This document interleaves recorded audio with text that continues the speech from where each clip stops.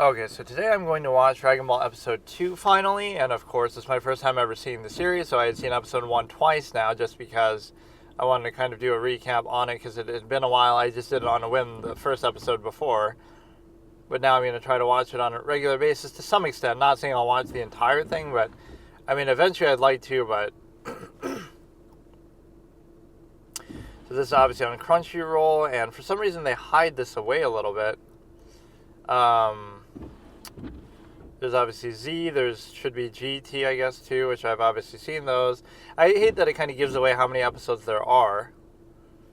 Like 150 plus, it's showing me there every time. So this is going to be, nudity, profanity, smoking, sexualized imagery, suggestive dialogue, violence. Like, this is a kid's show, by the way, which, I mean, it's even featuring a kid, but it has some mature themes with that. So it's 24 minutes, 38 seconds long. Dragon Ball Episode 2, The Emperor's Quest. Even the titles can sometimes give things away that you don't want it to.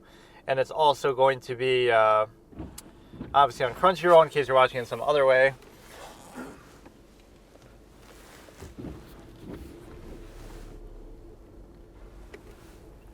So yeah, we'll look at this in a second here, and I have to consider the fact that we're sort of alternating here. So I watched I feel like I'm giving out A's too easily, so I watched a different series in between, so I'll kind of keep alternating between a potential,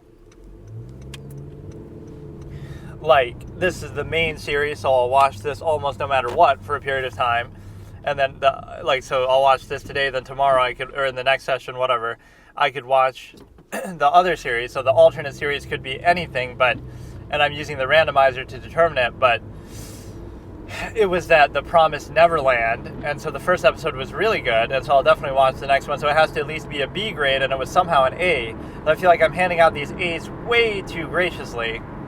Maybe with TV shows it's a little harder to assess that.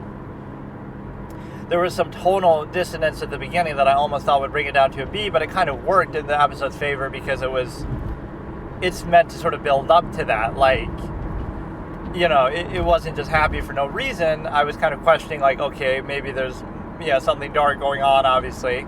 And there was, so we get to see that payoff. So, honestly, I hate doing it, and I don't want to feel like I'm biased again, like, I'll give it a B just because, but I give out A's very rarely. So I gave out an A to Dragon Ball Episode 1, I gave out an A to The Promised Neverland Episode 1, I gave an A to Monk Episode 1, and Episode 2, and Episode 4. Monks were definitely deserved, though, because that was batting it out of the park. Right, that's iconic. It's unlikely...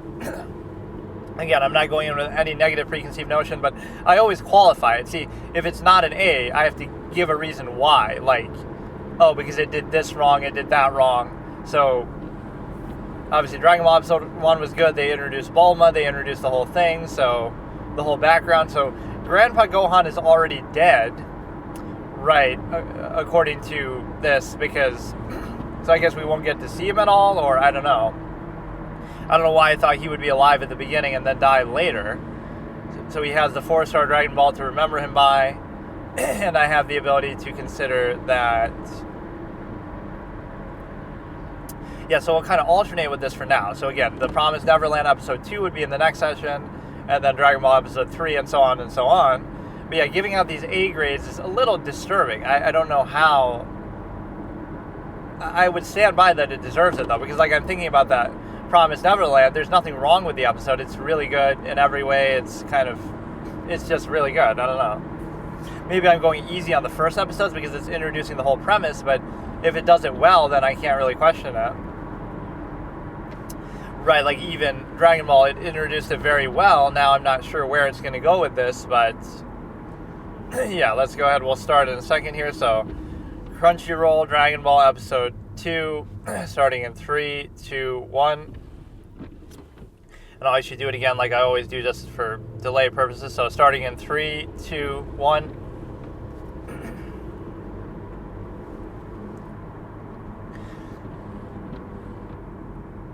So this is obviously the dubbed version, and it's going to be Toei Animation there, of course. And of course this is Funimation plus Crunchyroll kind of combined into one now.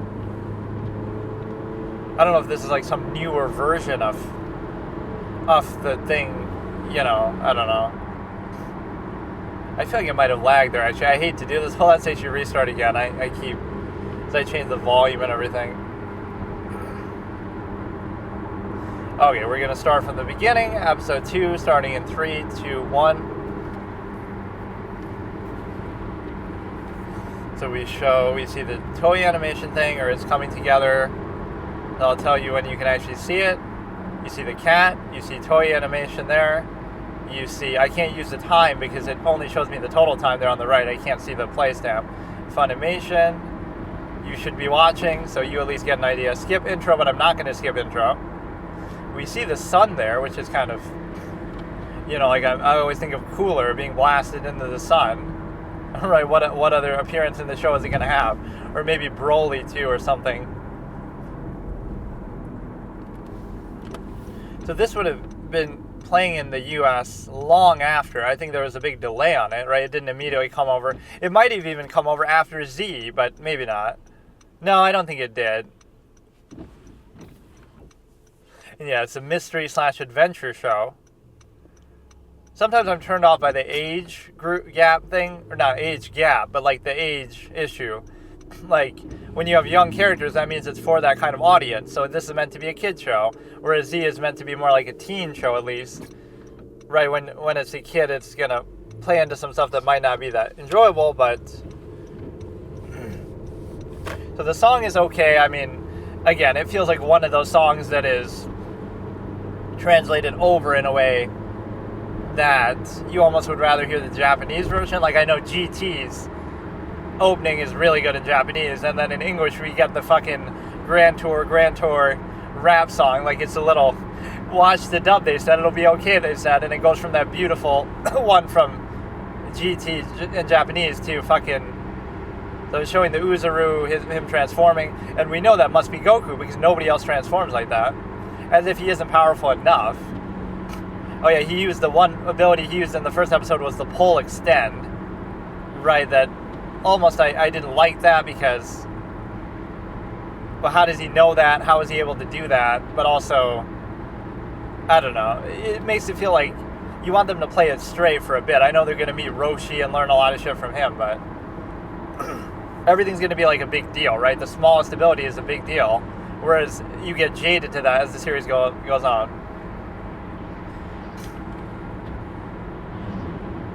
Remaining 4? Wait.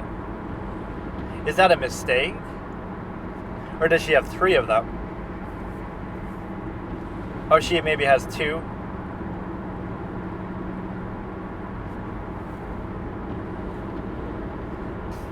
Well, then magically create something in your capsule, lizards. Yeah, be like Piccolo, just don't eat. The Emperor's Quest, so we saw Emperor Pilaf, I guess in the first episode with the cat lady, or with the cat and Mai.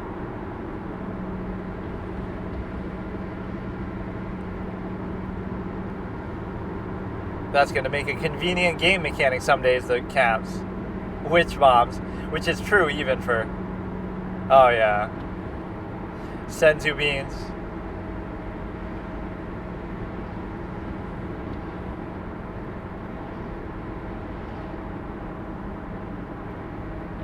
I like her cockiness. She's pretty and she has blue hair. Bulma's pretty awesome. Holy shit, she just made a house. If you're homeless, just make a house with a capsule. I mean, don't you know what a building looks like? He thinks everything's a monster, including the car.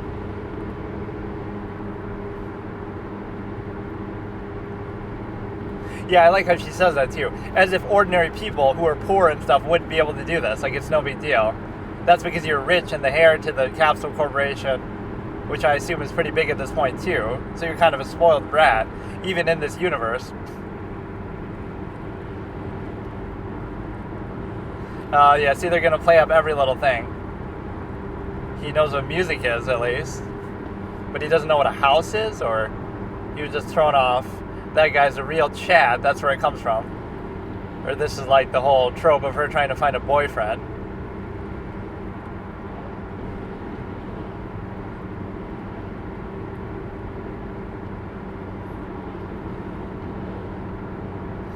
Top 10 jump scare anime moments.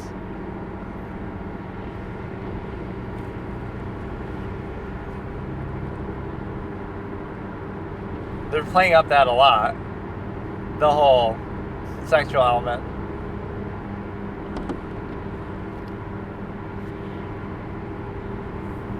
He must wash himself from time to time.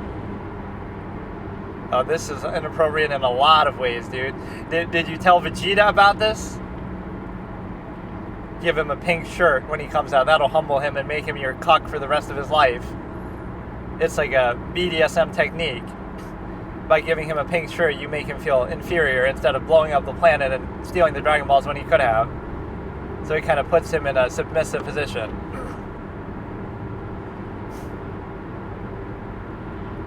I can't remember the character points from episode 1.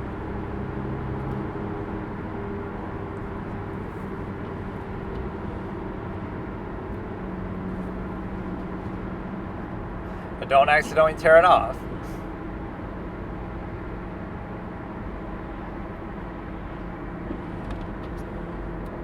Yeah, wash it with the tail even. You have control over it.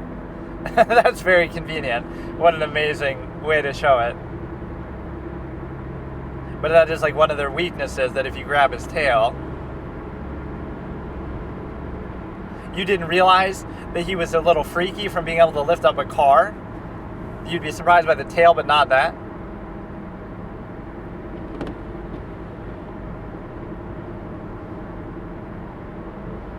So his grandpa lied to him.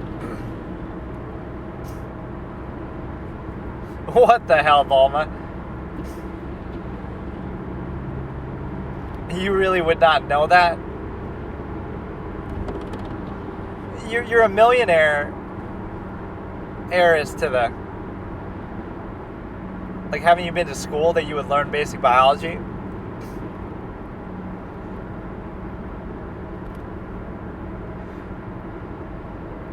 I like their whole banter back and forth, though. They have such a great dynamic from the beginning. Oh, look at that Quentin Tarantino foot shot moment. She's like so... It's hard to explain. She's mature and immature at the same time. Like, come on. Now, you know he doesn't care about these kind of things because he doesn't even know what they are.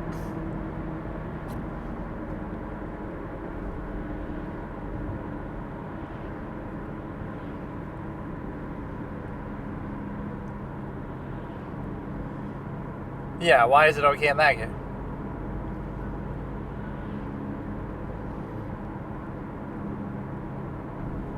Yeah, let's explain the stimuli acme. Explain it to him once.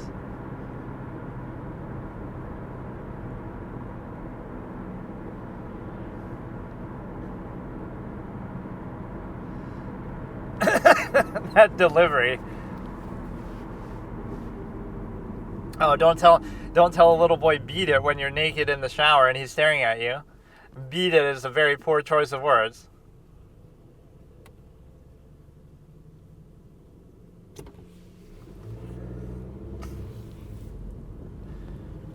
If everybody else had one, you'd want one, though. He's always hungry. This is a trope that's established early on. So even if you want to say being a Saiyan is retcon, at least the tail and the Uzaru stuff is pretty well established.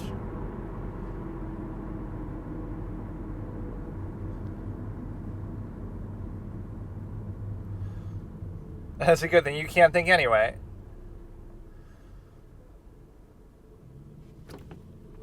So apparently Bulma must have 2 of them, based on the narrator. So he found one in that skeleton tomb that we saw. We already had the Mai explain that. Wait, this is Shao Tucker's voice.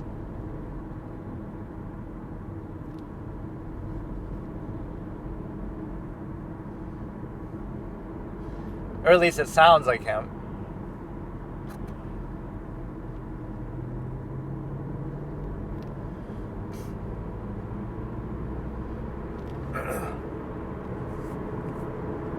A lot of people would confuse him with Garlic Jr. In fact, even I did that, maybe at the beginning. Rule by omission.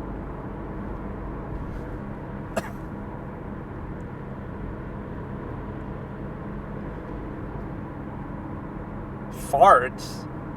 We're using fart humor here. I want him to be kind of threatening, though, actually. Where's your Red Ribbon Army and shit? Or is that not even yours? You're already an emperor. Or you want to be, but they're already calling him emperor, like...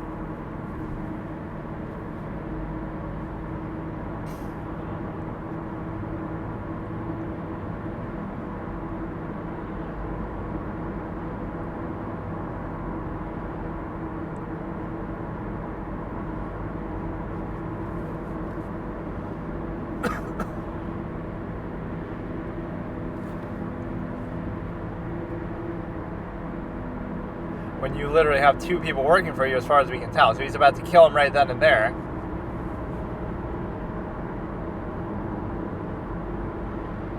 Gaslighting through torture.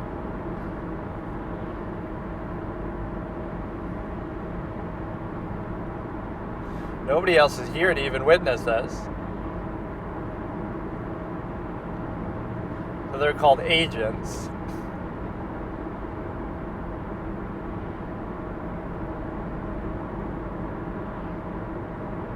Wait, why is she so old now? I thought...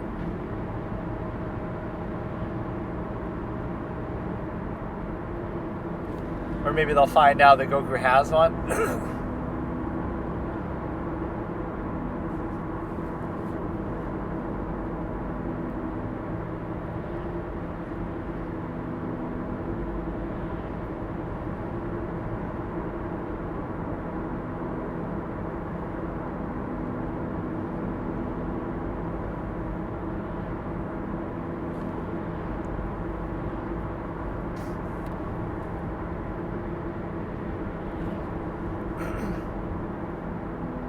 Is it just me, or did she look much younger in the first episode, Mai, like a little girl? Now she looks like a full-grown woman. I'm very confused by that.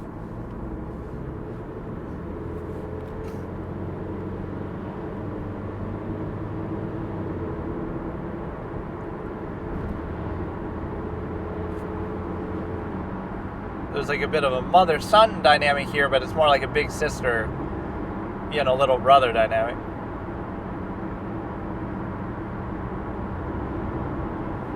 Haven't you seen how strong he is? Yeah, it's weirdly like sexualizing her in a way that if this is a show for kids. I don't know why it keeps doing this. It shows my battery on my headphone constantly as a pop-up, even though it's pretty high. So they're going to go looking in Skull Valley, they called it. And the place where they just found the other Dragon Ball had skulls in it too, the, catacombs or whatever. Or they're going to run into each other here.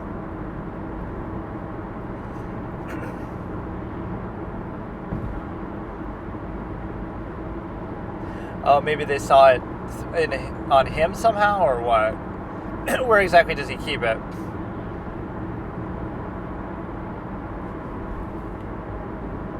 Or is this the one that they're looking for, too? That's why they're here. Bulma and Goku, like they're following the radar.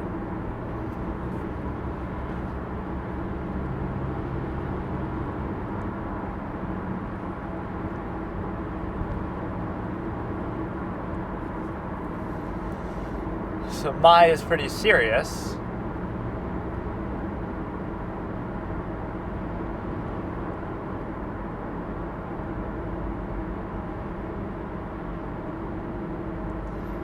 It's just going to be like some monster's eye, not actually Dragon Ball.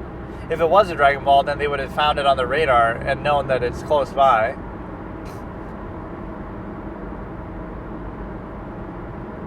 Oh shit, this is the first run-in already. I wasn't expecting this.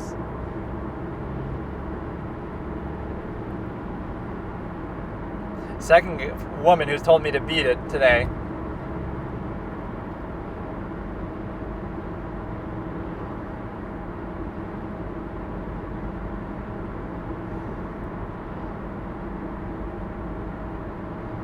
It's just like a monster's eye, a wolf's eye that is potentially what you thought the Dragon Ball. Yeah.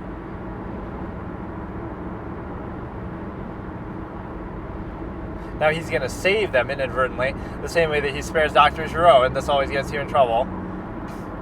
These are like pages right from the manga. where it kind of freeze frames there.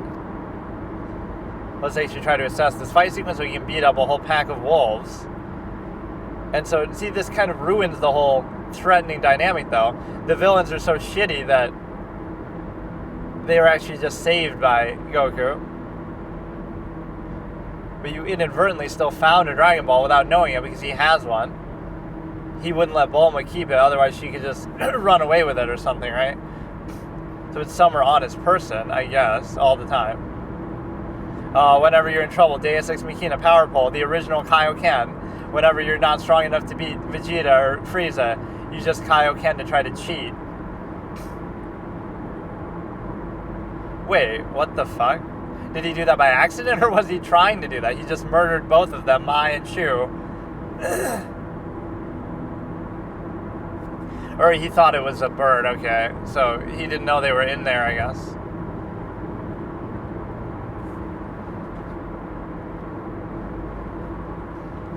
Bulma should have more faith, seeing how strong he is.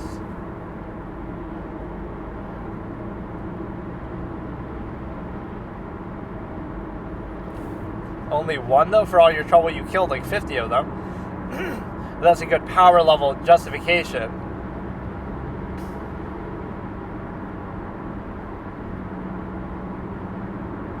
Sorry, I don't have magical witch capsules like you.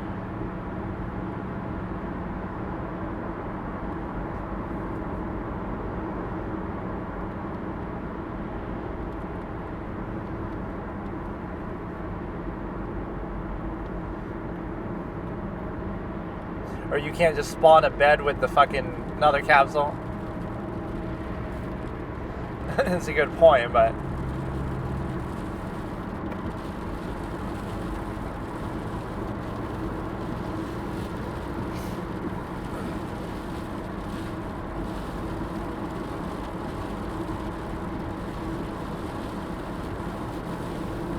ASMR brushing. A little bit of moss. What about the spaceship? But he wouldn't have told you that.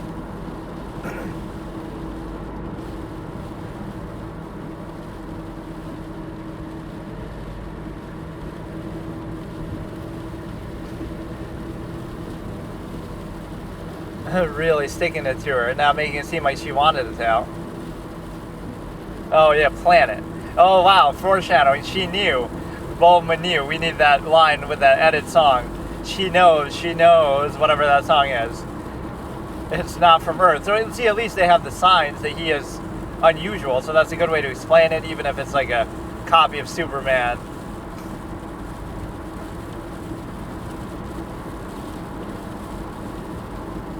Oh, here we go, another sexualizing moment. It's maybe playing up this angle a bit too much, where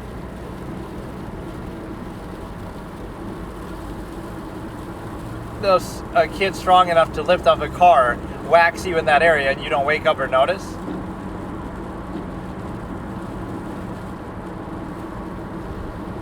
The balls, good one. Those aren't the balls I'm talking about.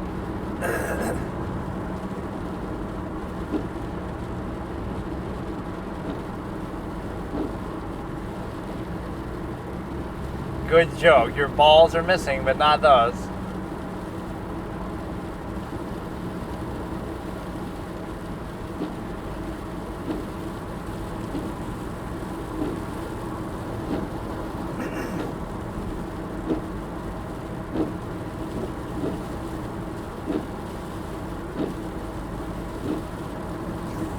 Why? Because you're a monkey from the jungle, or because you're...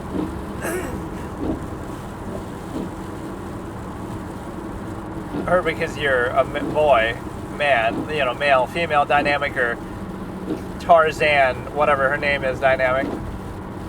They copied Tarzan, and they copied Terminator for the Android Saga, and they copied Superman for the Saiyan Saga, and they copied Sun Wukong myth, and like, these are all the various inspirations. Not saying that's a bad thing, but this is what he was doing at like the beginning of the last episode. Kind of exercising with his pole and stuff. Oh shit, first appearance of the turtle. who obviously belongs to Master Roshi. Oh, good one. That was good foreshadowing for that joke.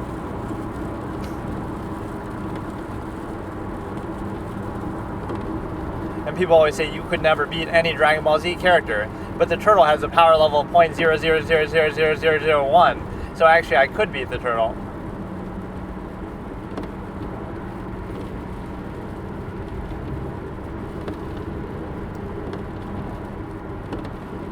This is how you're gonna meet Roshi. And never mind the fact that you're a talking turtle, that's just normal, I guess. Talking turtles are okay, but boys with tails aren't. Where did you even get that from?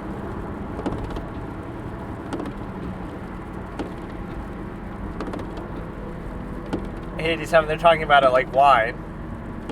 Good one. I prefer the 64 myself, like the James Bond line. What, Roshi doesn't care about you?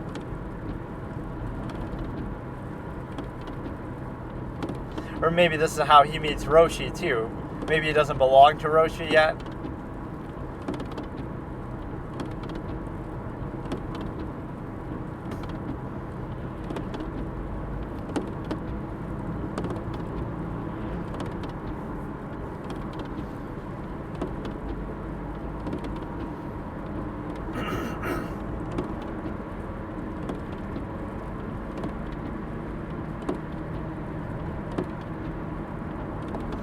What if a Dragon Ball's in that direction too?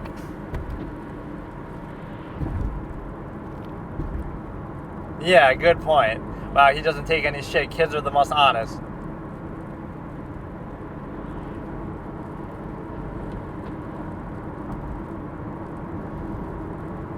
Most have tails. They're still staying on the tail point.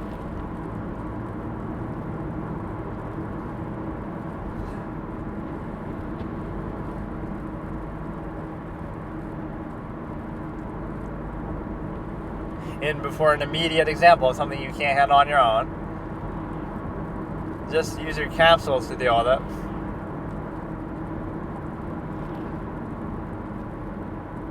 As if you weren't aware of that or expecting that anyway. Like, before you ran into Goku, what were you expecting to happen?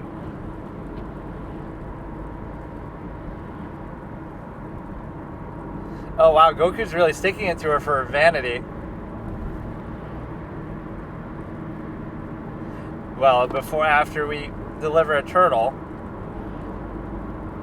and then we get this Bulma in the rain, like the Vegeta in the rain kind of thing. The way they're portraying Bulma is actually really hilarious and interesting, but, you know, it is like that Tarzan dynamic almost. But Goku's actually pretty well spoken too, and very snarky. So that one, let's see what we're going to grade it. What would I knock down a point? It very likely could be a B, and that's not just because I want to give it a B. It's definitely still good, but there's like the alternate Bulma costume. They're more Mad Max like, but it's there's launch or lunch apparently some people call it. Okay, one thing I'm confused about is there's the Nimbus, like a lot of these things I just know, a lot of dinosaur sightings. Yeah, are we going to have like a big T-Rex fight or something? The one thing that's missing in the show is like a real sense of dread, like a threat. Even the villains so far seem pretty shitty. Look at Bulma's elegant fucking getup in all these.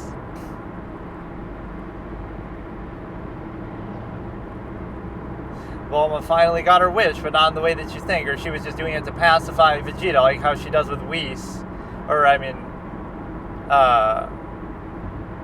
based on the story by Akira Toriyama, rest in peace, of course, but that doesn't mean I'm going to go easy on it. I don't know why it's copyright 2002. This must be a re-release. There's no way this wasn't 1986 was the original. Like, there's no way that they waited until 2002 to release this. Maybe after the conclusion of Dragon Ball Z they showed it, but I don't get it. Like, you're trying to tell me they didn't show Dragon Ball until 2002 because it wasn't popular enough or they didn't think it would succeed, so they skipped right to Z. And I mean, that's my experience with it. that I obviously saw Z. But let me try to recap the character points, and then I really can't remember actually. But just from this episode, what would be the character point sort of moments here? Let me almost rewatch it. The Emperor's Quest. So Goku gets a +1 for his whole scenario with the wolves and everything, that combat display. So Goku's +1 here, and just dealing even with the villains, even though they didn't really do anything. So the villains collectively, I guess, both get a -1, Mai and everything like that. Pilaf, I don't really know. I think I'd given him a -1 from the previous episode. Here, I'm not really going to give him a -1 for the whole fart or the display there. It could almost be a +1 that he's willing to get shit done, but I'll equalize that. So the cat guy, Shu, and Mai both get a -1 for that shitty display, right, of getting knocked around by Goku and also just doing nothing, basically. Goku gets a +1 for that wolf encounter, and then beyond that, Bulma gets a -1 for her vanity in the way that she spends so much time getting ready and just generally whatever. So that seems to be an adequate character point portrayal from this. I'm trying to think what else. I should rewatch some of it here, or I may as well do the timestamp then. I need to like make it go on 2x speed or something, but I don't know how to do that.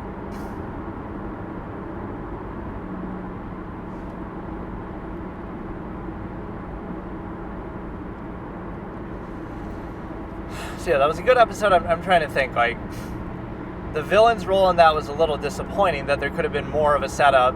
So I'm going to start judging the fights a little harshly. The villains were kind of wasted and just played for comic relief, and they weren't shown in a threatening enough way. So that could be why it's a B. Also, the fights are kind of a little bit underwhelming. The fact that there's just nothing more than a display of Goku showing off how strong he is, but not any actual real depth to them so far. That's not a big knock. It's just like, that's the scene that could have been better. The wolf fight could have been a little more intense, a little more strategy to it, a little more epicness, where there's actually a real threat or issue, or even the villains could have been a bit more intimidating themselves when it's their first encounter, right? So just a minor knock against it, that the combat, you might say, what about episode 1? But there wasn't even an intention of really much combat there, or there's no expectation of it, because, again, it's just the first episode here. I wouldn't expect it, but then they show it that way. Like, you have some of the major henchmen coming at you, and they can't do anything, and they're even saved by you. So their sort of unthreatening display is underwhelming. So now you have the ability to consider that. Let me see if I can do this.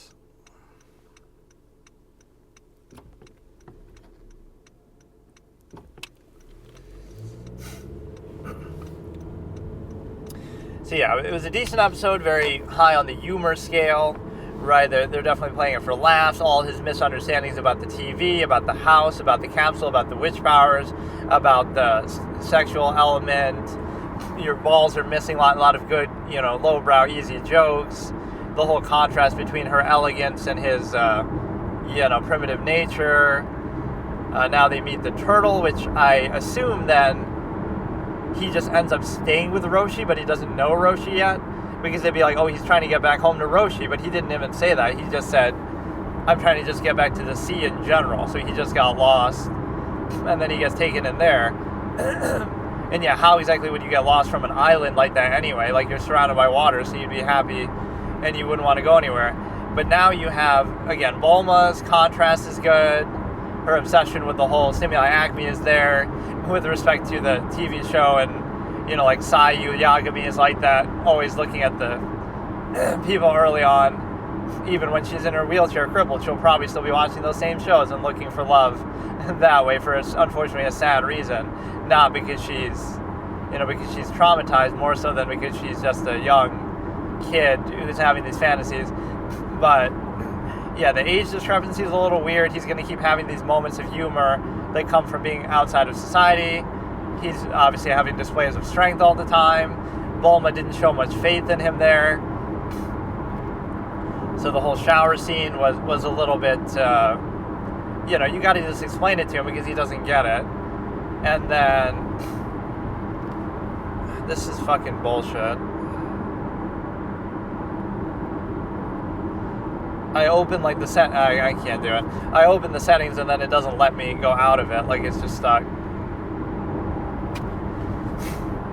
Okay, but the point is that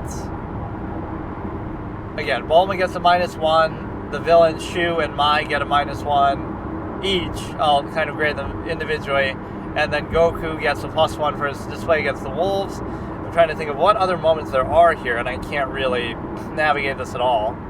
It's always nice to be able to watch it on 2x speed, like Netflix or something will let you do that, where you can obviously just watch it and then rewatch it on 2x speed, so you can kind of do a quick recap on it and see what you didn't miss. You might say I'm talking too much, but actually I enjoy doing it like this. I don't like to, I don't know, because like either you're reviewing it in a proper formal way, which that's not what the point of this is. This is React content, of course. But like I'm still following what's happening, and in fact this show is kind of very straightforward. Like not a lot is happening in terms of nuanced events. It's just everything's very straightforward. That doesn't make it bad necessarily.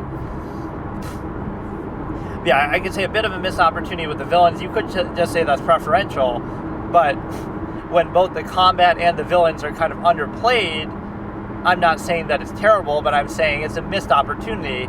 That if it really was top of the line in an A, and also it's not introducing all these characters for the first time, so I always give the first episode a little extra credit for that. Like it's more impressive to introduce it than it is to simply tell a story within it once it's established. So, again, the combat is sort of understated, underplayed, that it's just very straightforward, to the point. Goku's just showing off how strong he is, so it's kind of one-sided. So if you're going to include that content in there, you could make it a little more interesting, a little more strategic, a little more depth to it, even if it's an adventure show, etc. So again, not terrible, but little subpar action, little subpar introduction of the villains to Goku, because there should have been some semblance of threat that they had. They have some special gun that he's weak to, kryptonite style thing, or it's too early for that kind of thing, but I wonder if there is some reference to that. Like, well, I guess the tail is kind of his kryptonite if you want to think about it like that. So now you have the ability to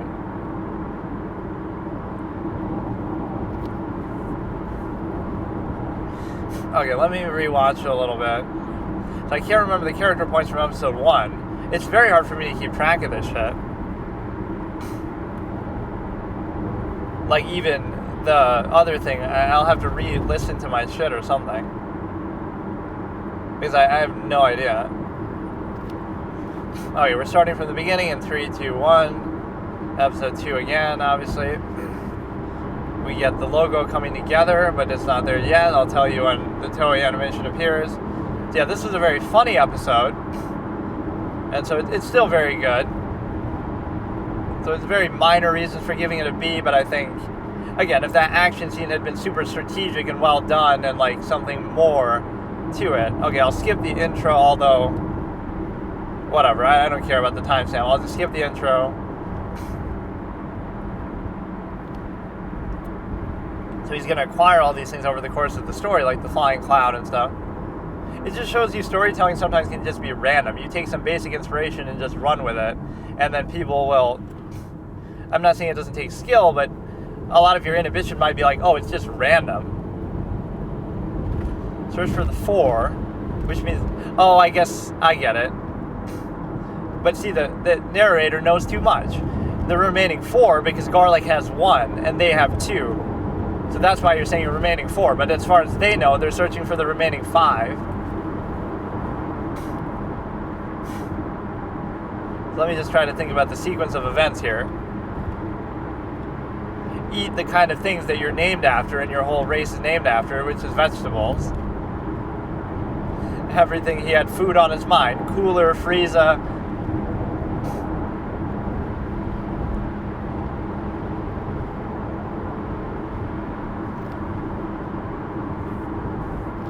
Magic witch bombs, I like that. Do you consider Ki to be magic, and the Dragon Balls to be magic, and the Senzu beans to be magic? That's even what they call them in some other dub. Magic beans. I don't know if this deserves a +1. She's just a spoiled kid who's able to do that, so. Okay,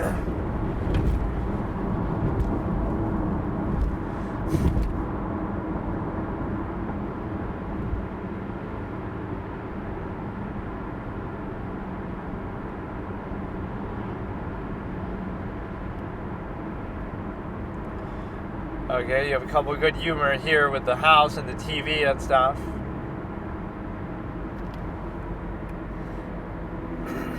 But how do you get electricity in a magic capsule home that you just put in the middle of nowhere?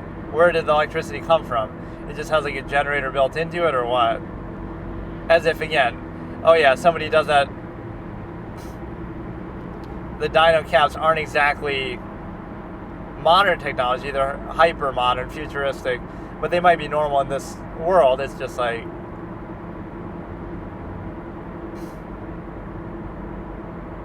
they're basically like Pokeballs, but they can contain anything that you want.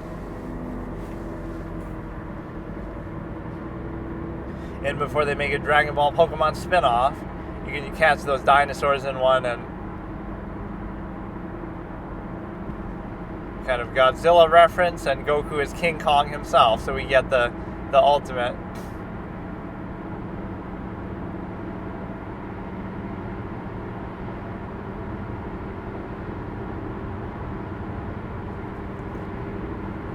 It's just Pilaf. He let loose a little bomb from all this distance away. But you would think he's washed himself before, or Gohan has washed him.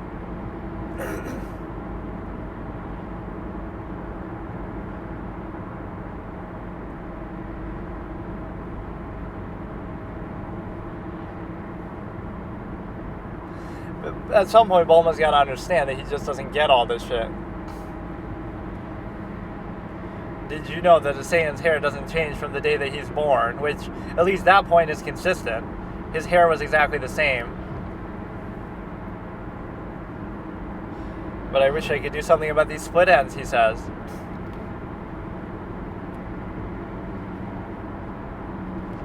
She could have ruined the series right there if she pulled that shit off.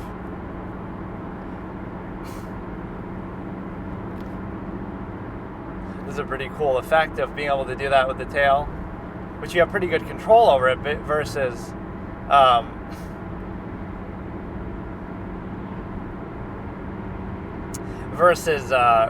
it still being your weak point, which he didn't really show that.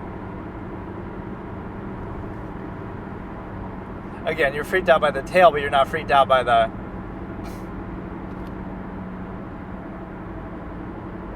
And she never learned about this in school or biology class, even though her dad is a fucking scientist, professor, genius. When are we going to meet him, I wonder? Bring this little boy to meet your parents. It's not what it looks like. She's acknowledging she's a teenager. I don't know exactly how old she is, I forget.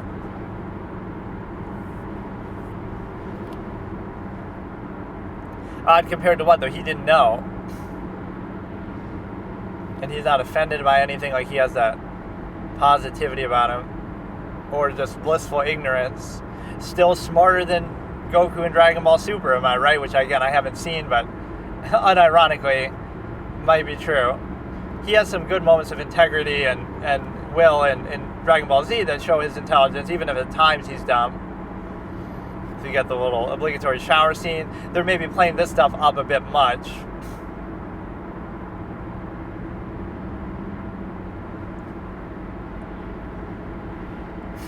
But yeah, it's playing more like a comedy than an action show or anything. You wouldn't have the timestamp exactly right here, but I'm just kind of narrating that there's a difference. No, you got to do the birds and the bees with them.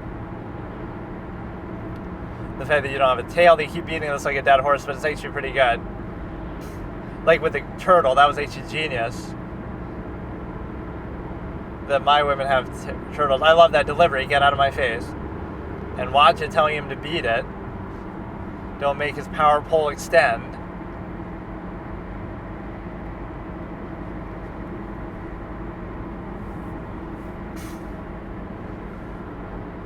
That shampoo bottle had the same effect as the bullet, where it didn't do anything, which is kind of... I'll always rag on that.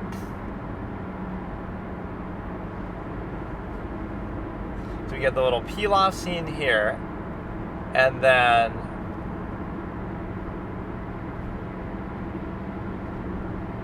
they're both hungry at the same time, Shu and Goku. I want to see what kind of power this guy really has. Like, he has the Red Ribbon Army, like, where is all that? He seems like he's relying on just these two clowns, or maybe just for this thing, but he's already an emperor, he's already very powerful. This is kind of a good monologue. I'm definitely getting Shao Tucker vibes from his voice line. If I cut off all your paws, one enough to run with.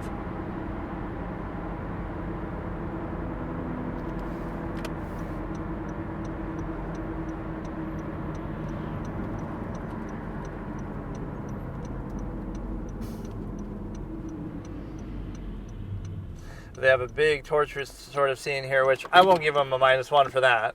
It's a display of strength, maybe over a petty reason, but I almost praise the willingness to do that. I don't know why I thought Mai was much younger than that. I must be thinking of some image of her I've seen from Super, but she's like a full-grown woman. And then that scene was a little underwhelming. Let me rewatch that with the... I'm not even saying I'm criticizing it for not having enough action, but when you do have an action scene, there's a little onus to make it a little more interesting. So let me look at it again. The kid likes to jump. The wolves come about. Okay, let's actually watch the whole thing. It's just sort of too easy for him. You get the little manga shots where it's just like a freeze frame. Blows landing, very easy for him. He doesn't feel like under threat at all. And then they're just kind of running away like clowns. And he's sort of inadvertently saving them. But they're going to peel out the story of this kid. And then he does the power pole extend.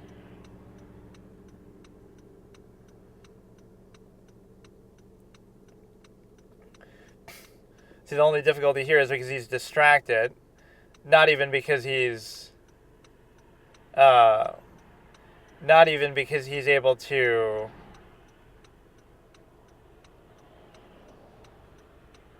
really have any trouble dealing with them otherwise.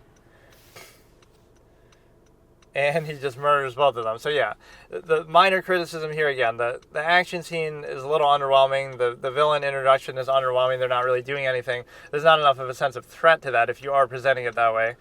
And then also the fact that there's a sense of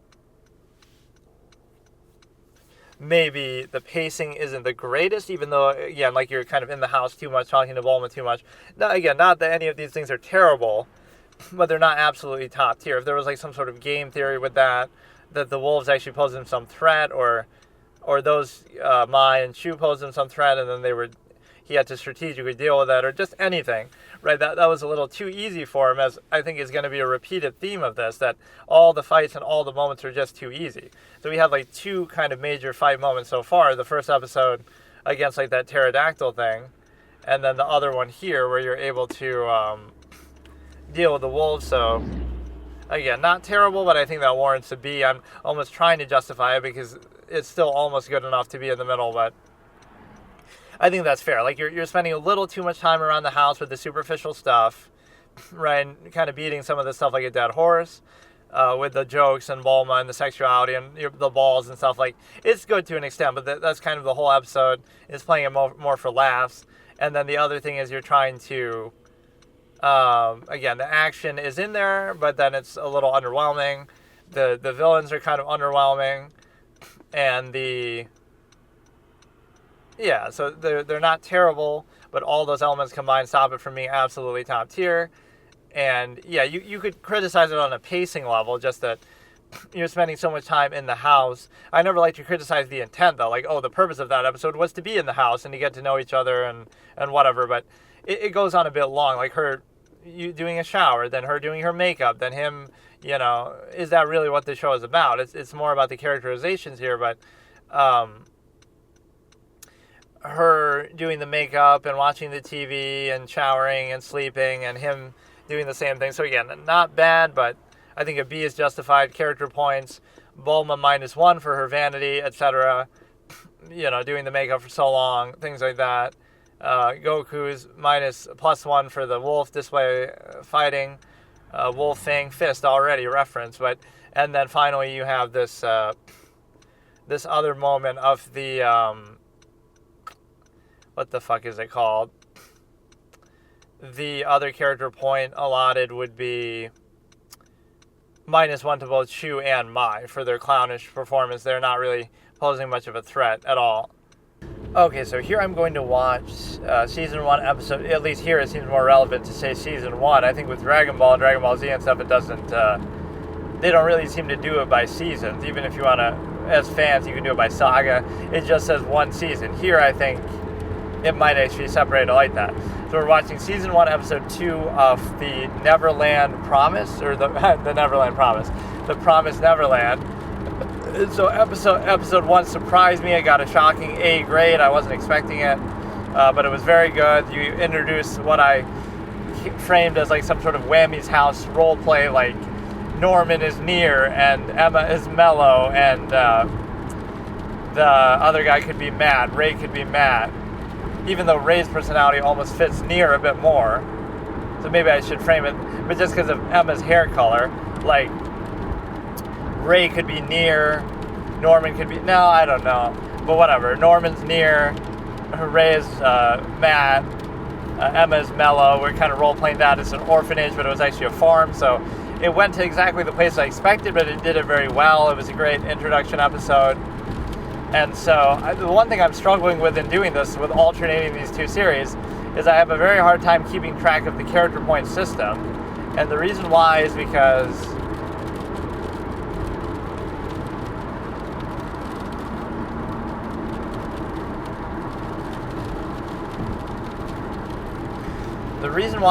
the character point system is basically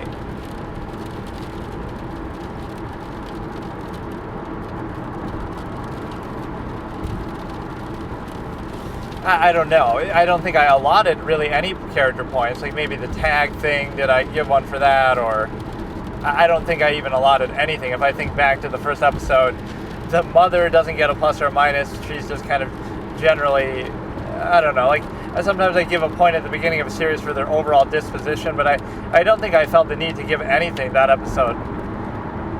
Ray is kind of just jaded. Emma is kind of cutesy and trying to, whatever, be upbeat. Norman is kind of in the middle where he's sort of reasonable, but a bit more talkative. Ray, all three of them are super smart. In fact, I wasn't getting that vibe from Emma as much. But those are the top three. We discovered that they're top of the food chain for the demons, and the subtitles kind of give away the demonic element. Not that you can't see the way they look, Cthulhu-esque imagery and stuff, but everything is Cthulhu. But you know what I mean? Like they look very cool, and the mother is kind of in on it, but I'd almost like to sympathize. She discovered the bear at the end, so she's gonna know what happened, that they were listening. And I didn't really get a clear view of how they escaped. But no, it was a very good first episode. I am intrigued. And what I want to see is, again, I might have to go back and, I hate doing this, but I might have to go back and re-listen to some of my character points because I have no idea what I allotted in that first episode. Right? It's going to be very difficult to gauge that because that's really annoying. Because, yeah, between every episode I'm going to have to sit there and first of all find it in a very long recording where I watched the episode, and then whatever, I'll try to figure it out. But it's very hard for me to keep track of that between episodes when there's such a big gap right in between. I'll have to like take a notes of it or something. So like the Dragon Ball episode, I just said what I gave now, but how am I supposed to keep track in an overall sense? Which I was doing a good job of that, like with The Sopranos and other stuff, but I guess that's when I was watching like every day, and when I was also watching it like on a regular basis. Like, well, this I'm watching on maybe a regular basis, but it's like every other day, but then every other day I'm watching the other series too. So like now I'll watch this, then I'll watch Dragon Ball, so in between I'll forget, whatever. So we're watching Season 1, Episode 2 of The Promised Neverland, and obviously the title name of the episode is like 131045, or maybe that was the first episode had a number like that. I'm not sure why the episode names would be like that, but we're starting in 3, 2, 1. Or I always get nervous when it does that because I don't know if it's actually going to be, whatever. We're starting in 3, 2, 1. I always fake that out, so that would piss you off if you're actually trying to sync it up. But even if you're watching it live, I guess you could just go to the VOD and double check it. So Connie's dead, but they already know that she's gone, so footsteps echoing. Or this is showing like when she got killed. But you can't eat her right then.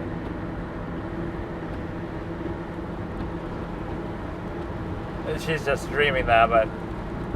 And the way they made her look when she died was... now the mom would know. Or maybe... oh, maybe the mom misunderstood. Just the bunny was left there because Emma actually had brought it. And she didn't know, but she was with Emma. She would have known. So that you would think the mom would be super sus and just finish them off quickly or something. Because you'd rather kill them early. So somehow training them and making them study and having them eat well and all that is not in vain. I guess it has to do with the taste and the quality of the product. So this is a farm for high-end people, right? Like not a mass-produced farm. This is like for only the most expensive demons in the world can eat them, can afford them, you know. So they were saying something like that. 131045. Okay, I don't like these episode names. Now it changes the whole dynamic here, obviously.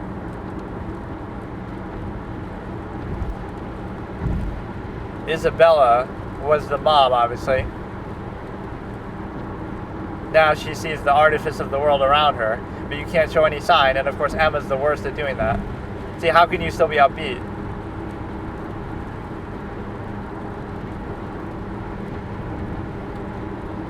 See, Norman is my kind of dude. Norman. This is a +1 for Norman. But you can pretend like you didn't know. Yeah, exactly. Oh, she's smart enough to figure that out. Oh, shit.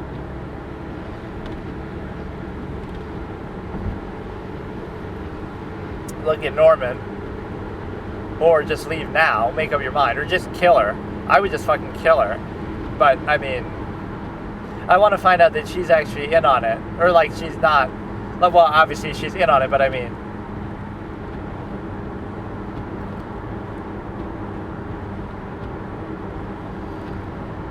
well, you don't think the tattoo of the numbers... like...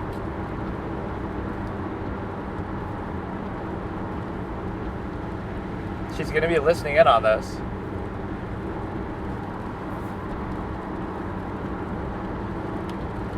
"12 is the best age," or...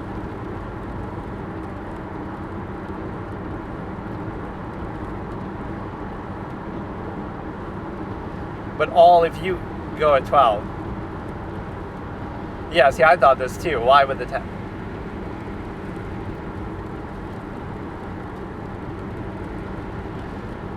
Yeah, I realized this immediately.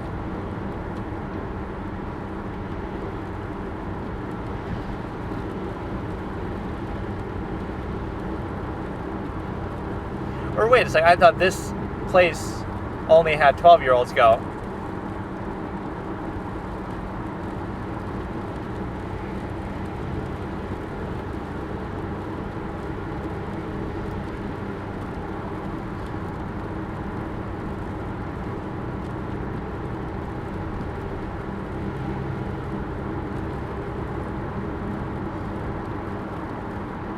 I guess, but I mean, that's kind of hard to...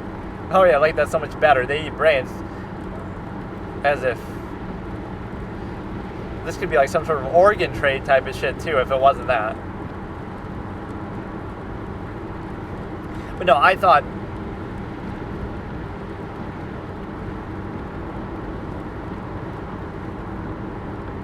No, that's not how it works. I thought it was based on your birthday. Like when you turn 12. I thought that's what it was with Connie. It was her birthday, and that's why. What the fuck are you talking about now, Norman? What you talking about, Norman? Okay, you're being a little too cavalier, though. Like, nobody's paying attention to what you're doing now. And Ray just doesn't give a shit.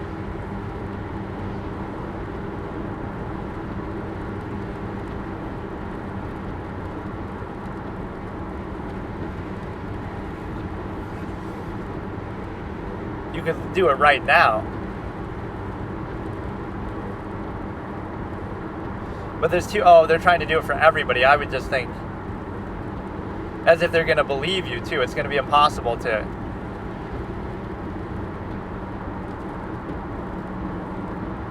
They might not be lying either. The forest could be dangerous. Oh, are you getting a feel out of it? I'm assuming, like, it's a world of demons out there, and they're still going to kill you. So, like, this is the best life you're going to get. At least enjoy those 12 years. And then you'll die instead of just dying, period. Or he's doing it just to pretend. The same trick he used before.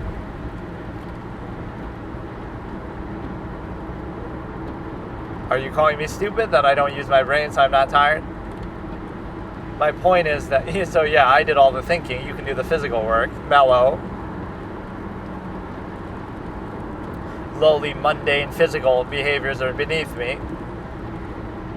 Come and take me to Japan, Commander Rester.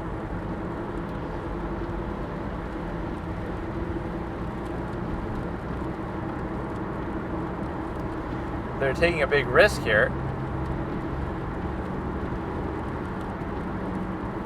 We need to build a wall. This is the world under Donald Trump.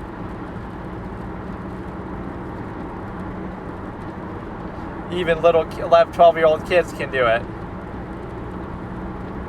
What do you have a fucking...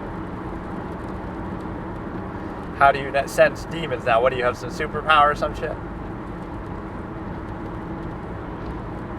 They let you kind of roam around in the forest a bit, though, without looking. But no, my interpretation was...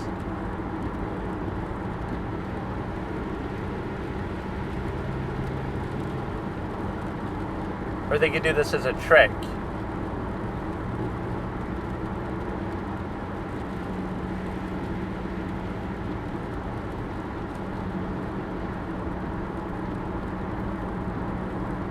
Or you'll just take her to the thing early if you're insubordinate. My point is that, okay, I question the quality of the meat. Maybe it's the brain. Okay, even then, it's kind of vague. But I thought that you were shipped out only when you're 12, no matter what. I thought they said that explicitly in the first episode. Not that, based on your test scores, you're held around longer. I think they made a mistake, actually. They're talking about other farms, not just this farm.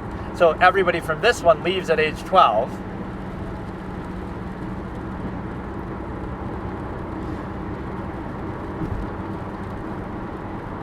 So she does this on purpose, just to...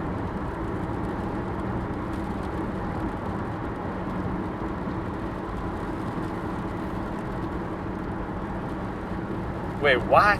Now you're going a little conspiracy theorist.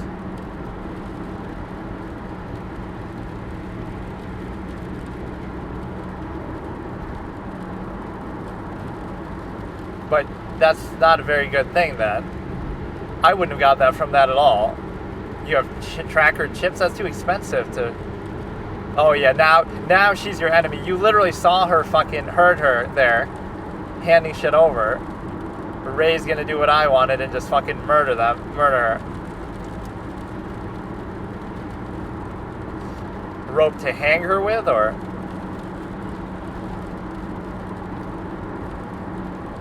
That seems a little too far. Too much effort. Oh yeah, like you wouldn't notice?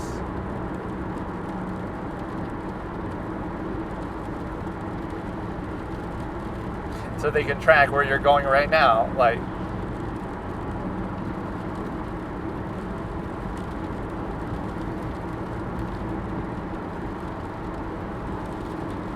Or maybe she didn't, she just turned a blind eye. She's still trying to protect you. She has to look at...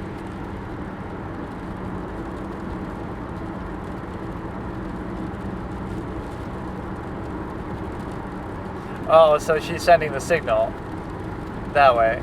But then everybody else would be too dumb. Ah, I see.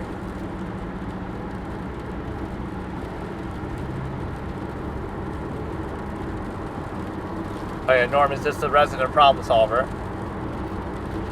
So Norman almost gets a +2 for this episode. He's really on fire, except the fact that you keep whispering and she could be listening to you. There could be a hidden camera. But you literally think they have chips in you? Like, that's a little much.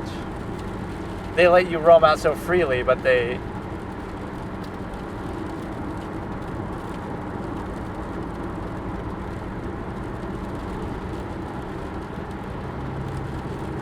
Now her behavior is changing. Yeah, this is what I was wanting to see.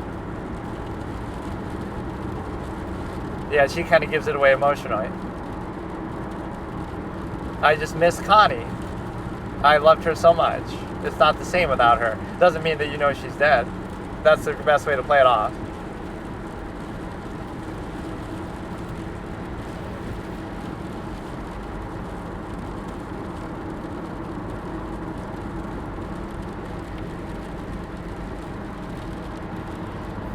Oh, but she's playing it off pretty well.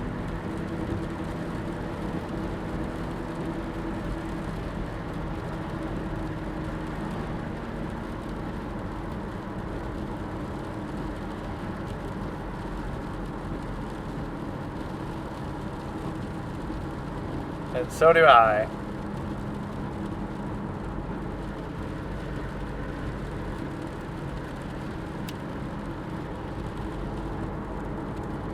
Oh, now you're showing some emotion. I like this sort of cloak and dagger part. This might end up being my favorite part of the show. Once they actually get out, I might not like it as much. It'll turn into an action show where they're beating up demons or some dumb shit, as the opening might suggest. So Emma sort of covered pretty well. She gets the +1 for that.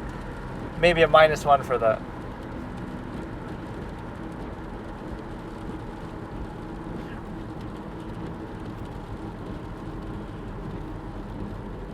Or she... That seems like she does know.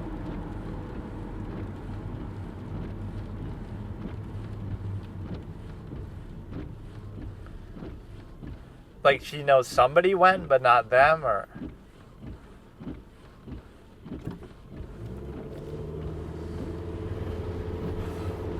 All I'm saying is the grade 6, age 6 through 12, I feel like that wasn't established.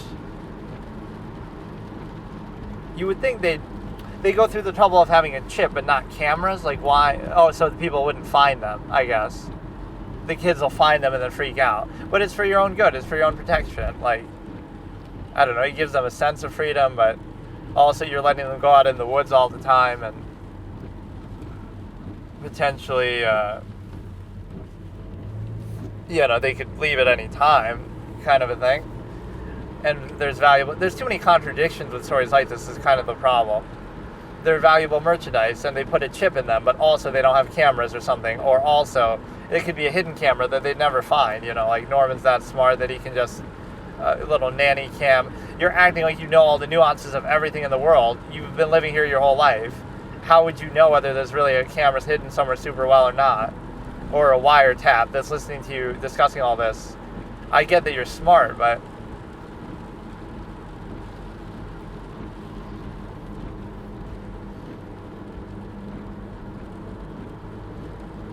But no, Ray's gonna just murder the mom because he's been staying out of their discussions.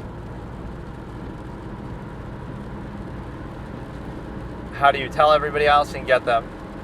Or that... take them by force.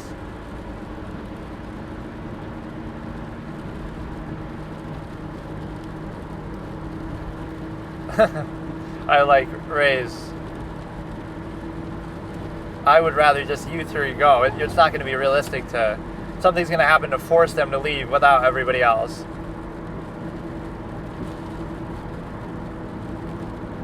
So, wouldn't the trackers give you away right now, though? I mean... I would have never come to that deduction, though you have tracking chips.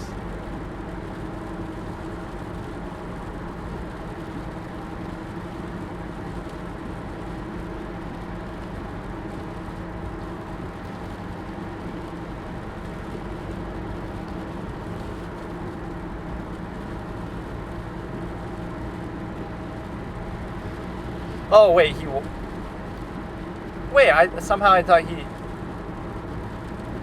Oh, he wasn't. He wasn't with them. Okay, I thought he was just being cold about it, and he somehow knew.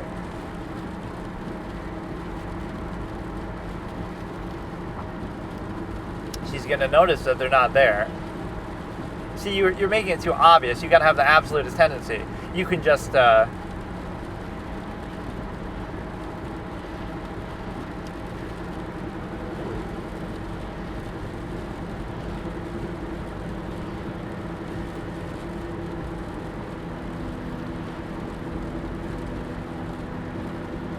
This is the exact scene of Mello. Like, even if Mello wanted to deceive me, he would have come up with a more believable lie. Like, he says that exact thing.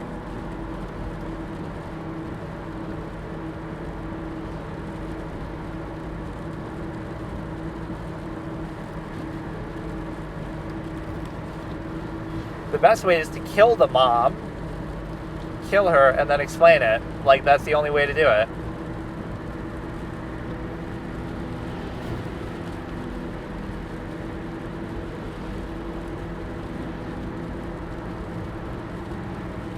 This is what I mean. You'll end up saving nobody. You'll save nobody, or you could just leave right now. Leave now, and that's it.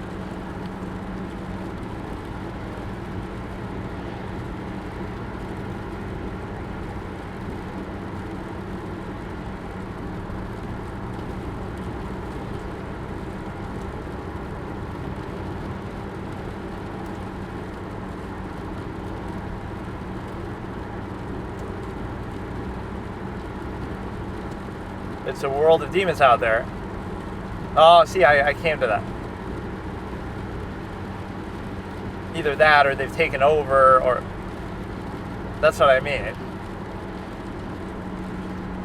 Maybe we should escape and then come back to save them. Look at him gaslighting her. We go out there as guinea pigs, then we... That's too many characters to write in the story. They have to find a way to prevent it, but... We come back and save them later once we figure out the nature of the world. You're making it too obvious, though, all this kind of cloak and dagger.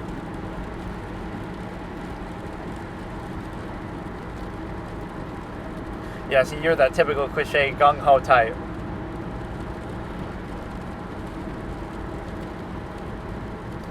I'll go ahead and see what's out there.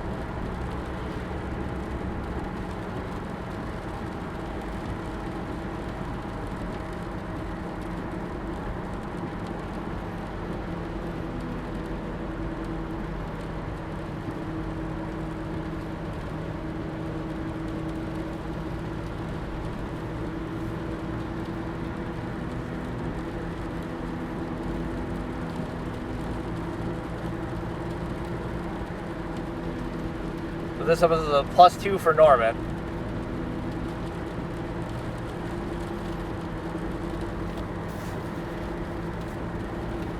Well, probably she could have tried for multiple reasons.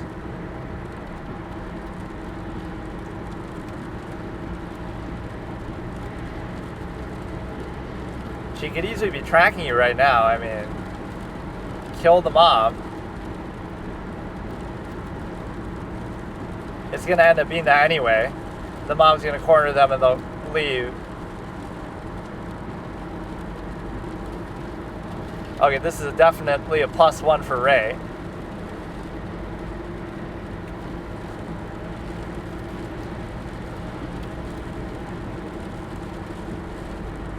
And now you're getting mad, right?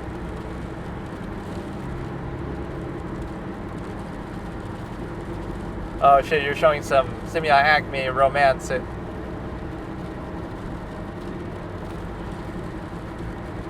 Well, you better hurry the fuck up and do something.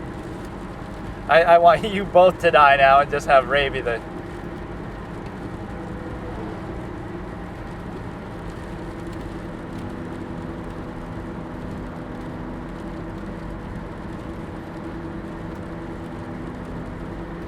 I completely agree with Ray, though. But I can't stop his conviction here. Like, I can't hold that against you. It's just a different opinion about how well you do it. I want Ray to just betray them and either kill the mom or just escape on his own, right, and just say fuck it. Free time, but they're giving them too much freedom then, like you could leave any time. Or they'll start putting guard. You're making it too obvious. The best chance you would have... Wait, who is that?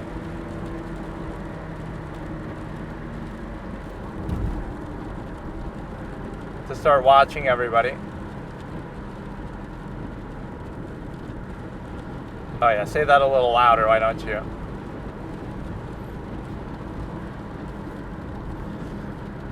See, you've made it too obvious. These might be the genius kids, but you're not, this emotional shit. You could have escaped immediately, the same night, the same day, whatever, as soon as you see that shit. Going through all this belabor. This is actually an amazing dynamic, though. Like, you know, the whole idea of this cloak and dagger stuff that you have to kind of do cat and mouse. Like, this will end up being the best part of the series. Mark my words. It's like with Monster. I didn't even watch the rest of Monster, but the whole hospital drama at the beginning and all the bureaucracy of it was so good, and then it starts to taper off. This part of the whole back and forth with the mom is going to be so fun, and then once they get out, it won't actually be that good, or it might just become more cliche.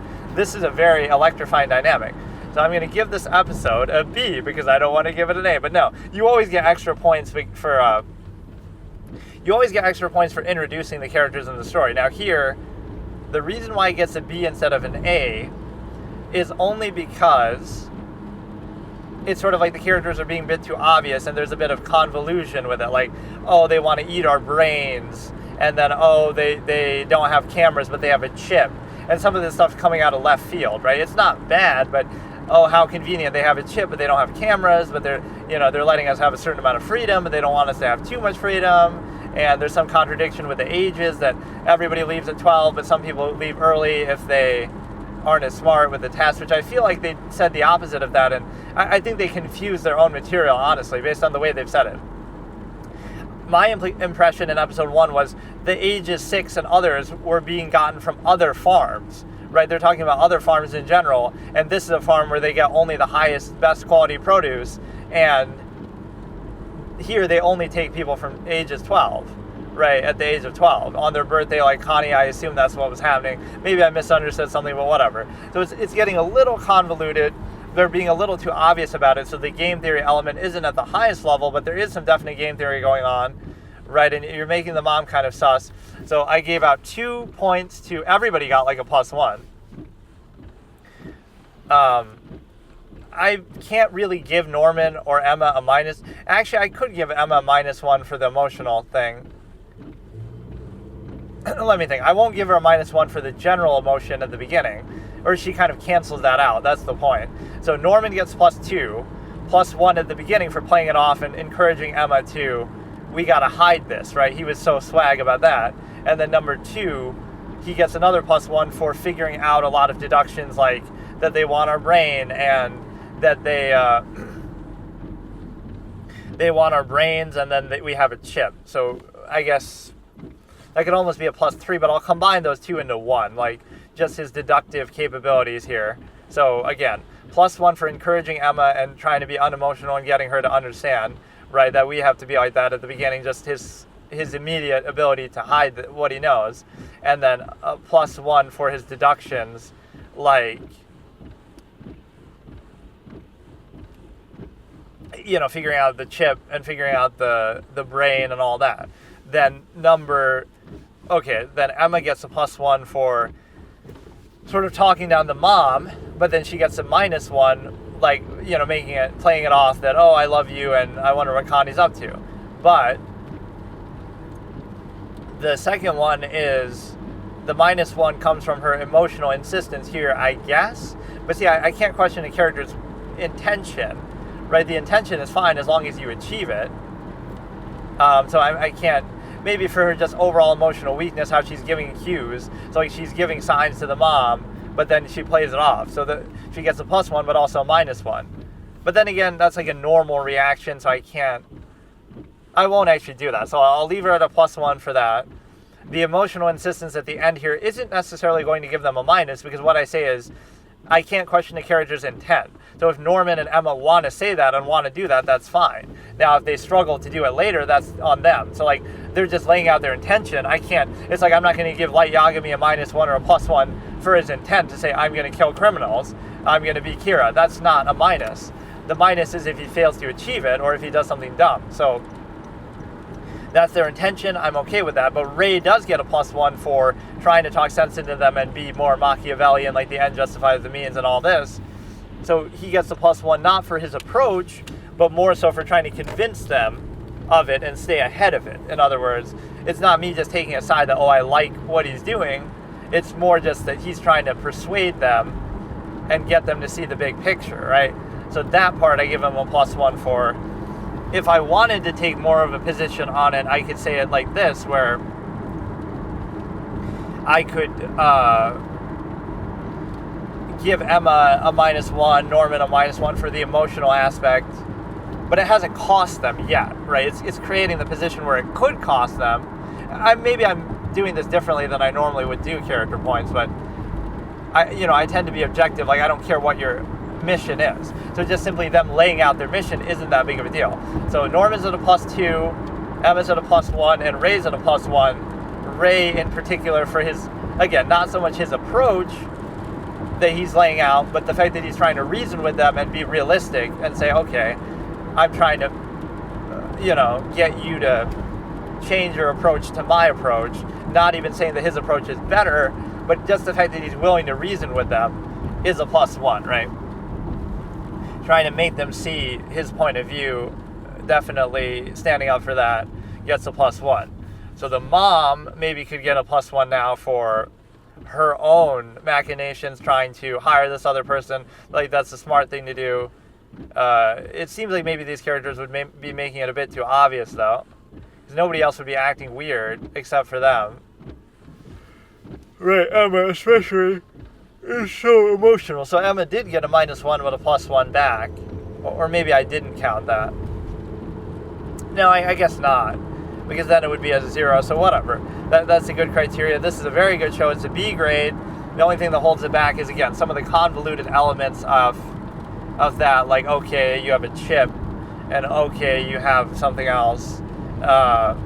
The brain, like, it was a good deduction by him, but it's too oddly specific and a little convoluted, and even just some of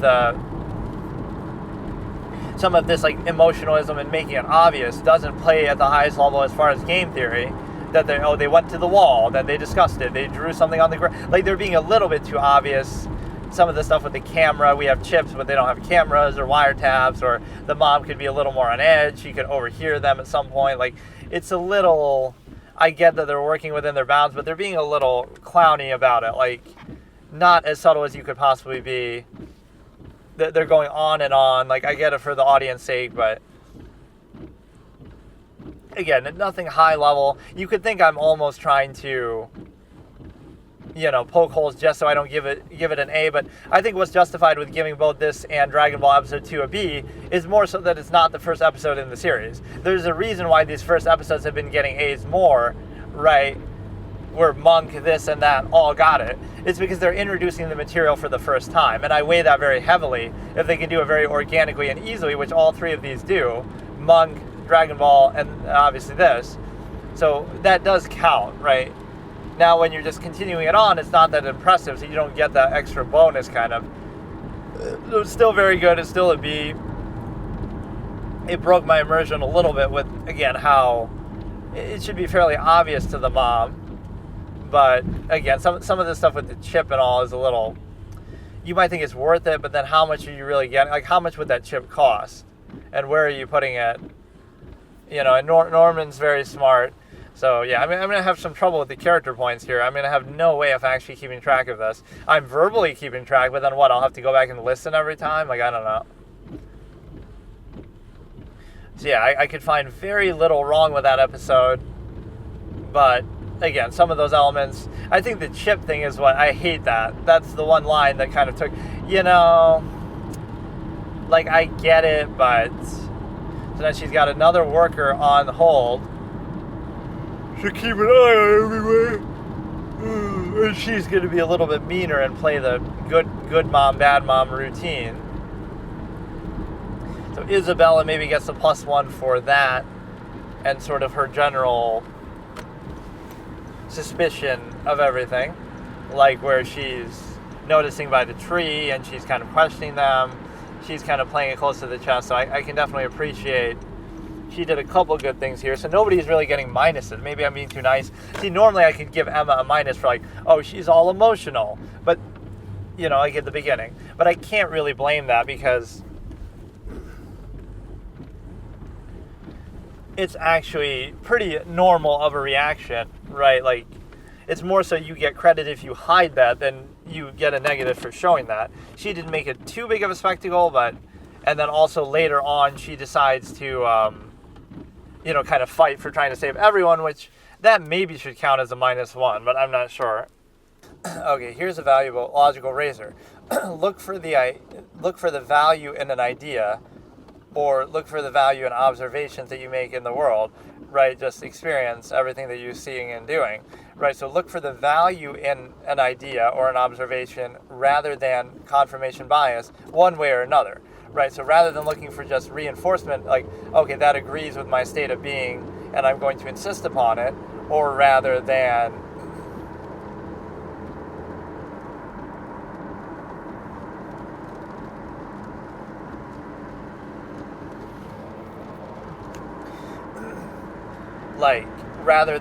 using it to reinforce, like, okay, that makes me feel better about my own way of being, and it reinforces it. Or even through a negative perception, like, oh, we're just trying to do a hot take false duality, try to prove you wrong, or they're trying to prove me wrong, and it's this false duality, one side's right, one side's wrong, reduce it to that. Rather than that, it's not trying to reinforce you in a positive way, it's not trying to prove you wrong in a negative way. It could just be an idea that has some value, maybe it doesn't. You can consider that. So don't always be looking at it as a way to reinforce your worldview, whether by reinforcing it or ridiculing it, right, through contrary, whether it's positive reinforcement or negative reinforcement, like, you'll ridicule it and, oh, look, we sure showed you, we sure proved you wrong. It doesn't always have to be like that. It can be, just look at the idea itself on its own terms objectively, but people are functional minded in that way that, oh no, I want to reduce it to something that's useful to me in some way, which is not really how people behave in practice, but like, I want to reinforce a state of being that you have. And the reason why you have that is because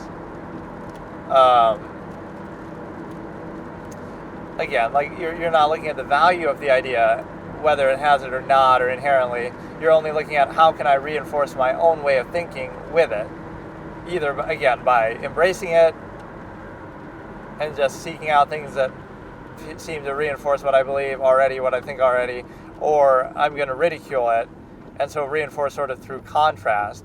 So by ridiculing it, you're also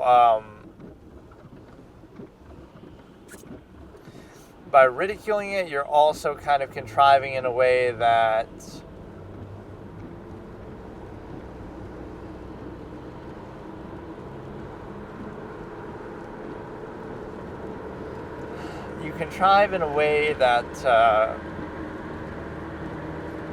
again, you're doing that in a clear false duality, that, oh, there's always a clear right and wrong, there's clearly one side, this side, there's no nuance. It's not like, oh, some of what you're saying has basis, this is more or less functional, this is more or less useful. Instead, people go to absolutes, like, this is absolutely right and 100% true, and that's absolutely wrong and 100% false, rather than, oh, there's a middle ground where it's not so clear. Some of this makes sense, some of that makes sense, maybe we can use this, maybe we can alter this. It might sound like, oh, you're trying to take a middle ground thing, but that shouldn't be condemned so much, because I know we want to oversimplify everything, but that's not really how reality works, or even that's just how you want to simplify things. That doesn't mean that's actually how it is, or upon deeper analysis, you probably wouldn't even agree with that. Like, you wouldn't disagree with absolutely every aspect of something. There'll be something in it that, oh, that actually has some value, and you'll also not agree with 100% of everything. You can find some faults even in what you do, but that shows more so the cognitive dissonance view. Like, if you do something, you want to feel like, oh, it's 100% perfect, and if you don't do something, you want to feel like it's 100% bad, instead of realizing, oh, it still has flaws, but I'm doing it for such and such reason, because then it creates that infinite loop of like, well, I could I could do something else then maybe, and you won't be satisfied. So you have to believe it's like an absolute otherwise. And also, the number one thing that makes contrivance state uncomfortable is someone sort of being at peace with themselves, and therefore sort of removing the need. You don't need constant reinforcement through externality, etc. You just don't need contrivance and its functional basis. So if you're simply at peace, that's a negative. That's a bad thing. Like you don't need the money, or you're not subject to it, you're not a slave to it. And that's always a telling aspect of contrivance, that you have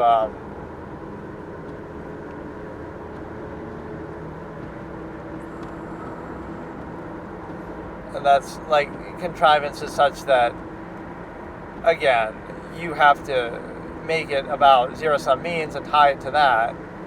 So therefore, it becomes valued for that reason. Otherwise, it wouldn't be valued.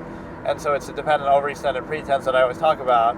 And so it's basically like, you don't really value it, but you pretend to value it, and you pretend to value it as it's tied to that.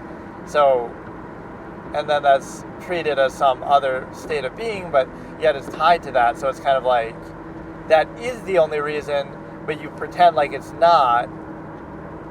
This creates, like, again, false inherent contrivance response state.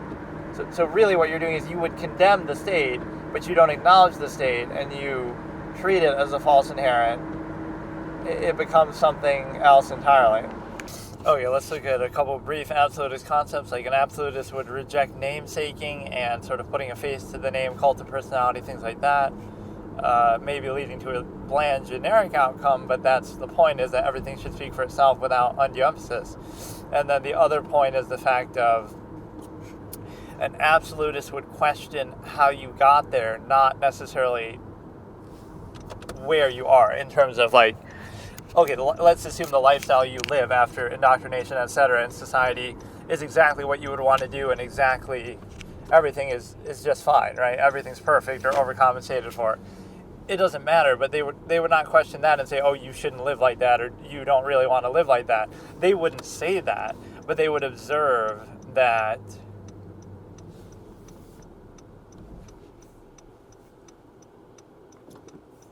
the way you got there should at least be questioned and examined, and is arbitrary in many ways, and is also, it's also sort of potentially invalidating. Like, it's arbitrary, it's reactionary, you didn't choose it, it's inconsistent, doesn't operate under one standard, it's a flawed process, it's indoctrinated basis. So even if you somehow vouch for the state in a reactionary way, that's only because you're created by it, and so it at least deserves questioning, if not scrutiny. So that's where you see the objectivity of it, is that you're not saying what the measure should be, what you should do, what anything should be, or even questionizing is what I was about to say. You're not even questioning the particular measure or end result of the process. But what you are doing is you're questioning the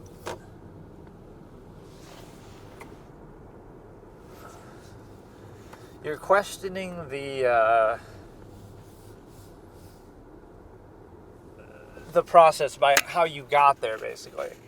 Okay, so let's look at a part from one of my short stories. It's kind of, these are random and you won't really understand the context, but some of these lines are just pretty good in and of themselves. So you're talking about an absolutist philosopher, and what you're doing is, someone is questioning, like, when will he be satisfied? What more does he want? Like, he's a king and he's, doing a lot of exploits. So it's like, when will he be satisfied? And then his advisor responds, like, an absolutist is never satisfied. They self-actualize, as in to say, they're not doing it for zero-sum reasons. They're not doing it for just ends to means basis. They're doing it to either test the value of it, find the value of it, or rather, in the absence of value. This is the key phrase, like, in the absence of value. So there is no value, so just everything is yours for the taking. So whoever's the best at doing it does it. So your king on the other side would love to do the same thing, or in a manner of speaking, they do. So you can veil it in some other pretense, but it's like, you're only upset about it because you would want to take it for yourself. Or then if nobody takes it, let's just go back to a naturalistic perspective. So it's requiring the kind of consistency from it right, that you often lack, because consistently you would say that consistently you would say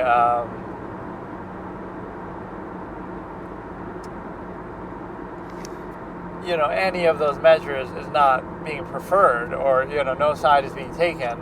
It's just the objective basis of, okay, whatever your measure is going to be, at least be consistent with it.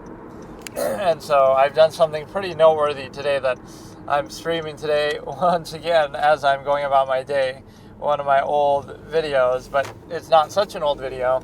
I've actually caught up fully now. Not that I've streamed a lot of the older ones, but like I started doing it from a certain time ago. I can't remember exactly, but I've caught up. So the one I'm doing now is my most recent uploaded video. So I can keep up with doing whatever the most recent one is, right, like my newest upload, but also now I can go back. So from now till the time I upload the next video, which might be like another week, it's a case where I can go back and stream older videos. And I could always, if I really do run out, I could circle back and start to repeat them, but I don't even want to do that. But it's a case where I could combine some stuff together too. Like some of the older videos are like not as long. Some of these are like 10-hour sessions, so it makes for a good video like that. But like one big stream that'll last like the whole day, and even if it repeats a little bit, like if it ends, it'll replay at the beginning. Right, I'm playing it like that, and it'll be fine because you have this whatever, you would have the ability to recognize that it would just replay it, and that's fine. But like for The Sopranos, I did each episode like individually, so now I can just combine them all together and just name it like whatever, Film Critic watches Sopranos for the first time, so the first 6 episodes could be one stream, the next 6 could be one, so I can start getting creative with it that way. So I'd almost want to go back to the beginning. I don't know to what extent I may have done that. I don't think I did, really. Or that I might have done that actually on Kick. I might have actually streamed the reaction to the Barbie movie as I was doing it for the first time, whereas now I can just do the video. So I like doing it in that way where it's like you're doing it all encompassing, so whether I'm doing it live or recorded, you can't tell the difference. It's like right now I'm giving a running commentary. There might be some pauses here and there. And the reason why is if I'm like reacting to something, I'm not talking all the time, although it maybe seems like that. And people get annoyed by that probably, or would get annoyed by that, if anybody was even there watching in the first place. But, like these are getting such low views. But I saw that I got my first 2 likes ever on this channel, and they're on older videos, the ranking the 7 Red John suspects and ranking the 7 Red John suspects, and then also doing the other one. It was some other video like episode 9 or something of The Sopranos. Tony Plot Armor Soprano has a history of violence moment.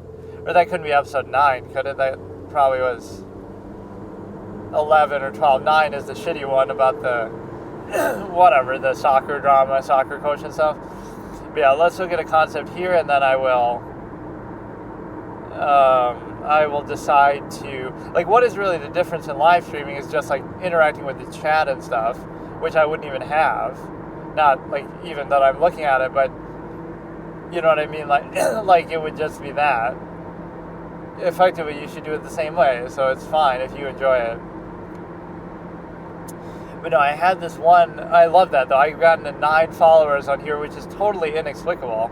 It almost seems like by an accident somehow, because a lot of it, I went from like 1 to 6 very quickly. And it was in the time when I wasn't even doing these replays. Right, so I hadn't done it in like 3 weeks, and then I come back and I have 6 followers from 1. So I don't even get that, but that's like a fallacy feedback loop too. If you see somebody with a lot of followers or viewers, you'll automatically like them more. You'll be more likely to like them, or maybe to dislike them because you want to be a contrarian. But you're more likely to like it or consider it just by that reason alone. So if you had some hack that makes it seem like, make it seem like I have 10,000 viewers, even if I have 1, not 1,000, just like 1 viewer. And people will immediately be more willing to click on there and watch it and like it, even if you're doing the exact same thing. Right, there's that preconceived basis that, there must be a reason, this many people can't be wrong. And then let's look at another psychological concept, like the idea that if people don't understand something, like if they see you doing this, hypothetically or whatever, right, on one hand, they'll ridicule it because they don't understand it. So if people don't understand something, it's negative. And then second of all, if you're like kind of enjoying yourself or whatever, doing something passionately, they'll ridicule it. But that shows you their own lack of peace with their own half-assed state, that they're outwardly insisting, overextending, that they, rather than pursuing their own passion, they'd rather ridicule somebody else's or whatever, right? They have some need for reinforcement through externality basis. And so the one thing that we look at here is I've gone through a lot of different formats that are kind of silly, but, like trying to play chess and trying to, all these things that you can do while driving, obviously watching different things, YouTube videos. But no, those are the first 2 likes that I've had, and I only noticed them like just recently, so I don't know when they actually happened. But out of all these videos that I posted, I have 1 subscriber. I have maybe a couple thousand views total, because not really that many though. I actually don't know the exact number. But it's a relatively small number of views. My most viewed video gets like 130 views with 0 likes, 0 dislikes. But yeah, every single video on average has like 10 views or less. And then some of them, a number of them have dislikes, but none of them have, I don't think a single one has more than 1 dislike. They all just have either 1 dislike or 0 likes or dislikes. And then only these 2 of them have actual likes. And the reason why is because just randomly I just noticed it, so it must have been relatively recent. So Tony Plot Armor Soprano has a history of violence moment that happens in episode 10 or something, 10, 11, or 12, because I started watching in 13, but that was after. So it probably might have been like episode 12, actually. I don't know why I keep saying episode 9. But yes, when they try to assassinate him and he's clowning around, and then the 7 Red John suspects ranking and rating them. Which in that I surely mentioned my excellent thing, which is the Bertram theory. This is one of the best kind of editor moments that I maybe forgot to mention in some of my other recaps. Like, what are some of my favorite? One of them is even from The Sopranos. At the end of episode 5, Chris should come and save him and help him, where that mafioso guy is too much for Tony to handle. So that's the ending there. Avatar 2, I rewrote the whole thing where Jake dies, and now the son takes over and protects the mom from being killed by the villain. So like the villain kills Jake, and then is about to kill Nateri too, and then the kids save her to indicate the older kid saves her to indicate that now I'll be the head of the family, and that would have been a perfect organic ending to, segue that they introduce the kids now, and then they take over, right? And now he's going to protect everybody, and he's going to be the new Jake and move forward. I think that would have been an amazing, organic, meaningful way to end that, but instead they recycle the other fucking villain, because I wrote the villain differently too. It was like that woman with the coffee mug at the beginning, who I don't even know really who that is, but I turned her into a bigger character, a smarter character, better. So she's the main villain who maybe worked with Quaritch, for Quaritch, trained under him, something like that. And so it's out for vengeance, so you still keep the Quaritch mindset alive without needing to literally recycle him in a very stupid way with the avatars. They could still use them in some manner to try to fight, right? But to actually recycle him through that, I think is dumb. And then, but no, what was I saying? Just, oh yeah, the Bertram theory. So you had that. What other ones did I have? It's always like a game theory explanation, like Harry Potter, where the stone is actually being used to turn his skin, Quirrell's skin, to stone, instead of just, it's the power of love, right? These are some of my favorite editing sort of things. I feel like there's one with Dragon Ball, or Dragon Ball Z, I mean, obviously Dragon Ball Z somewhere, but I forget what it is. Whatever, just like a game theory explanation. So this one, in the Mentalist, would be that Bertram is Red John, and his phobia is of clowns, and that's why he couldn't keep a poker face while playing poker. So it would explain the one reason that people say why he couldn't be Red John, the fact that, how could Red John have such a poor poker face? But it would be something you'd have to think back a while in the series, and you come to a very nuanced explanation, or realization, which is that, the reason why he wasn't good at that one thing that you would think means he can't be Regjon is actually his phobia and his weakness. And it's pretty nuanced that, it's of clowns, and the fact that you have the jester is obviously kind of a subtle way to reveal that, in the sense that it's exactly the sort of Jane-esque deduction that would be more deserved. Because, see, that's something that happens much earlier on in the series, right? So it's not on the front of your mind. Bertram playing poker, I forget exactly, I think it was in season 4 maybe, or somewhere like that, but you would have forgotten about that, but you would bring it up in saying that, that's why he can't be Regjon. So it simultaneously addresses he could be Regjon because that's his one phobia, and the phobia isn't even super obvious, like, what, he can't keep a poker face at cards, what does that have to do with anything? It's because he's afraid of clowns, and one of the cards in poker happens to have a jester, happens to have a clown. So it's a very layered thing that would be a classic Patrick Jane deduction, and that would actually be sort of more deserved than the pigeon. See, the problem with the bird is, we see McAllister, if it was from season 1, episode 2 even, I could accept that, he showed a phobia there. But he shows the phobia in season 6, only a couple episodes before, right before being revealed. So it's like they're showing the phobia in season 6, episode 3, or whatever it is, where he appears. And then, oh my goodness, a few episodes later, that's the phobia. Like, really, is that really all we get? There's sort of a subtle moment where he runs away from the house that Lisbon's in because there's pigeons there. And that sort of indicates something, but generally speaking, it's not a very strong point. Like, it's not a strong point because, whatever, the pigeon, it happens too recently. But that would have been something earlier in the series.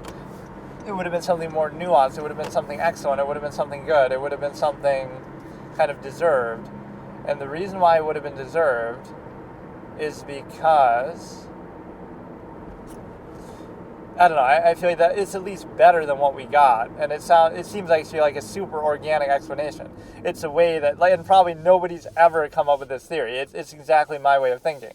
This deserves to be like a clip by itself, but I'll never remember to do it. So Bertram is Regjon, and the circumstance of how they meet in the church might have been a little different then, but maybe not even. I mean, he still had it beat. Like, let's say Bertram was really Regjon. What was Jane's plan then? He didn't have one. So you could say, he knew it was McAllister, but okay, it is McAllister, and McAllister's plan as Regjon is to have Bertram kill Jane and take the fall, and have Oscar kill Bertram, or maybe not even kill Bertram, just have him take the fall as Jane and kill Jane. So there you go. So he didn't have a plan for that, first of all, but no, you expect the pigeon and all this, and so it's something further earlier on in the series, right, that you'd have to remember back, so that makes it more subtle. It explains one of the reasons why he couldn't be Regjon that people might bring up, that, how could he have such a poor poker face? It addresses that. It has a subtle, nuanced way to show the phobia that, it's clowns. I don't know how exactly Jane would use that against him in that moment. That's something I'm struggling to figure out, because you'd have to bring it out in some major way, like he somehow dresses up like a clown, or he brings a clown with him. It'd be harder to do it in the moment to suddenly do that. He'd have one of it. It's actually organic to the origin of the series too. How his dad was a carny and he knows all these carnival friends. He would have one of them show up as a clown, or a couple of clowns, and they'd end up helping him take down Regjon, but just in addressing the phobia. So it'd be a game theory element too. That his carny friends from the circus come and bring a bunch of clowns or dress up as clowns. And even though, again, brute force, Regjon's prepared for any eventuality like that, it doesn't matter because they only came to spook him, not to actually fight him or whatever. So somehow, between the carnies and that, and between the carnies and that, and Jane's background there, between the poker game, between the fact that it's earlier in the seasons, that you have to think back to it, the fact that it suits Jane's deductive nature, the fact that you have this other point of,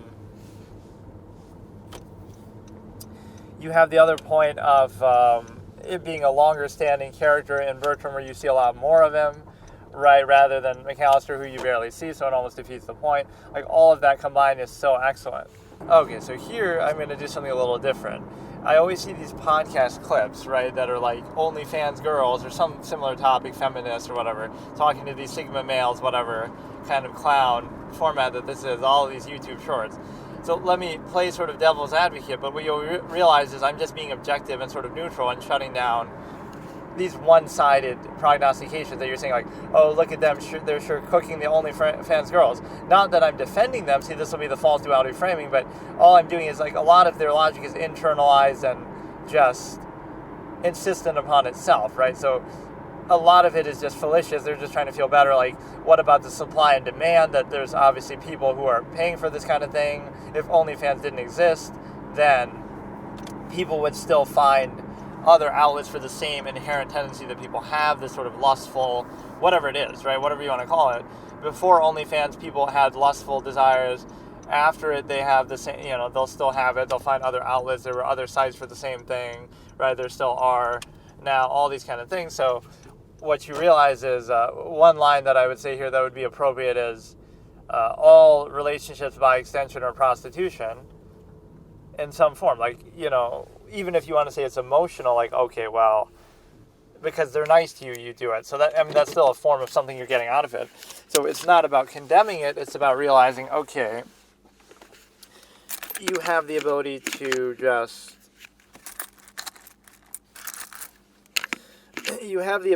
basically recognize the fact that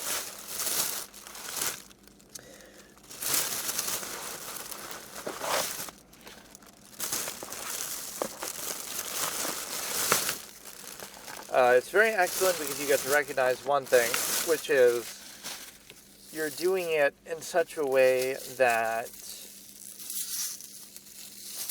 again, it's sort of narrowing the scope. So, like, somebody doesn't have to tell you, right? You wouldn't have to make the argument that, oh, everybody should do OnlyFans, and that's a good thing, and it's a good thing to do.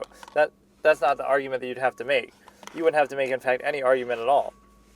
But then you have an outward claim, an argument being made that, oh my goodness, now it's the fault of that particular platform. It's the same fallacy like with TikTok, which is fitting because they just banned that. And now it seems like it's just almost immediately been unbanned. But the point is that you have a situation where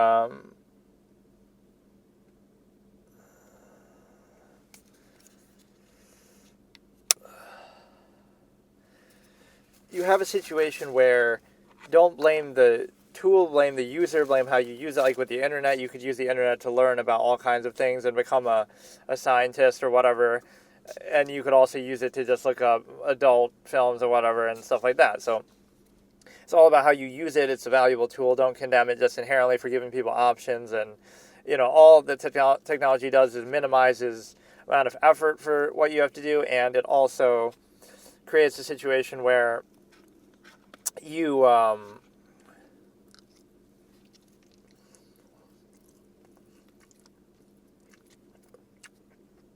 it just brings out and reflects and possibly minimizes or maximizes human nature. And so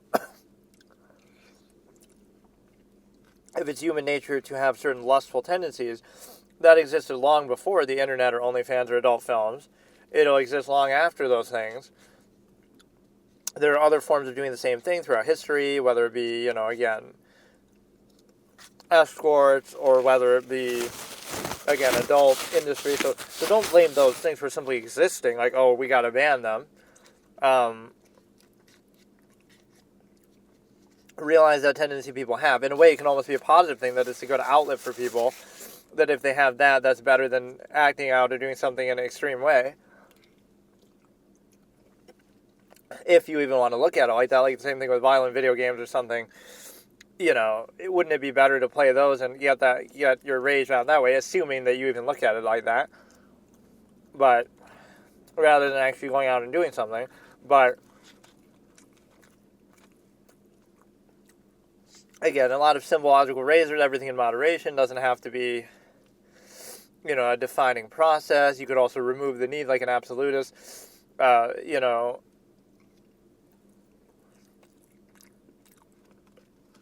it really is just one of those things that's condemned, at least the adult film aspect, stuff like that. Like, oh, it ruined your marriage, but that just means,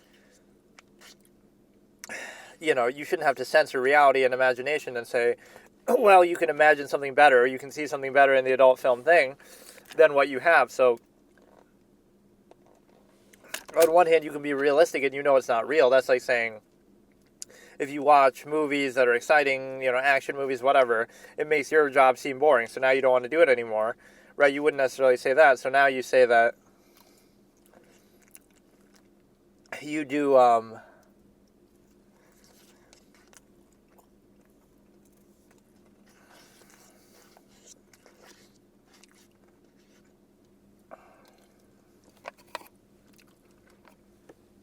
you do one other thing, which is,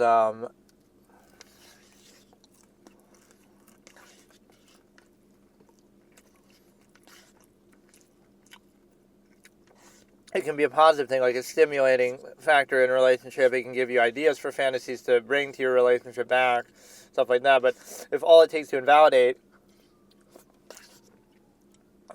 your relationship is just mere exposure to other ideas, other fantasies, other outlets, on one hand, don't take it too literally, like, okay, it's not real, it's played up, it's fantasy.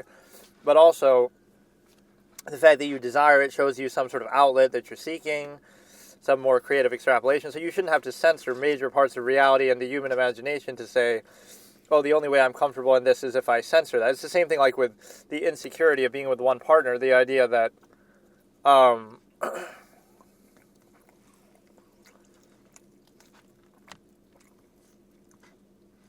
like, oh, you can't look at other people or have friends of the opposite gender or the gender that you're attracted to, whatever.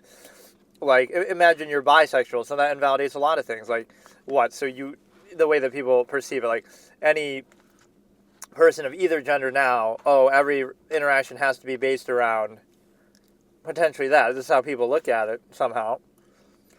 But stimuli, acme, you obsess over it so much. There's 4 billion people of each gender in the world, so you would have to assume that every interaction between two of the opposite, first of all, you're assuming their sexuality, even in these progressive times, but even without that, it's like, you have,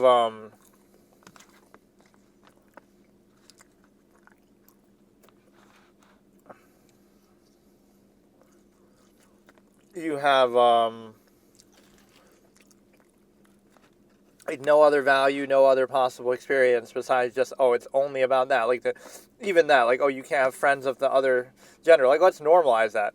Now, again, if that's your intention that you want to try to make it something more, that's fine, but it's impossible out of 8 billion people in the world to have any sort of friendship with somebody of the same gender that you're attracted to. Like, really? You can't separate the two? Like, there's no other use for this gender to you aside from sexualization. That's it. And you could already be in a relationship and happily married, whatever, and you can still interact and have friends. And this notion that you have to have a monopoly over it is so insecure. But,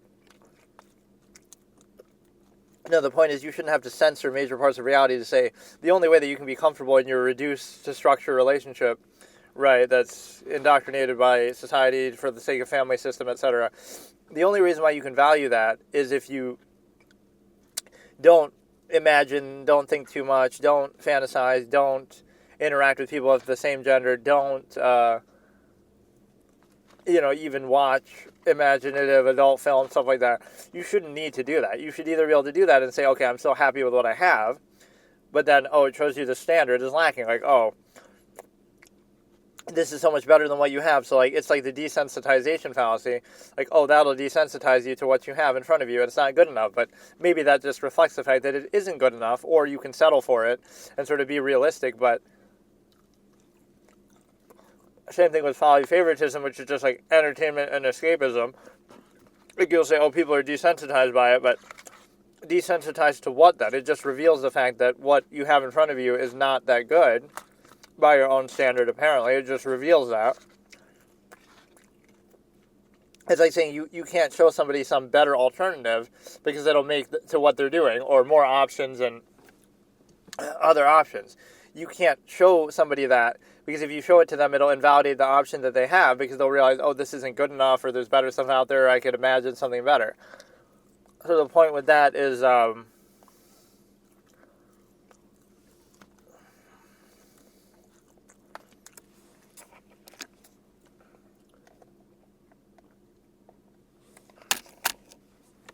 you could imagine something better, so like you have to censor all parts of reality that could possibly show you the low standard nearness postulate, right? It reveals the lack of a standard. Like, you're with them because they're attractive, but are they the most attractive objectively or even subjectively consistently by your own standard? No, so you settle for them because of nearness postulate, convenience, etc. But then you specified to only that one person because that's what society tells you to do. So now you realize that you're revealing the inconsistency and the false absolute nature of the standard. So the way to value it, specifying the stimuli acme and placing undue emphasis, and etc., is to censor major parts of reality. You can't interact with people, be friends with people of that same gender. You can't have imagination or anything. You can't have any other criteria. You can't even explore, adult film, stuff like that. So it just shows you, like, that's all it takes to invalidate your supposedly absolute situation. All you're doing is saying that, oh, you can't just have imagination or consider things, or you have to basically censor parts of reality and blame that.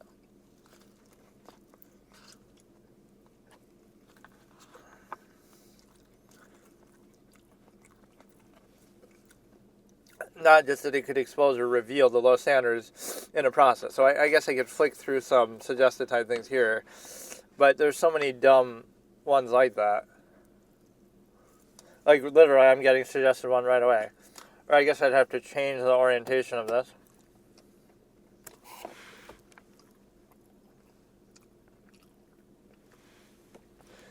So I won't do the exact timestamps, but I'll kind of tell you what they're saying and address what they're saying in some of these. So you have, she admits is not a good girlfriend, is the title, at whatever. So this is an adult star, I suppose. So I'm just curious, how many men have you done scenes with? Triple figures.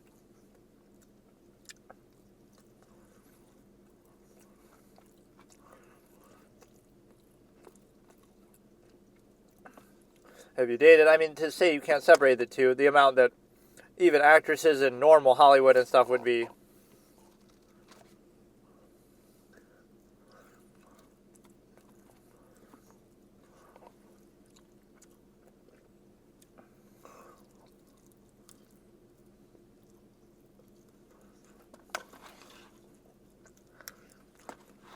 Okay, I don't know what point really is being made there, but it's like, actresses and actors in Hollywood have all kind of sexualization that happens with them too, so it's just a greater degree. Like, again, you're trying to turn it into something more than what it is.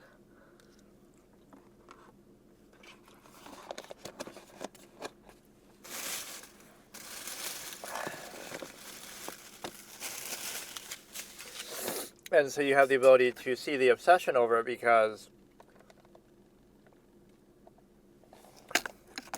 see, nobody would have to encourage you to do something like this. It's just more like all the fallacies against it. Like, you're not making necessarily very good arguments in doing this, and so you have the ability to consider that.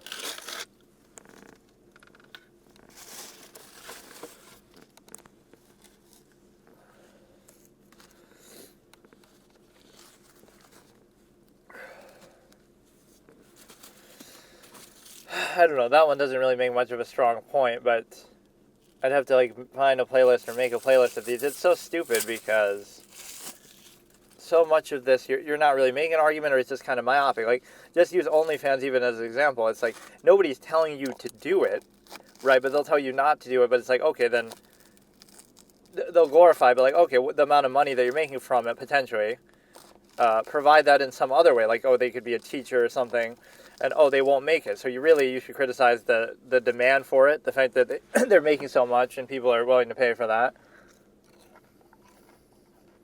You're just providing something for which there is a demand.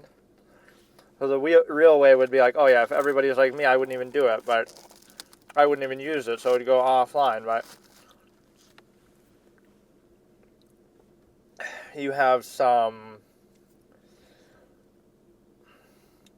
I don't know what the hell this is. Let's go to actually this channel. Women's rights are made up.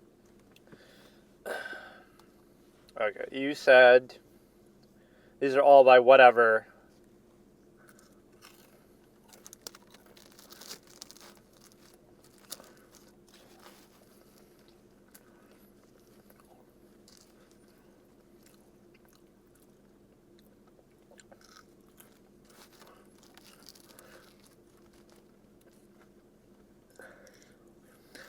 Strong people make the rules, but see, this is a bad argument because in the modern era,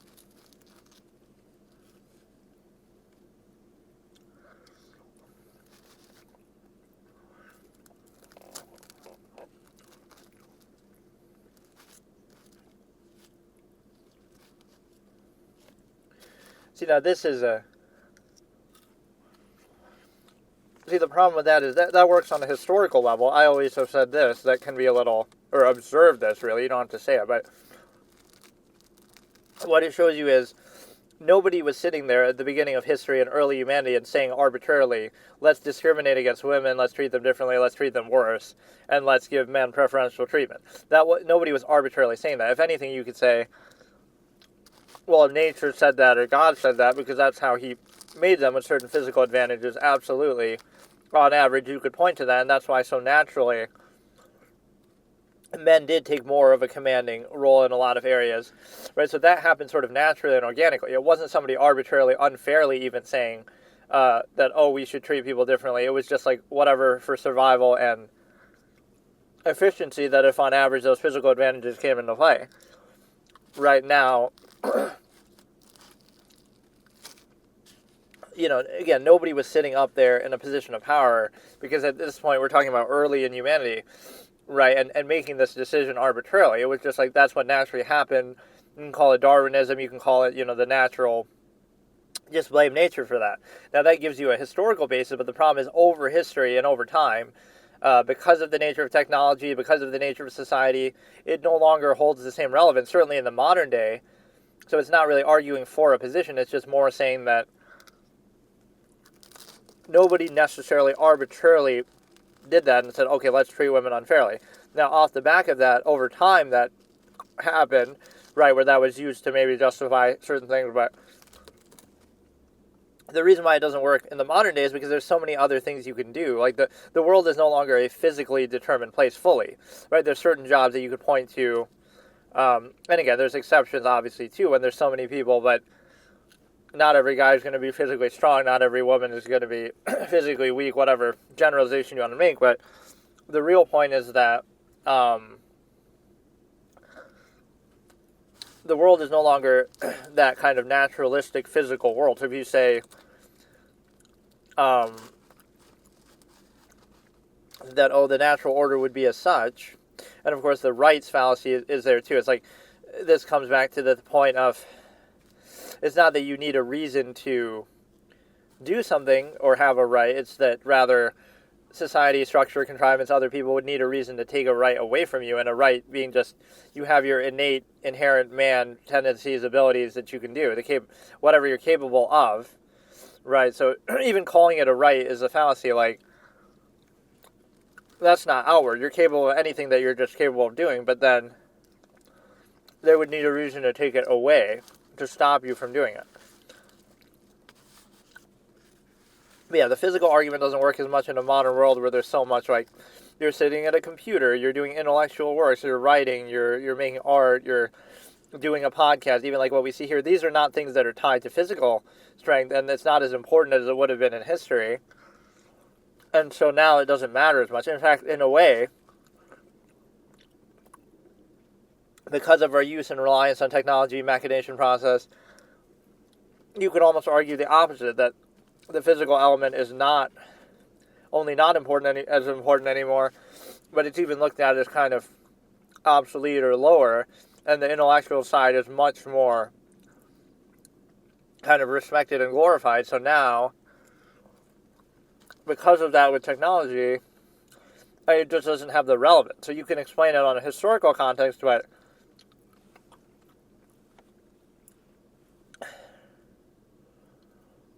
men use violence, but again, it's men use technology.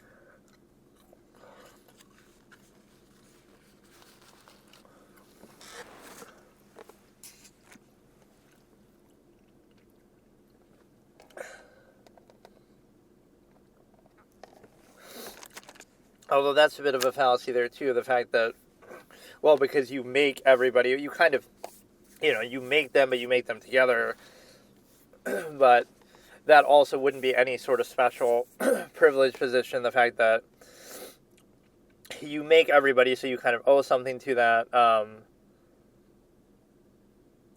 but then you could say by extension, okay, then the father could still provide for them food and stuff over the years, growing up. So I wouldn't take a monopoly over that, but it's kind of one bad argument versus another. You don't need to fire back and say, well, we give birth to everybody, because you also say that a more natural perspective wouldn't be necessary because of the fact that we're no longer in that physical, primitive sort of state, so now it doesn't matter as much. Right, positions of power and structure and things like that are more intellectual and technology-based and defined and enabled. Okay, so let's actually do this as a pretty funny format in which I love it. So women's rights are made up. Now, by that logic, he I can't fucking talk. He even acknowledges at the end there that, men's rights are made up too, and they're enforced by law, so we need you to talk to that fucking religious guy who was clowning up false inherent morality and whatever. My point is that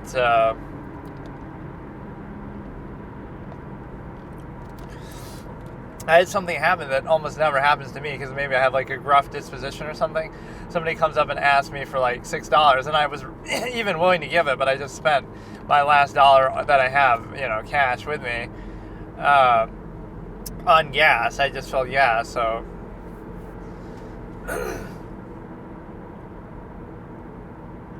I guess I don't keep too much. Or I was going to go to the bank today, and then they're closed because of Martin Luther Day, but whatever. You have a situation where I never use ATMs either, or even I don't like using cards. It creates a bad habit. So if you just don't have a card on your account, then you can't use it. So then what's the problem? You'd have to write a check, or you'd have to go out of the way and withdraw, which I'm too lazy to do, so then I won't spend it. But yeah, let's look at these podcast clown moments. And the way that you can look at them is in the simple way that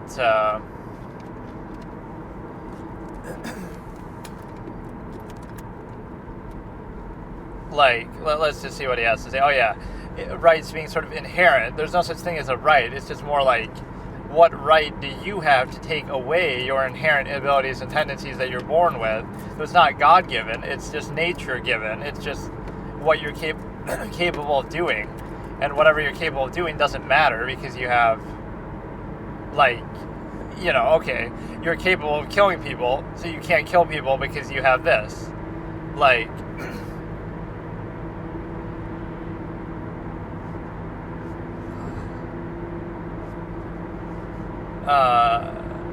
I hate that, because it makes it seem like I'm lying. You're just saying you don't have money. I'm not the type to do that. If I don't want to give it to you, I'll be honest and just say I don't want to give it to you.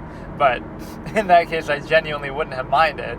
$6 is all he wanted, but I don't. I genuinely don't have anything. I could give it to you I should have offered that. I can give it to you in nickels and in quarters.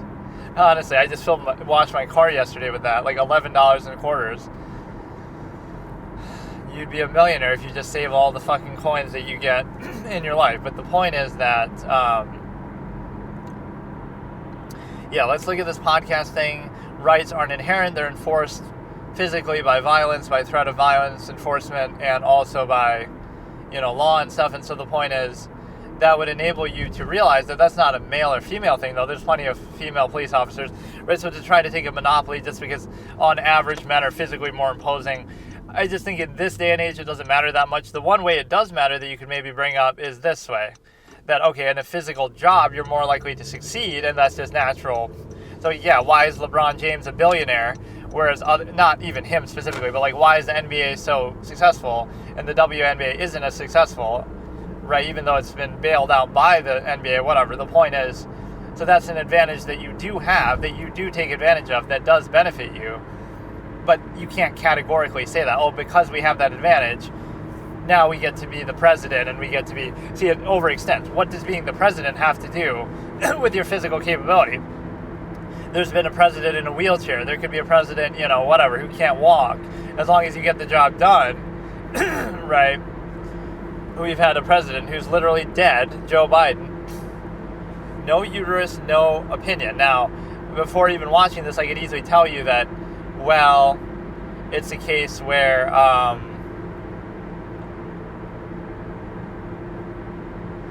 what do you call it? Like, your doctor could be a man, so no uterus, so you wouldn't trust him to do the operation then, the abortion? Like, so if he said there's something wrong with it, even though he's the one doing it, right, he might be using his talents that way for now, but he's like, I'm still against the practice of abortion, but I'll do it if somebody asks. Like, so you wouldn't really treat it that way. So this is always a stupid argument, because make your case, but you shouldn't need to discredit people just to say, well, you don't know, because anybody can learn about a subject, right? You have plenty of male doctors, so this is a bit of an inverse fallacy, right? That, oh, now because you're not a woman, you can't have an opinion on a subject to do with women. That's stupid. If the opinion isn't good, then we can have a discussion, you can argue that, but this is like the personalization of ideas. The fact that you have an idea isn't because you're a man or a woman, or isn't innate to that, right? You could be a man and be pro-abortion. You could be whatever. It doesn't matter. Like, an idea is just an idea, so you don't need to personalize it. So let's watch. Just for, like, convenience. That is true. The vast majority. Yeah, see, this is at least my potential argument. See, none of this matters. Periods.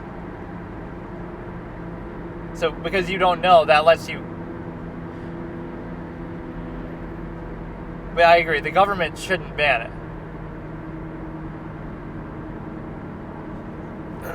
If you want to make the argument, they don't even rebut it themselves. It just cuts off. So the problem with that argument is twofold. But I like what the first girl says. Like, even if it's because you're irresponsible and for convenience, you should be able to do it. And I agree. So in my hypothetical, yes, it wouldn't be against the law to have an abortion, but I would discourage it and stigmatize it socially. So that's the way to solve it, right? I would say it shouldn't be against the law to have an abortion, but in an ideal perfect world, nobody would have them. Nobody would need to for health reasons. Nobody would get assault situations, which again, those are both a small percentage of them. And then people would be responsible enough to either give it up for adoption or take responsibility for their own actions, or even basically just do it this way, where you just don't get pregnant, you don't have sex if you want to prevent. There's so many layers. I had like a whole hierarchy chart that I made. The first layer is, if you don't want to have a kid, don't have sex. Okay. Now, you don't want to have a kid, but you still want to have sex, so use protection, take precautions. Then if you don't want to have kids, and you don't use protection and stuff, and then you get pregnant, then take responsibility for it, or at least give it up for adoption. Or on the flip side, if you do use protection, and then you somehow still get pregnant, right, you still have to deal with the responsibility, but the chance is much lower, and so you see the layers of responsibility. You don't want to have a kid, just don't have sex. Your body, your choice. You don't have to have sex at all. Now, that's not somebody telling you to do that, but that's consistent with your own choices. So, you don't want to have a kid, don't have sex.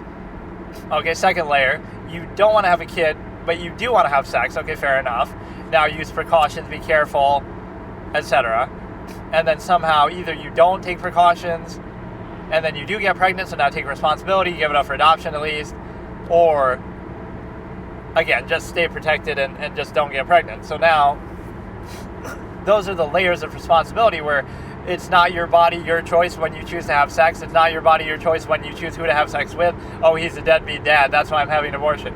It's not your body, your choice when you have unprotected sex or aren't careful enough. It's not your body, your choice then but it's only your body, your choice when you want to kill a fetus, a baby, whatever you want to, and that's one of my that's actually one of my best takes ever. And that was in the debate format where people were really appreciative of that one, right? A lot of the time it's kind of, there weren't a lot of people there, but that I distinctly remember was quite a noteworthy one. It was a situation where I said, damn, now I'm going to forget what it was as I'm getting excited. It's the fact that, the fetus and the baby. The only reason why you call it a fetus and try to dehumanize it, you might say, oh, it's science, etc. But it's a zero-sum process. Like the fetus is going to become a baby, right? And so if you have an abortion, that baby isn't born. If you don't have an abortion, that baby at least has an extremely high chance of being born, even if you want to say, oh, not viable, etc. But the key point is that it's a semantics argument. You're trying to dehumanize a baby to justify killing it, and that's all there is to it. You call it whatever you want. It's like you're punishing it for being in an earlier stage of development. So you say like, okay, well, we can kill it because it's not developed yet. But the only reason why it's not developed yet is because you're not letting it develop and you're killing it before it develops. So it's a consistency issue. I'm not even saying you shouldn't do it, but then just admit why you're doing it, acknowledge it, and that's fine. You do it for convenience. It's actually part of the stimuli act. So that's the point. It's just semantics. You can't address, you're basically acknowledging that, oh, what you're doing is wrong. If it was a baby, it would be wrong, and you're preventing a baby from being born. You wouldn't do it once they're 1-year-old, 2-year-old, 6-month-old, but you do it when they're a fetus. So you're basically saying, you're admitting that, oh, I think it's wrong to have an abortion, but the only way I can justify it is with semantics by saying, well, it's technically not a baby yet. So you're trying to change the definition, but it's also circular because, again, it's not a baby yet, so let's kill it to prevent it from ever becoming a baby. And then there'll be, if you follow that logic all along the line, then there'll be 0 babies ever, and everybody just dies because, if you can justify it for one, you can justify it for all. And then I pose the example, like if somebody comes up to you in the mall and rips your baby out of your stomach and kills it, but leaves you unharmed somehow, it's kind of a graphic example, but would that be okay? They didn't harm you, and if it's just a fetus, then would you make the argument then? Or you get in a car crash, and the fetus dies, but you're fine. Right, somehow. So now, would you say, oh, that's no big deal, it's only a fetus, so who cares? I highly doubt that would be the approach on any side. You'd want some punishment, you'd want some accountability. There's even some argument with like eggs or something on the beach, like if you poach eggs, that's considered killing an animal, or I can't remember. Somebody gave a good example of that. If you eat a certain kind of egg or if you steal it, it's considered a crime in nature, right? I can't remember what kind of animal it is, but yet when you do it with a human egg effectively, or a more advanced situation, fetus, it's not. So now what you need to learn is that, again, it's a consistency issue. If you want to say, again, stimuli acme standard would say, okay, it's better that you at least have an abortion than to have the overextension of the stimuli acme. So you acknowledge that people can't handle it. People can't handle the stimuli acme in this era, so at least give them that as an outlet. And I had like a snarky quote too, like, at least these Americans have the decency to abort their children, right? Like, just put them out of their misery. But the point is, again, the stimuli acme standard acknowledges it would condemn the stimuli acme, and it would condemn, the overextension of people, but it would acknowledge, okay, people are not capable of controlling the stimuli acme, rather they're controlled by it. So because they can't control it, we accept that, okay, for now, let them have their abortions, we keep the stimuli acme under control in result, and maybe one day we'll be strong enough to self-govern, if you will, and just prevent that from even being necessary. Same thing like with anything else. Like, it's okay to have law enforcement for now, because we can't handle ourselves, but work towards the point where you remove the need, absolutist tendency, and now you would no longer need the law because you are the law, as Judge Dredd would say, but you become self-governing, you can handle it yourself, you don't need externality. So it's the same thing with the stimuli acme. So you might be surprised. You wouldn't be in favor of abortion at all, but you would still accept it and allow it to be legal because people can't handle themselves. So you're kind of conceding that okay, for now it's necessary because people are in a lesser state of being.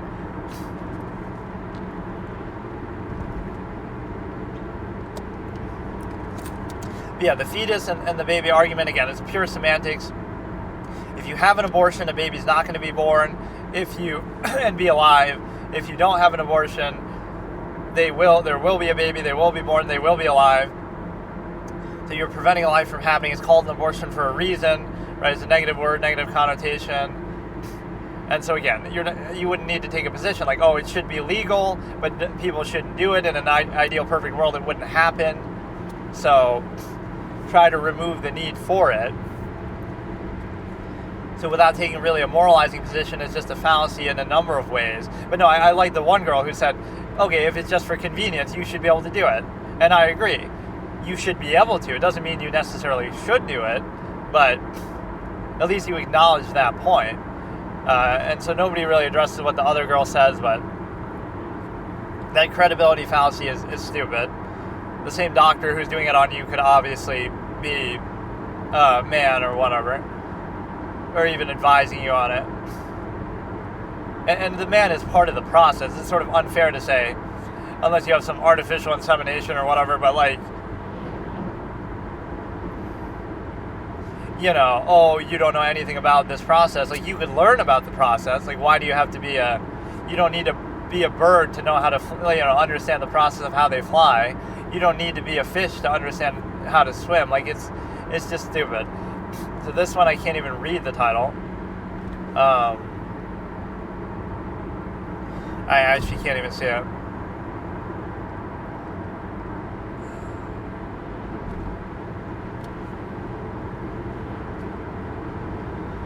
Wants to be a 10. Something wants to be a 10. You possibly be a 10 now. If you need it. Oh, I've seen this one. This is good. No one said I needed them. And then she starts crying. But then you're acknowledging you're not a 10, or you'd go to an 11.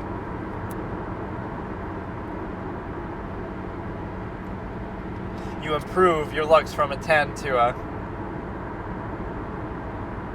Always consider myself a 10, but then it doesn't have any meaning. This is just like a basic logical fallacy.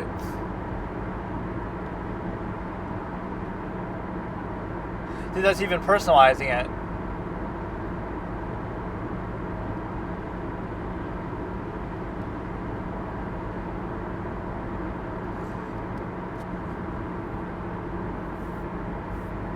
It's so stressful to be on a podcast, like it's not a big deal. I don't care, but then she's crying as she's saying it. But no, the point, pretend it's a woman saying it, or pretend it doesn't matter who's saying it, it's a kid saying it. You would discredit somebody no matter what. Oh, you're just a kid, so you don't have experience. Oh, you're just a bitter old man, so you are salty about your life and you're bitter. That's why your perspective is invalid. Or, oh, you're just a kid and you haven't seen enough of the world. Or, oh, you're just an upstart teenager, right? Or, oh, you're just an adult who's having a midlife crisis. Or, oh, you're just a woman, you're just a man. Like, you see how that's an endless cycle. If you want to discredit people, that's always the standard I use. Like,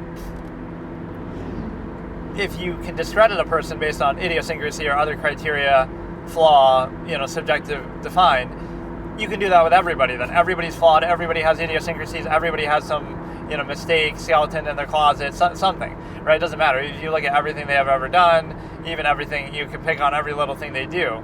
And so if you hyperfixate and hyperfocus, you can say, okay, everybody's invalid, so now let's just see who makes the best argument. It doesn't matter who they are.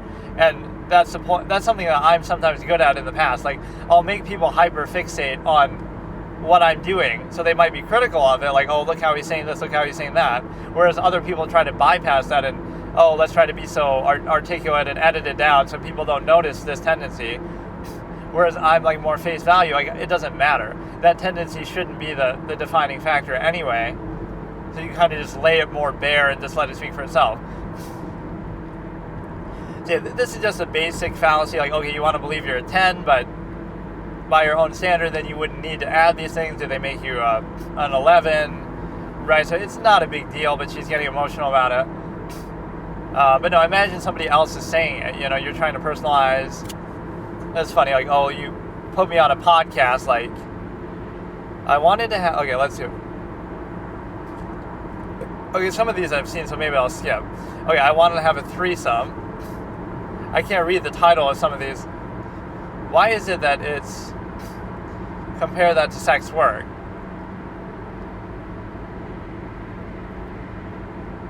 Yeah, that is a fair point. Transaction, everything by extension is a transaction.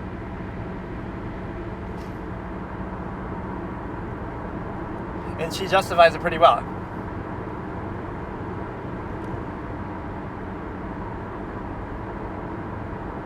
It was her birthday gift.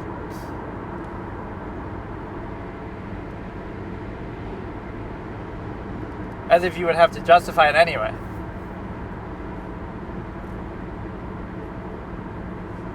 I feel like, why can't you just let her enjoy that?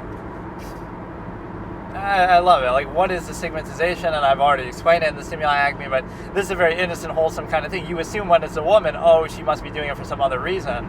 Oh, she got a gift. So, like, you got a gift, but it's like, oh, so when you give somebody an engagement ring, I guess that makes the whole relationship prostitution.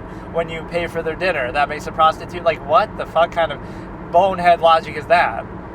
Like, really? Oh, if you ever buy your boyfriend or girlfriend a gift, it's prostitution. If you ever pay for their dinner, it's prostitution. If you ever cook for them, it's prostitution. If you ever are nice to them, that's a form of prostitution. Like, are you stupid or what, dude?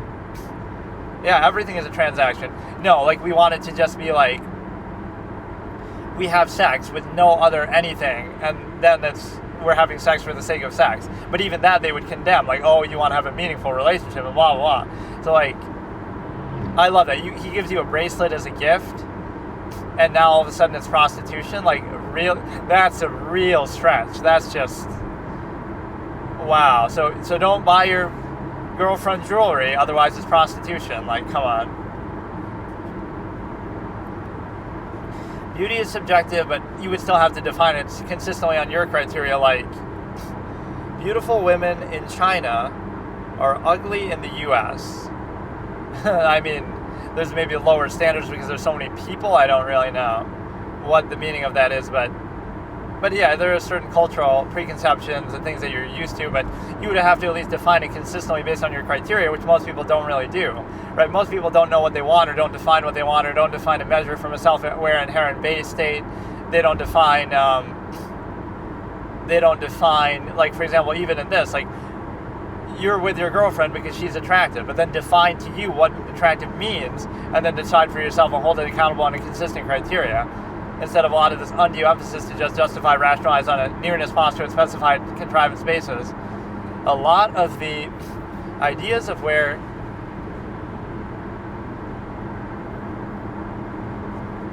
this is somewhat true, American standards,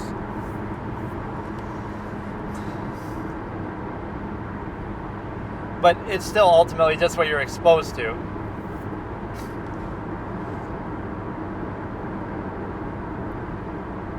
Or vice versa, it would just be subjective.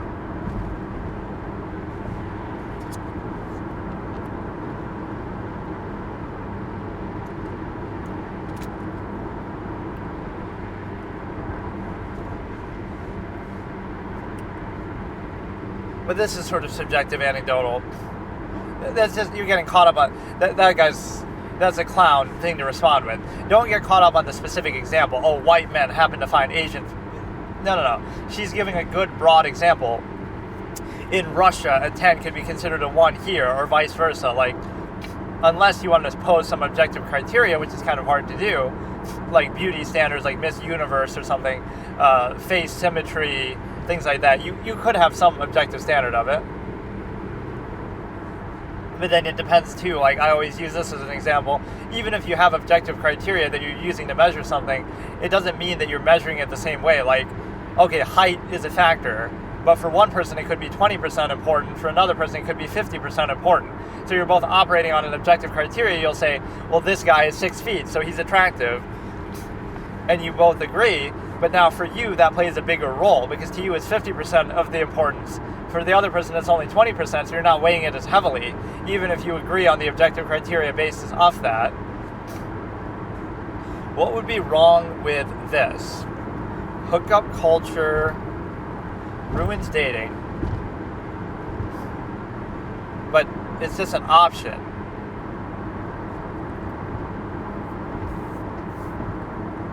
High body count,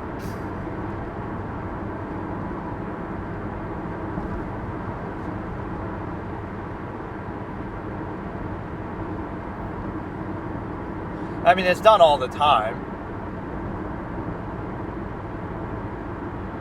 Well, it happens with guys too, so don't. Social stigma, but it doesn't, in a way, it doesn't matter. That's what I would say, it doesn't matter. Do what you want. If you want an open relationship, do it.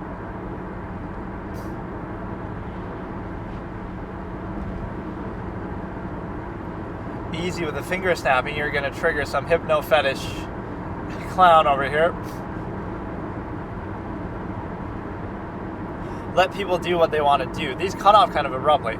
Let them do whatever they want to do, and it's kind of like, why is it so important? Like, I don't get it. You're trying to force people to do something they don't want to do at a certain point in their life, too. They might vacillate between things, like, you want to try an open relationship, or you want to try something else, and it's like,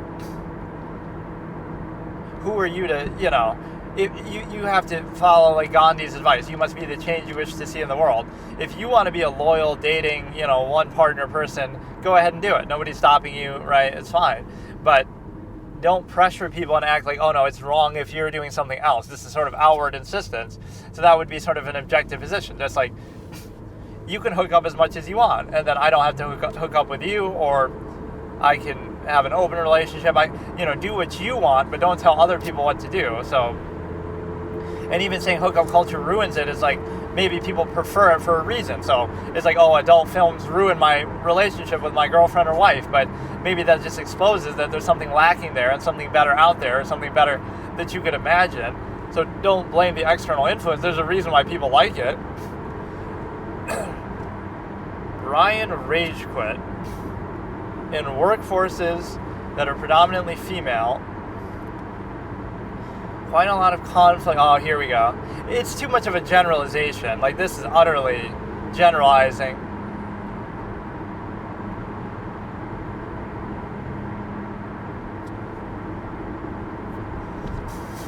Which there aren't really that many of those. Predominantly women. This is, you got to give some actual data. You're just generalizing like a clown. Like a total clown. You're just saying words. Like, prove it.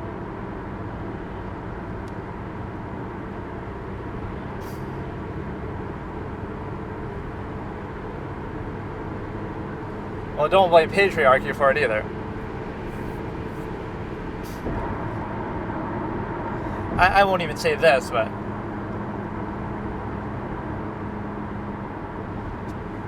No. Okay. He's making an idyllic argument like, oh, there's a lot of backstabbing. Now, this could work in a general sense. Like, there's also a lot of backstabbing and conflict in male environments, and there's more examples of them. So he's got to give some actual statistic. What are you talking about? Oh, yeah, there's that one time where this one woman backstabbed another woman at work. Like, okay, but you got to be specific. You got to give data, statistics, show how common it really is. Right? He's just saying it too generally. And you can say that about anything, like, large sample size comparison. Oh yeah, did you know that in every work environment there's some amount of that, or every company, no matter who, male, female, correlation is not causation. Like, so the argument she's making isn't very good, but it's kind of only plausible from this point of view, that you say, oh, the pressures of society that you've been held down and back and whatever, supposedly, is the reason why you're sort of trying to prove yourself and go above and beyond, but it's not really a very good argument either. If women were in charge only, there would be peace talks. Again, that would be kind of a fallacy to associate the two. Like, anybody can have peace talks, it doesn't matter. Right, like, how many on the panel are feminists?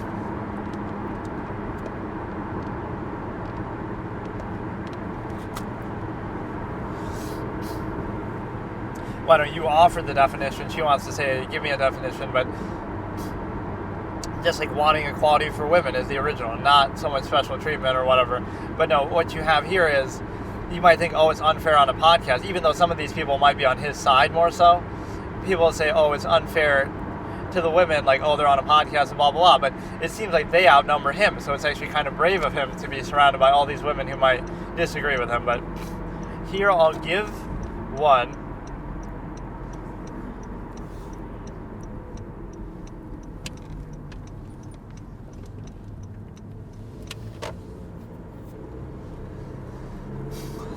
Rejection of patriarchy.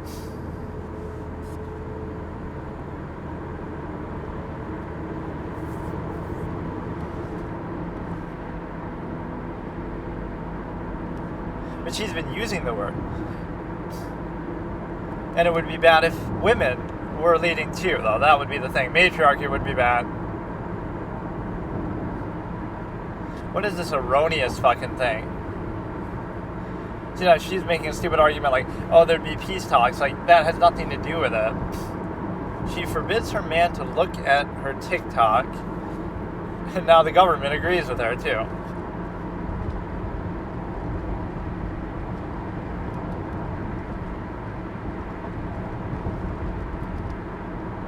Six feet.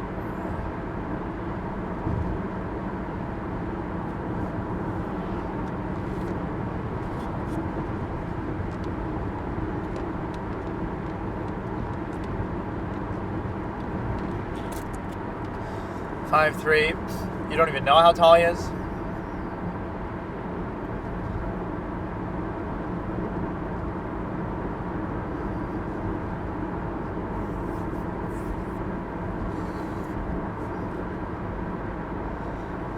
Yeah, just don't even mention you have one and they'll probably never find it.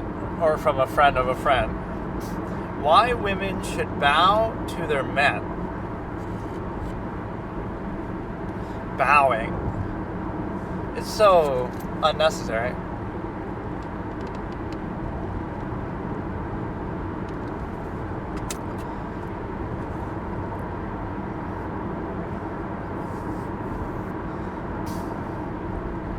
It's like a symbolic.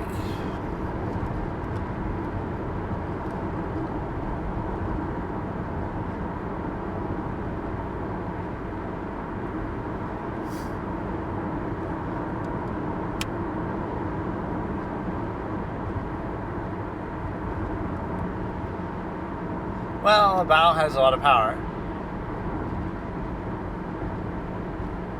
But that's because it's maybe something you enjoy too. Well, that's kind of a weird analogy to make.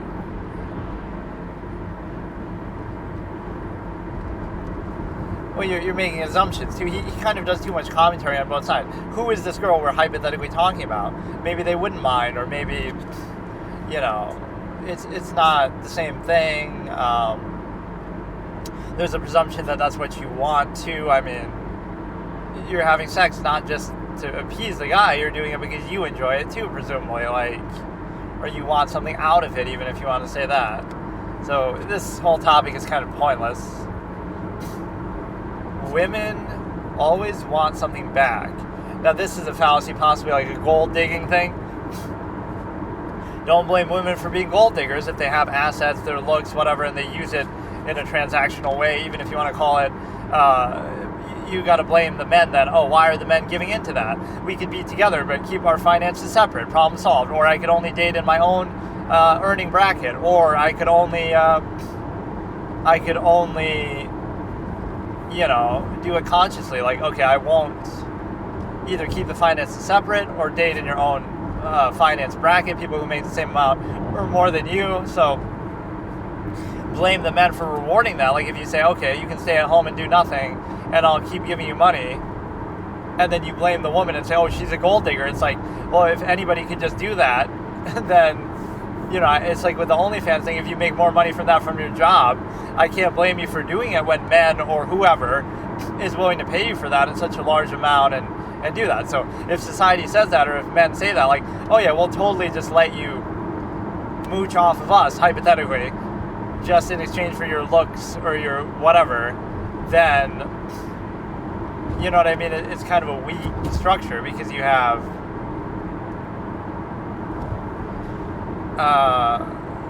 you're allowing it. So it's a two-way street. Why are the men just helpless suckers who can have the gold dug from them? Like, why can't they put up more resistance? Why can't they be more selective? Why can't they keep the finances separate? Why can't they have any? They're just the helpless victims of the evil gold digger. Like, assume even, okay, all women would love to just give money for nothing and just for their looks or whatever. And that is a big dynamic in relationships, no doubt, that the financial aspect. But even if you were able to do that, so what? It's like, it's a two-way street, so why does the man have to go along with that? I would want my girlfriend to do a little bow. Oh, we're still on the bowing.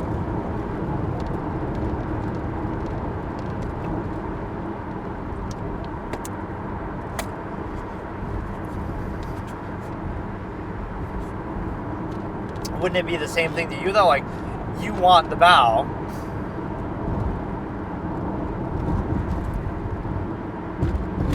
But the way that women supposedly reciprocate is by cooking or cleaning or... Yeah, it should be even. You split the first date, or that is fair on them. That's actually a good argument. The whole dinner. Yeah, like, the woman isn't going to pay for the first date necessarily, societally standard.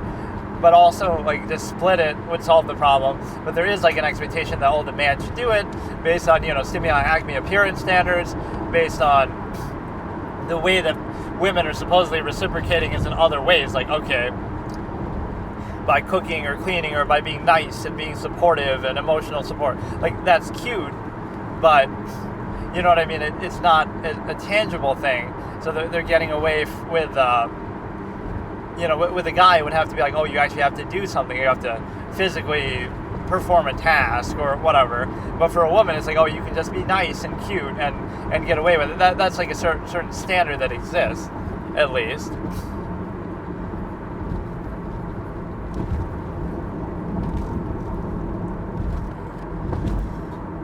Feminist admits feminism turned the world into a worse place. In a worse place. Like, they write these a little grammatically incorrect. A worse place where we have worst grammar and worst English. A rejection of patriarchy was included. Equality.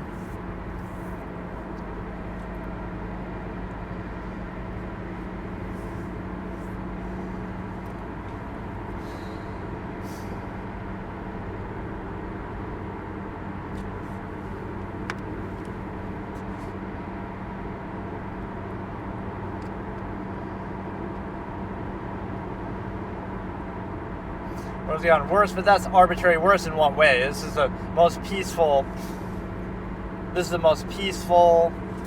technologically advanced, best part of history in that sense. Like, we have the most advanced technology, highest quality of life, longest lifespans, most peaceful time, least amount of wars relative to known population records and things like that. So, you'll point to negatives like, oh, X number of people die or whatever, but that's only based on the extreme population that you have in the first place. If you compare the rates, so generally it's a pretty good time regardless. I wouldn't credit that to women, but there's a little absolutist tale I have here, like, oh, the CEO of a company gets mad when somebody's turned away for their race, and he gets mad, like, what are you doing? We don't have time to go look for another person. This guy's qualified for the job. Why don't you just hire him? So in other words, he's doing it for the money, like for efficiency. We don't have the luxury to discriminate, basically. Otherwise, our other company's going to beat us out and steal our people and stuff like that. So the point is that even if that CEO had something against people of certain race or gender or whatever, they're willing to look past it, not for moral reasons, like, oh, look how good of a person I am, look how accepting I am, assuming that other people even need your acceptance, like just neutrality and indifference instead. But no, you're saying it that way, like,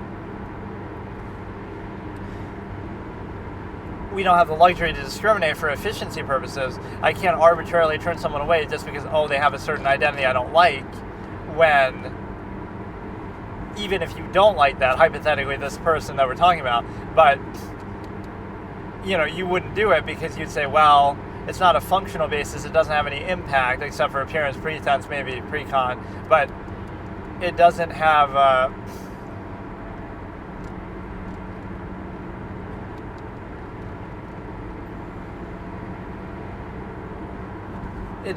any functional basis. So it's like, just for efficiency, we can't afford to do that, and then we'll be the one company that doesn't have the most efficient people because we're discriminating for arbitrary reasons that aren't based purely on ability or efficiency. So, again, they would reject discrimination not for some moral reason like, oh, look how good and accepting I am, but they would do it for the other reason that efficiency, like, if I want the most efficient workforce, I'm not going to go out of my way to do DEI hiring and stuff like that, but I'm going to say, I don't care who it is, just give me the best people. And sometimes that might be various identities that some you, for whatever reason, again, this hypothetical CEO character person that we're talking about, for whatever reason, even if they did have an inhibition, they would look past it for that reason, right? Again, we don't have the luxury to discriminate, or we're doing it for purely, monetary efficiency reasons, right? So that's the ultimate equality, is bottom line. Like, Republicans buy sneakers too, or whatever expression you want to use. Like, that'll be the equality of the world, that everybody's a consumer, so we treat them equally for that reason. Sadly, that would be the corporate motivation incentive, but whatever, the end result is okay. Let's watch one more. Why is it...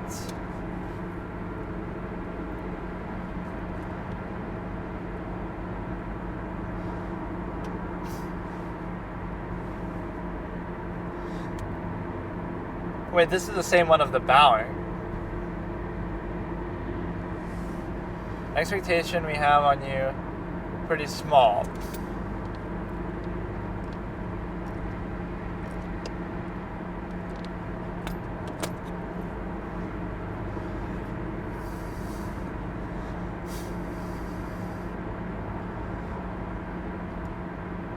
He has to be tall.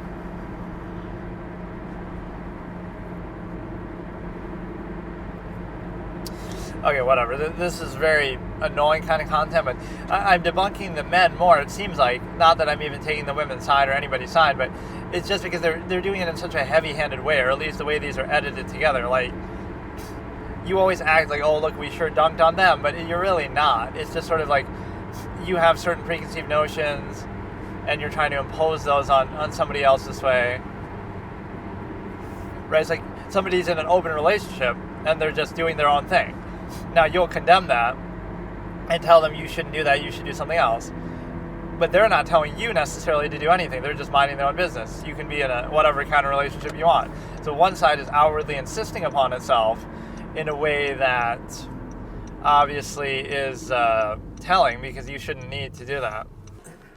Okay, let's look at this for a second. The absolutist speech pattern, the idea that they would speak very little, etc., or they would let everything speak for itself, or certainly not rely on performative aspects or undue emphasis, maybe monotone, but especially they would also do something else where, sort of speak with authority as if externality doesn't matter. It doesn't matter what other people think or say or how they react, because you would just be stating an objective fact or something objective or unbiased anyway, and let that speak for itself. So it's sort of a strange framing that...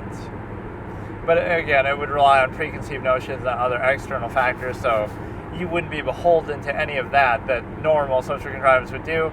And then also you have a situation where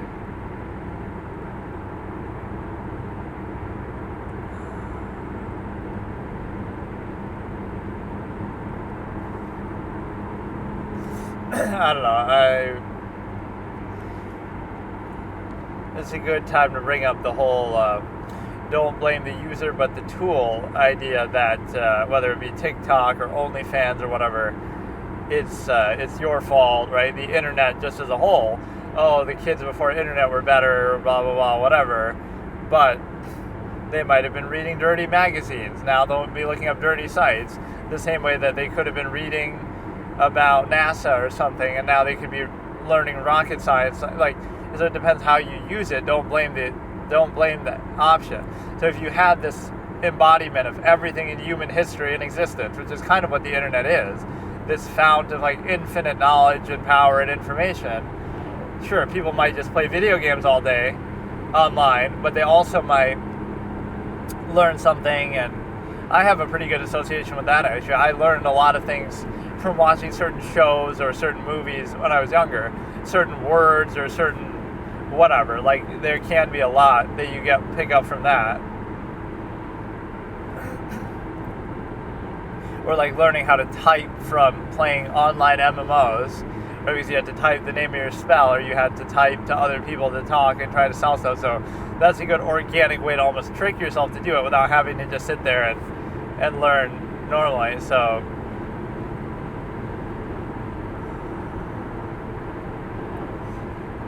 there was something else to do with the absolutist thing that I was going to say, but I forgot what it is.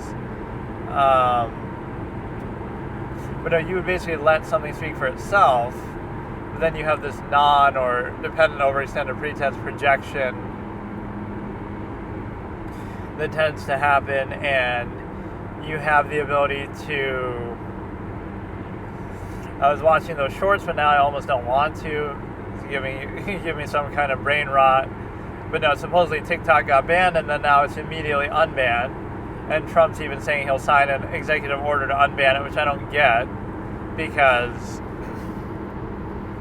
But no, I like how that's actually blamed, right? TikTok inherently is just a site where you can post videos, and primarily you're emphasizing short videos. But like Vine was like that, or other things are like that. You can do that with YouTube shorts. So you'll have a YouTube short memeing on and making fun of TikTok going down or something, but then it's like, oh, a YouTube short is a lot like a TikTok. But the point is that, yeah, it's meaningless because you have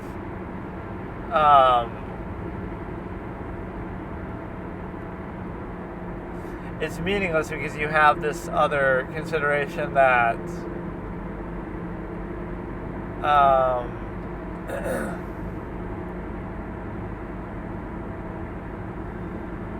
it's not, oh, it's a video platforming sharing site that you get to just share videos. Like, but what you do with the video could be very informative. Like only Jayus was at least kind of, I know people don't like her now for whatever various reason, but she would give like these psychological tips and tricks or whatever. So that was kind of that's at least a different, better form of content than some of the stuff you get on there. But again, blame the viewer, blame the audience for even watching or rewarding it, blame the person for making it, but don't blame the simple, opportunity. That's like saying, oh, this concert hall is to blame for the concerts that take place here. They're just letting whatever is popular go on there. Or like, oh, the movie theater is to blame for the movies that play there. Like, kind of, yes, they kind of choose them, but also, I wonder how often that happens, actually. A new release is sort of just blacklisted from a theater for some certain reason. But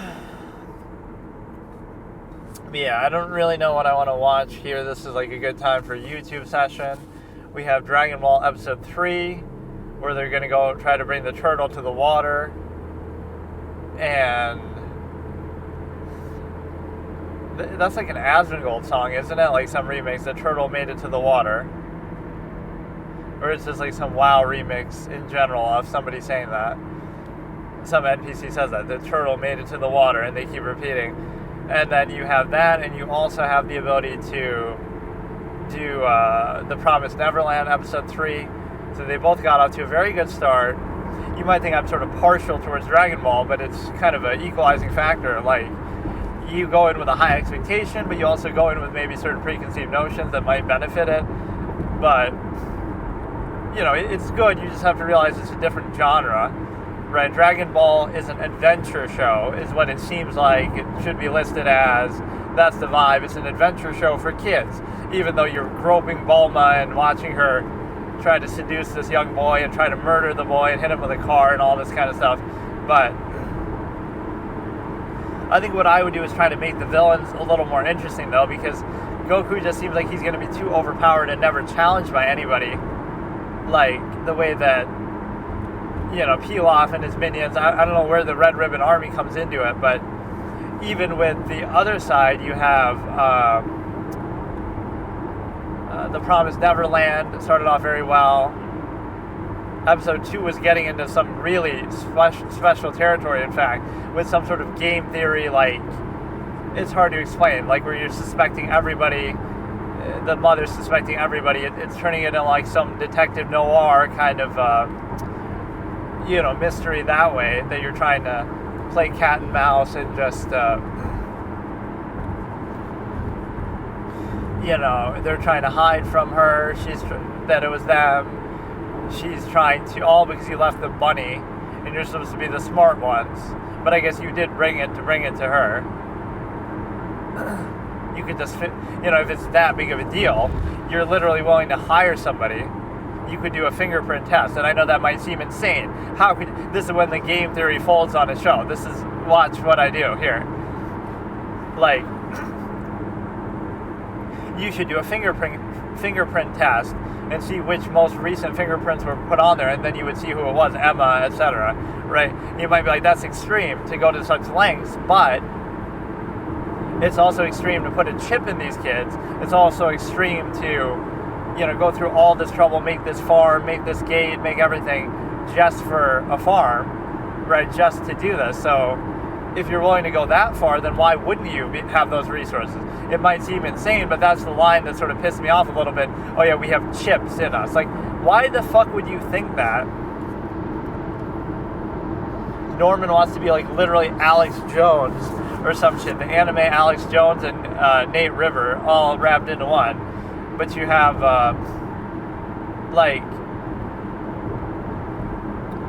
what Norman does is, again, you got to realize these are sheltered kids who have only read what they've wanted you to read. Like, they've controlled it, so they're not going to tell you about, the demon takeover of 2025, because it's like 2045, something like that. They're not going to tell you about that. They're not going to,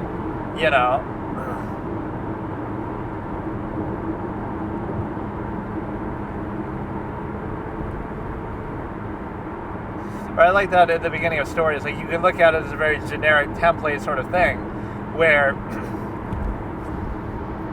everything is done in sort of just a vague way, and then once it sticks, now it becomes like, oh no, there's a big plan, when really there wasn't. Like, they'll even tell you that.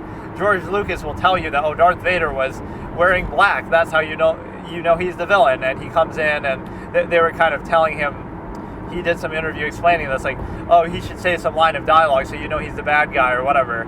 But he said, they'll know because he's black against the white background and whatever, based on his armor and stuff, you'll just know he's the bad guy. So you're even looking at it like he's even saying, it's a template kind of thing. But then over time it becomes, the most tragic character in all of fiction history, when really it just started off on a whim about the, sort of a template. Like, what's an example of that? Like the fact that Saiyans are named after vegetables, right? I'm not diminishing it, but you would think it's so stupid. Or even like in Dragon Ball, I'm sure there's some, archetypal characters. Goku's based on Sun Wukong, and Bulma's based on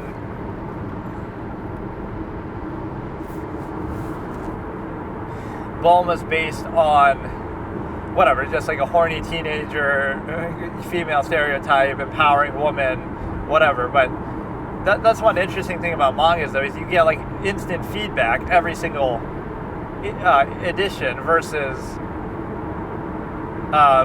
like a like a movie. You would only, or a book, you would get feedback on the whole thing all at once from the audience.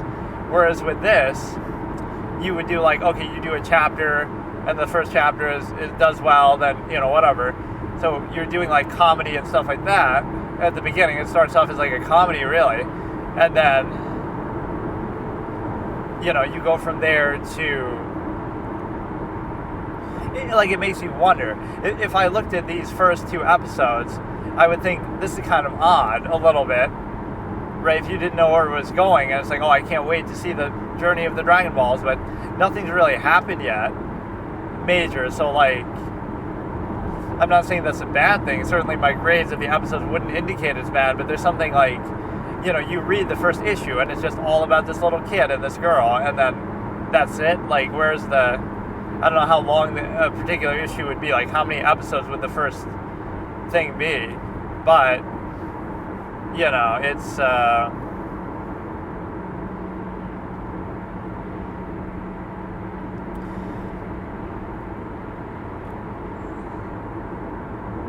and then the action is so underplayed there too. Like, you'll see an half-hour-long episode beam struggle, and then in the manga it'll be just like a couple slides, pages. So you obviously stretch it out like crazy, which they did that on purpose to sort of pace it to match with the release of the manga, which is one of those things like where they're rushing it out just for the sake of it. And the reason why is because It's like what they did with the 2003 FMA, but there's no way they could have, matched it with that. Like, imagine how long they would have had to drag that show out. I don't know when the manga ended, but it was obviously closer to Brotherhood, or that's why they did Brotherhood. So the manga was only partway through before they did that. Right, so they're just deciding because it's so popular to make an anime out of it, and I certainly can't blame you for doing that, but the problem is that it wasn't anywhere near finished, and nor was it going to be, so it's still a great show, but yeah, that's what I wanted to see if it's on Crunchyroll, but I always want to rewatch and revisit something, but then I don't want to actually rewatch it. I just kind of want to talk about it or have an excuse to kind of look at it again. Again, the ending is a bit convoluted, no question about it. Even just the middle and the final sort of arcs and action of it are a bit convoluted, but what's not bad is the simple fact that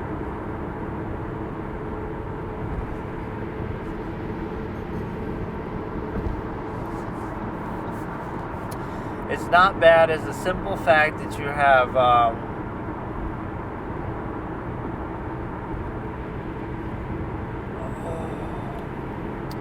whatever, but you look at like non-projection as a very powerful concept. Like, if somebody's truly neutral or unconditional or doesn't care or has no incentive, it'll be projected into something because that's like the nature of closed structure contrivance, that it can't conceive of any other basis besides its own.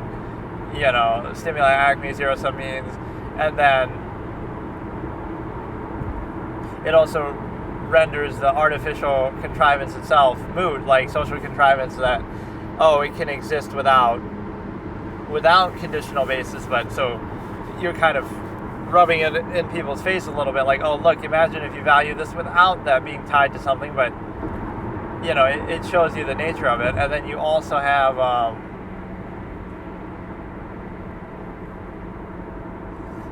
just a strong preconceptive basis, which is, it shows you that reduction to structure, or structure and contrivance itself, are more important than actual anything else, ability or functionalism, even that they would use as a pretense for their power and control and contrivance state would be justified that way.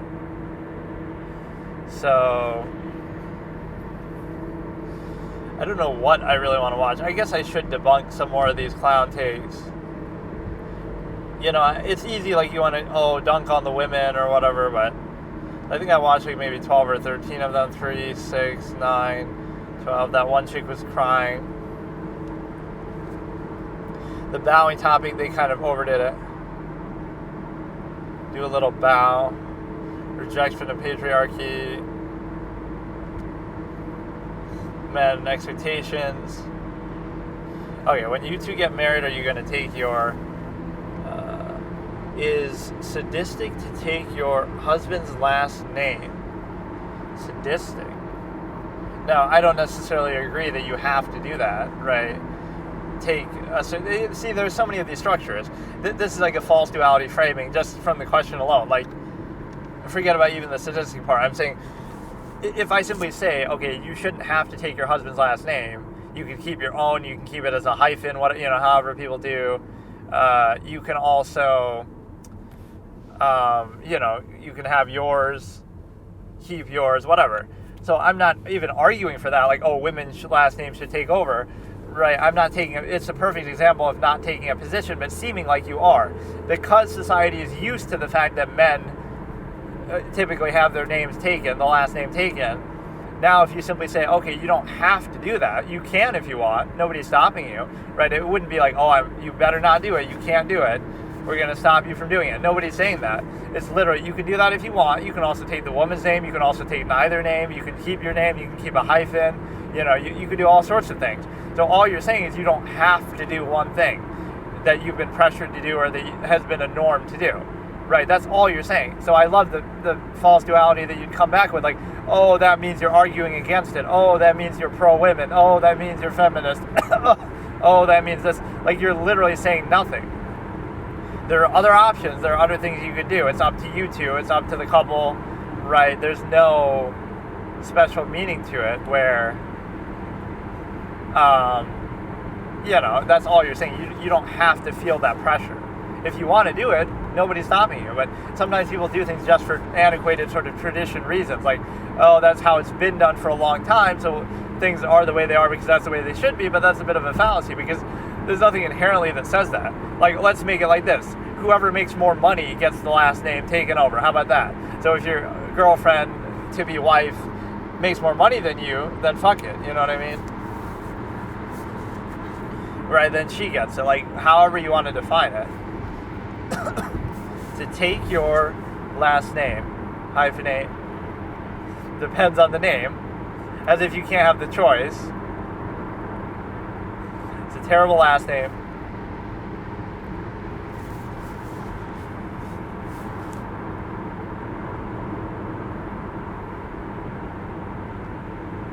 That's a pretty good Doofenshmirtz.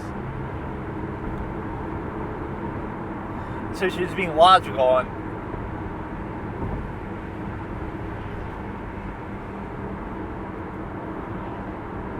see, there's nothing unusual about what she's saying. Like, let's actually not make broad generalizations about what we should do, one size fits all. Let's actually think about it logically and assess the situation with the data that we have. But oh my goodness, what a crazy feminist. Like, this is where you just go too far. Like, it doesn't matter. Like, no point is actually being made here of any value. Literally just do whatever you want, and it's not a big deal. But don't just insist upon antiquated notion just for the sake of it. This girl looks familiar. Little Maya Higa vibe I'm getting? What is it? It's obviously not her. Everybody always compares Maya to somebody, maybe adult, I can't remember who it is, some adult film star maybe. Not saying you should do that, I've just always heard that. Oh great, now we got a snowstorm and I'm distracted by this stupid ass podcast. Sorry, officer, I wasn't concentrating on the road. I wasn't texting, I swear. I was just watching some stupid ass podcast clips. Why does it have to start right when I'm fucking driving? Like, wait a half hour and I'll be done with this shit. So this is the best secular argument for marriage. The best secular argument is just a family system, right? So you can control and reproduce, and even then you don't need marriage. Like, you can just stay together and just raise kids, right? Marriage is a complete construct. Even in being with only one person is itself a construct. It could be a choice, but I'm saying there's no reason really to get married other than it makes it easier for society to control you, which is fine if you embrace that. A functional basis, good for the family system, white picket fence, you're in this nice little box that society can put you in, and, kind of like the trick of the mind where you can get people to put themselves in their own sort of prison of sorts, even with the machination process overcompensation of the modern era that might distort and obscure it a little bit. But what you have is the simple ability to consider the fact that that's all it is. And so it's a tool of control, functionalism, even if you want to argue for that. So I'd rather you say that. See, rather than say, oh, it's God's will or some higher standard or it's meant to be, it's soulmates, just say it's useful for society and the family system, and I'm willing to make that sacrifice to make it easier, sort of society, even if it's something I don't want to do.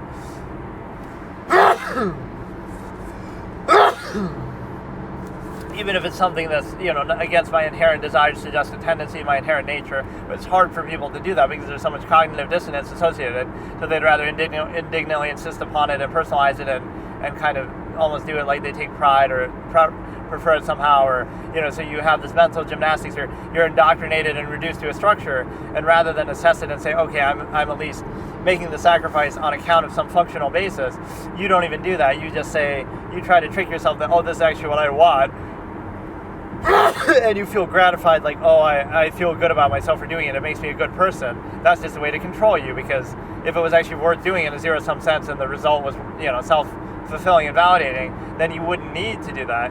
You wouldn't need to say, this thing here.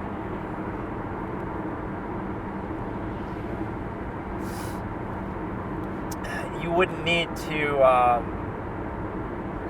seek gratification. If it's a zero-sum process, so the gratification and the social contrivance is a way to string together things that are against your inherent nature or subduing it. Like, oh, you have half-mass zero-sum means half-mass process, not fully in one way or another. So the way to justify it is, oh, let's try to overcompensate with social contrivance. Let's try to overcompensate with some sort of undue emphasis or gratification. Because if just hypothetically remove those, no social contrivance, no gratification, now it's a zero-sum process, and you would let that speak for itself. So what would be so harmful with that? But then you would invalidate the nature of contrived state, because, okay, let's just watch this. Get married.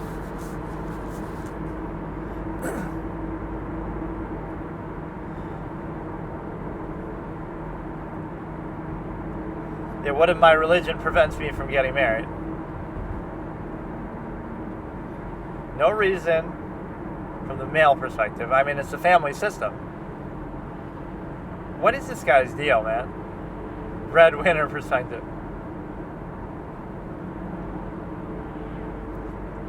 The same reason, just it's good for the family system.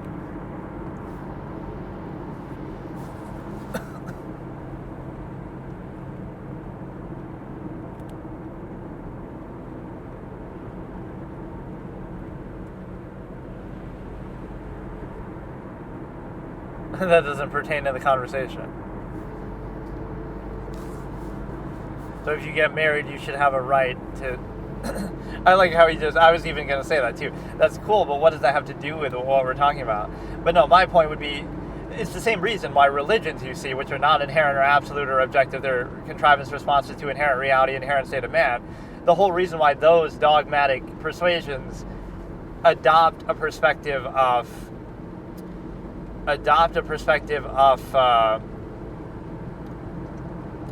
trying to get you to get married or be with only one person is because, again, it's easier to control by society. It allows you to have a family system structured kind of basis that way. So it would be the same reason from a secular standpoint. You'd just be stating it matter-of-factly. Oh, the reason why we dress it up behind religion and act like God is telling us to do it is so we don't feel the cognitive dissonance that we're being controlled by a contrived state that's objectively finite, adverse and finite to everyone, right? So we just dress it up. That's cool. It works to bypass people's reason, whatever. But it also allows you to do this, where, okay, just you're doing it for the family system. And if you don't care about that, if your measure is different, like, okay, I don't want to have kids, or I don't care about that, or whatever, or even for the time being, you don't want to do that, then fine. Like, nobody's going to make you do it. So you got to make that decision up for yourself. Like, oh no, I just want to sleep around and just have fun, or I don't even want to have sex, I'm chill, like, I don't care. So if you don't care, then you invalidate the whole thing, because... But I love these absolute prognostications, like, oh, it's a woman's role to have kids. What if you can't have kids? You have some, medical condition. Or, oh, it's a woman's role to take care of the kids, but you make six figures and your husband doesn't. Like, fucking... all these kind of one-size-fits-all antiquated notions, like, even if it's right or functional in one scenario, doesn't mean that it would apply to everyone, all 8 billion people or all 300 million people in a country. Like, it's just too oversimplified. So whenever this is the phrasing that just should trigger any thinking being on the planet, but it doesn't even really trigger you, it just kind of forget about it. But you would say this, like, anytime he says, women are blank, girls are blank, men are blank, or anytime the girls say it either, like men are blank, women are blank, that's a fallacy right there. Because whatever statement you're going to say, unless you're saying something very basic and biologically true, like, women can reproduce, and even that's not 100% accurate all the time, but, like, anything you're saying, like, I'll try to catch it the next time. What reason does a man have, or whatever, just... this man-woman insistence, like, oh, women are blank. Whatever you're saying there is invalid. There's 4 fucking billion women. Like, what do you mean? Again, I'm not even trying to be, like, obtuse about it. It's just, like, 4 billion women in the world do not fit under any really one criteria. This is just some, kind of primitive, juvenile thing. Oh, yeah, women are more emotional and men only care about sex. Like, all 4 billion of them? I'm sure that, you can't just categorically say things that are broad generalizations with no evidence behind them. I mean, you can, and people might accept it, but on average, yes, you could point there's a physical basis. In nature, between the breasts and the certain body parts, there's no question that, there's a physical factor that is more present in women than men, even if you want to say it's subjectively defined, just based on the presence of the breasts. That would be the one part that really matters, because you can't see what's underneath the underwear either way. And as far as the posterior, right, the backside, you both have it. Even breasts you both have. But that is one element, right? The breasts are a clear indication of nature's sort of, the natural argument for, okay, women are more physically attractive than men. Not categorically, not, subjectively. I'm saying in terms of having the breasts be sort of exaggerated the way that they are compared to men, right? That is a clear aspect of nature to try to do that, to entice that. Now, there are other factors, but that would at least point to why, men are... And what's interesting about the whole stimuli acme sexual basis is a lot of things that aren't really meant to be from a natural standpoint. Like, think about nature's role in this, and I'm not ascribing subjective incentive to nature, but from a zero-sum process, nature would have you reproduce. So nature's goal would be to make you have sex and have kids. That's what, and that's why it feels good. That's why the associated process exists. So if you want to feel like you're being controlled by nature, that's the way to do it. But, so like kissing would have nothing to do with that, or hugging, or cuddling, or foreplay, or hand jobs, or anal. All these things would not be something that nature would really value, because in fact they arguably even come at the expense of it, potentially being gay. All these things wouldn't be, or bi, or whatever, would not be tied to the inherent reason. Like, the reason why sex is pleasurable is to inspire reproduction. You can see this in animals, you can see this, and that's why the process exists. So we might try to turn it into something else, and again, I'm not saying that's all it should be. I'm simply observing, like, that's the problem with the perception, is that anything besides pure, so you're kind of dancing around it. It's sort of a weird thing, like erotic asphyxiation. This wasn't intended by nature to the extent that you can ascribe an intent to it, but like, to choke yourself and then it feels better because you're deprived, like the relief fallacy, that, something is good only by relief. So you can be starving, and then by eating, it tastes better than if you weren't starving, or, the most value or a positive emphasis would only be negation of a negative emphasis, like, I'm so thirsty, so I'm going to drink water. So, like, if you just drank it normally, it'd be like, it's no big deal. But now, because you're deprived of something, or you're relieved from something. So, like, if you have some major pain in your arm, and then it's relieved, you'll treat that as a positive, even though it's a neutral, just because, you're relieving something negative. It's the same thing with, like, contrivance and the overcompensative imbalance, like fallacy permission as well. The idea that you're inhibited all the time, and then it's supposed to be a positive that, for once you're not inhibited now, you get the weekend, you get the time, whatever. So the point is that this is some of the most brain dead shit, though.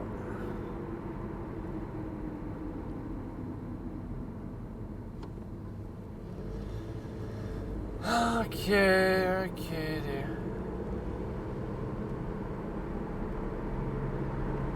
Okay, what's this one? The unheard guy's perspective. If I say, you're the type of guy I'll marry and not just hook up with, so tell us what this is. Your ability to define a measure for yourself. What is your criteria? Guys don't want girls to hook up? What are you talking about?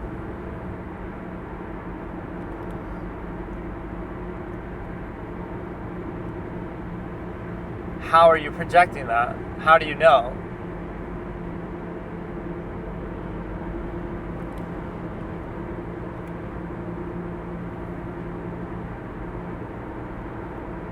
That is such a nonsense take. Like, you can't make up your mind. Why can't those be two separate things? You just want a one-night stand, no strings attached, versus you want all this overextended contrivance that, we want to get married, and, like, So he's just conflating the two. You want both, so you can't pick a side or anything.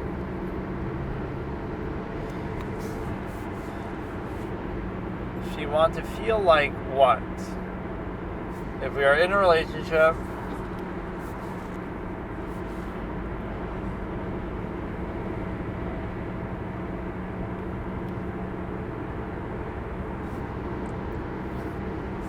that seems so shallow and stupid. Why would you want to be the one-night stand? But that's not what it means, though. If you don't have a one-night stand, that's so stupid.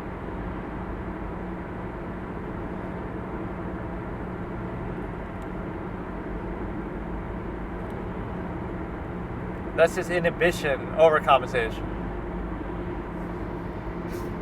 Like, see, what you mean by that, oh, I'm your dirty slut. The only reason why society calls it that is to stigmatize it. But, oh, if you adhere to society standards, then you're no longer a slut.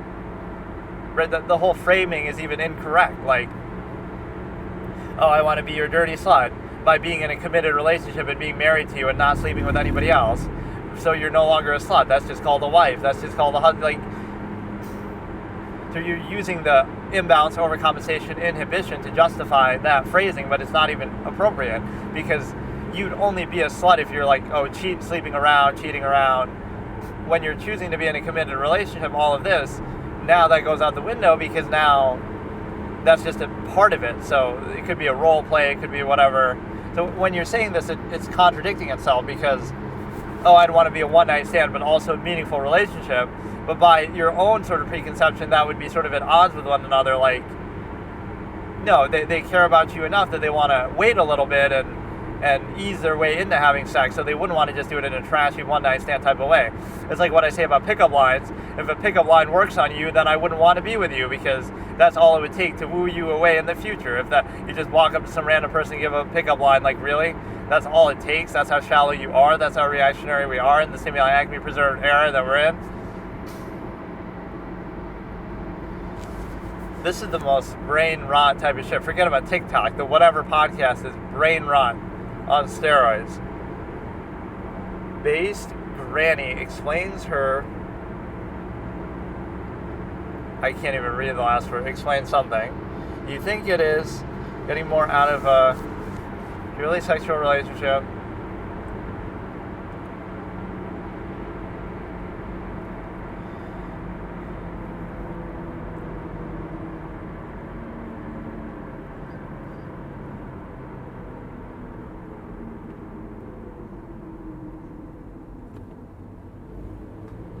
But if you know he has 10 million, then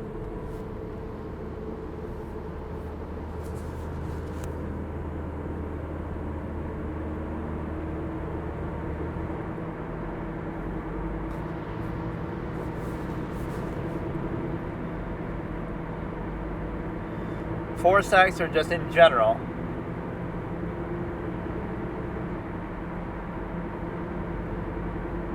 But that's assuming you're relying on it.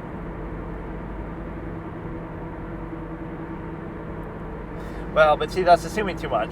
At what point does the guy giving you money prevent you from still working for yourself? Right? Why couldn't it be a bonus? You're still going to college. You're using that $10,000 that he gives you to put yourself through college. Right? You're making such an insular assumption that doesn't even make any sense. Like, use that $10,000, invest in stocks, do it to better yourself. Don't just go shopping for shoes like some old female stereotype. So that's the point, is you have this, like,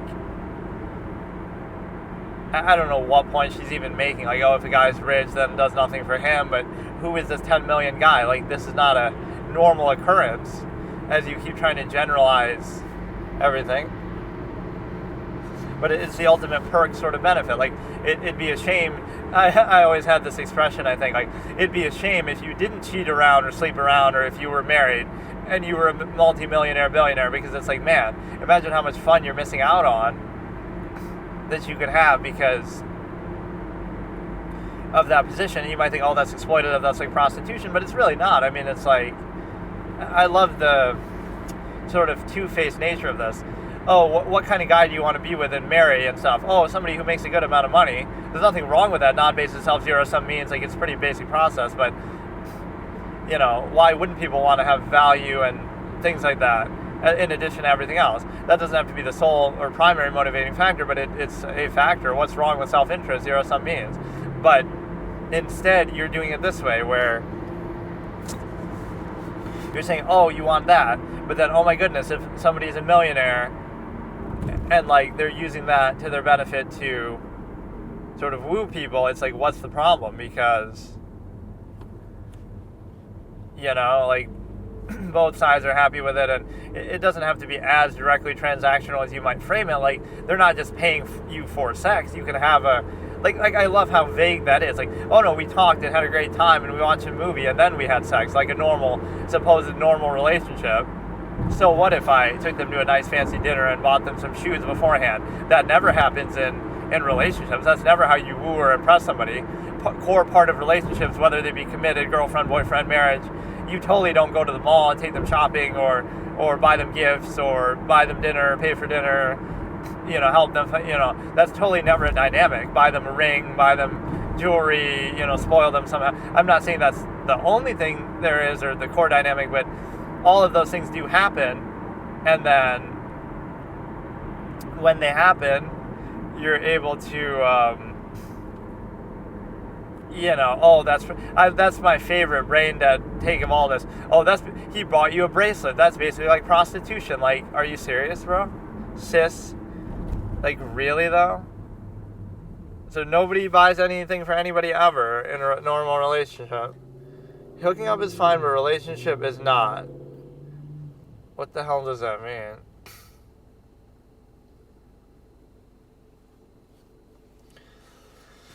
You're 23.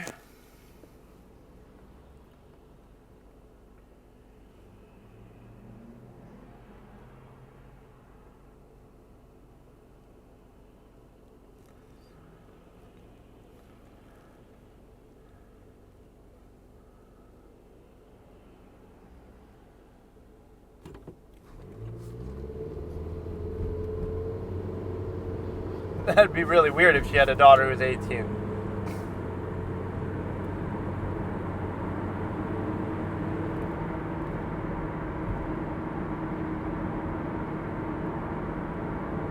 Well, you're giving her a very dire choice, like one or the other.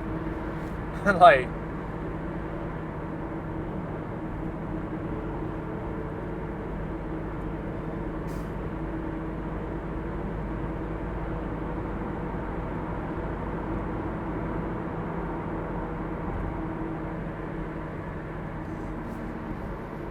it's weird if you want a relationship, but it's not weird if you want to have sex.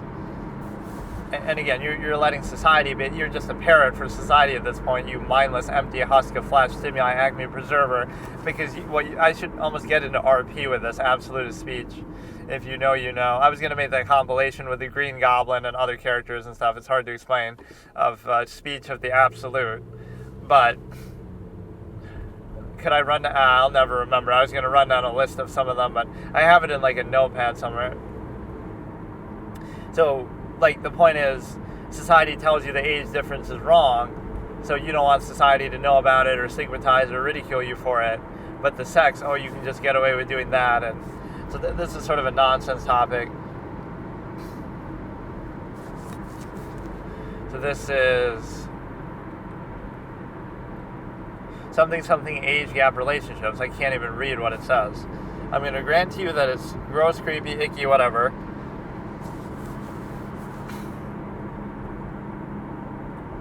Benefits to the man, 35-year-old man, date a 35-year-old woman.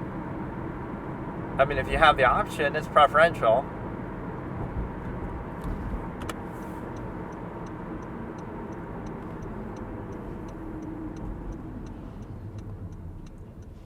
Assuming she's more attractive, or if they're consensual.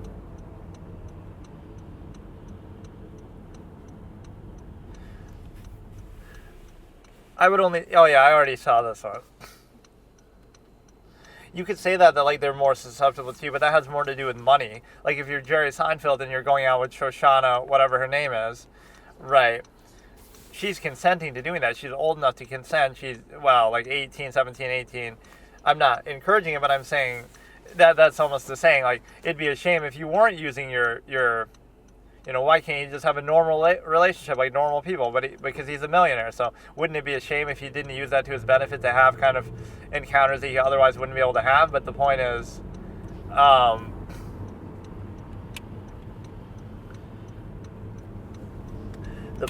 that if you have this, you have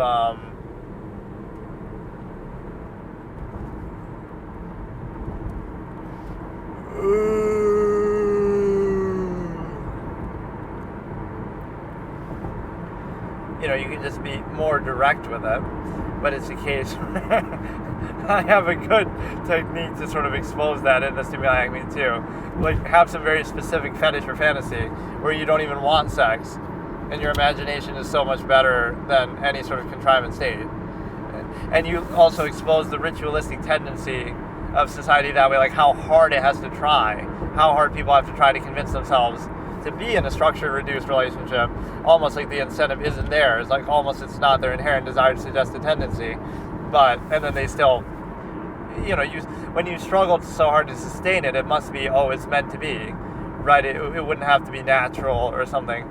Nearness postulate, evoke, false absolute, self-invalidating basis. It's pretty clear. So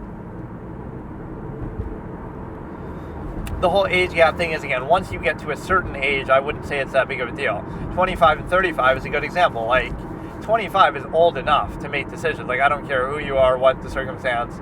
So this notion that, it's predatory, it's like, well, the 25-year-old is choosing to be with you. Yeah, you're right, you're not forcing them.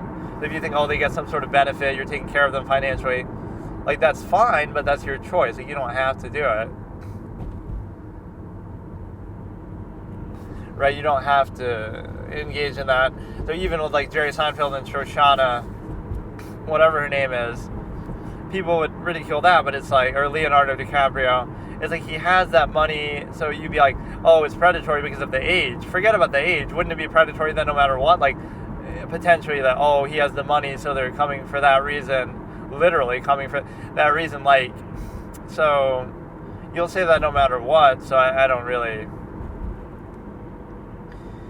can't really stigmatize the age gap thing too much. Again, barring some extreme difference, like, or anything about under the age of 18, but it would be one of those freedoms of a enlightened state that I'm not saying you'd go out and seek it out, but you can basically do whatever you want, and it's consensual, so it's hard for me to say not to do it.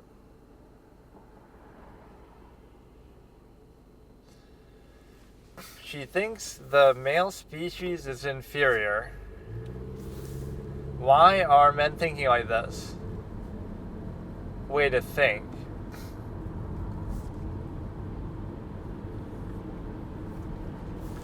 Not open the door. All this sort of chivalry and gentleman-like is a fallacy. This is sort of special treatment. But see, if you want equality, then it goes both ways. That sort of special treatment. But see, sex is a two-way. They're having sex with me too. But everything's mutual and consensual. You see, this is sort of entitlement. That's sort of entitlement. You want to have sex with me, but that would assume that they want to have sex with you too. It's a two-way thing. You want to parade me around, go to parties and stuff together, but presumably you want to do that too. Like, it's a two-way situation, and so this notion that you sort of owe somebody something, or that you, it's like a one-sided, you have to kind of woo them or earn something. This sort of shows you how beholden to a stimuli acme state people actually are, that like society is down bad for women, that they're like, we got to coddle them and open the door for them and always be nice to them and treat women a certain way and don't hit women. And again, I'm not saying anything, but chivalry and gentlemen and treat women, like all that. Why is that the case? Because of stimuli acme, you're just down bad as a society, that, let's treat women special, ladies first, and open the door for them and pull the chair. Like, it's because you're going to have sex later, right? Or because you have some, even outside of that, like, for your mother and stuff. It's all based in that reason alone, right? The stimuli acme basis. That's literally the reason. And it's very antiquated and boring and stupid. You talk about inferior and primitive species, we're talking about humanity at this point in history that they would glorify the stimuli acme so much that you would treat that differently. Right? Like, you can do it if you want, but this sort of, chivalry, and goes without saying, like, why is that the case, right? You're getting special treatment in one hand, and then you'll complain that something else is unequal. Like, it should be kind of a baseline state. And so what you have is the ability to consider that, should a man hit a woman in self-defense? Like, now my perspective on this might be pretty interesting. I'm a pacifist, so forget about men and women. I would just, it'd be more like remove the need and the path of least resistance. Like, I would just try to avoid the situation. I wouldn't even want to retaliate at all. Again, that's not me telling other people to do that or saying that's what you should do. I'm just saying that's more so what I would do. That I would take less of a position. Okay, for a man to hit a woman in self-defense, trying to strike you,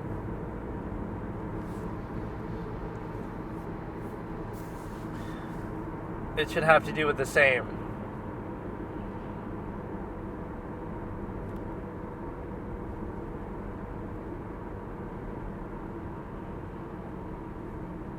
But see, I would say it's circumstantial with men too, like if a man hits a man. So I wouldn't make it about gender. It doesn't matter man or woman. It matters, are you being threatened? Do you need to use it?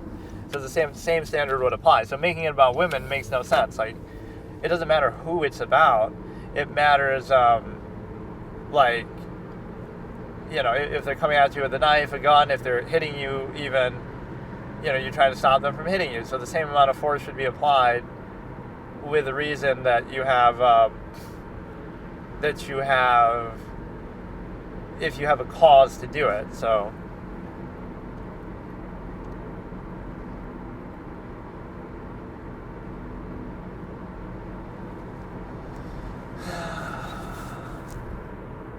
but no, I would just generally avoid that overall, because you have a situation where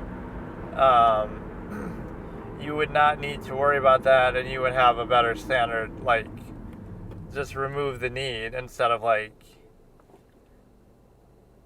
Granny destroys professional victim.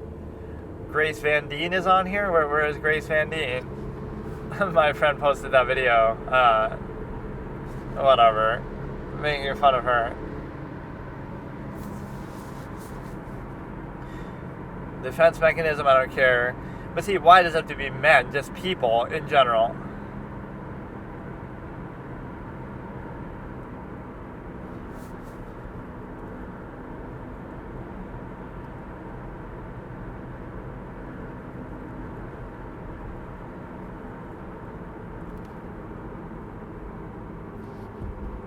You don't have to be a mother then when you choose to do it.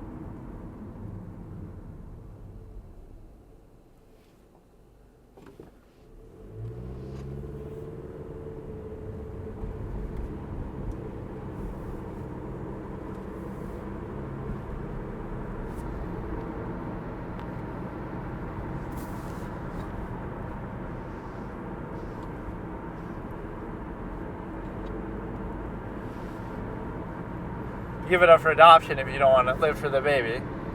But the problem is that, there is a certain thing I would say with that, like, it's your choice, then take responsibility for it. But to be fair, you're almost just not letting her speak, and no matter what she's saying, you're saying it doesn't matter, it doesn't matter, it doesn't matter.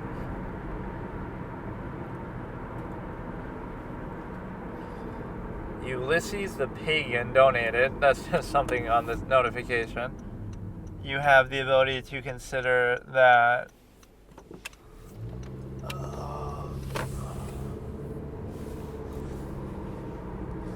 why people should care. Good broad question. So valuable to other women. I should do a character point system for each of these people.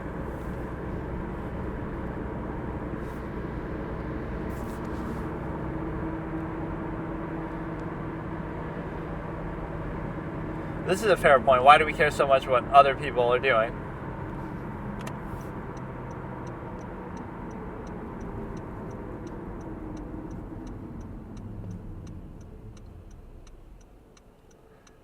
Or, well...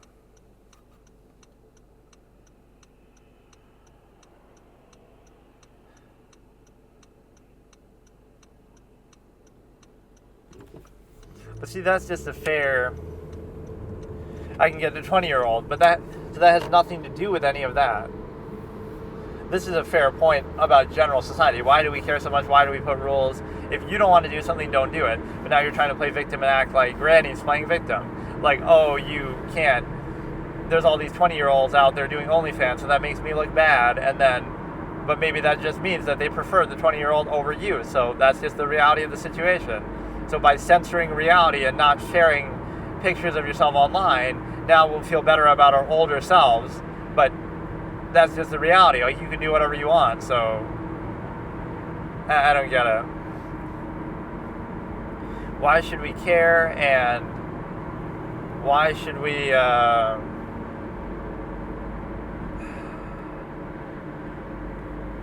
I agree with that fully, though. That's the whole basis of an objective point of view. Like, don't... This is the way that, absolutist philosophy would work, is that, be the example you wish to see, lead by example. So you would never tell people what not to do. You wouldn't say, oh, don't do OnlyFans. This is an exact solution. Like, how would an absolutist solve OnlyFans? They would never say that, oh, women shouldn't do OnlyFans, because they realize that there's a supply and demand, that people are paying for it. They would realize that if OnlyFans didn't exist, you would have another similar outlet from before, from after. There'll be other sites for the same purpose. There'll be similar sites, campsites, whatever you want to say. There'll be, throughout human history, there's concubines and all kinds of stuff. There's other outlets for lust and this sort of thing. So when you see that, you realize that what would the absolutists do? They would remove the need, and they would be the change they wish to see in the world, basically. They would create the process themselves, where they wouldn't need to say, oh, shame on you for doing OnlyFans or don't do OnlyFans.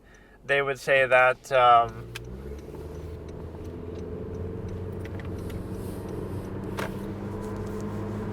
They would say instead that, or they wouldn't need to say anything. They would let their actions speak for themselves. They wouldn't use it. So if you don't use OnlyFans, they wouldn't pay for it. They wouldn't use it. So now it would cease to exist if everybody was like that. That's what the absolutists can always say. If everybody was like me, many things in society just wouldn't exist or wouldn't be necessary. Minimalistic tendency, etc., that might prevail that. So you're always supporting or enabling something. Don't build up the big company by buying the iPhone, whatever. So now you get to the point of, if everyone was like me, hypothetically, then OnlyFans wouldn't even exist. So blame the people using it, blame the supply and demand, blame the inherent nature tendency of human beings in general. Don't blame the specific outlet. Don't blame the women who are simply providing something for which there is tremendous demand, right? You're not seeing the big picture. Even if you want to think that you're accomplishing something, shame all these women, stigmatize all these women, and shut down every website. There'll just be another one. There'll just be more women doing it. There'll be women who don't care about the stigma. The way to really solve it is to not desire it or use it in the first place, or to just accept that these are natural tendencies that people have and that they're doing it, despite the fact that you could remove the need if you were so inclined. So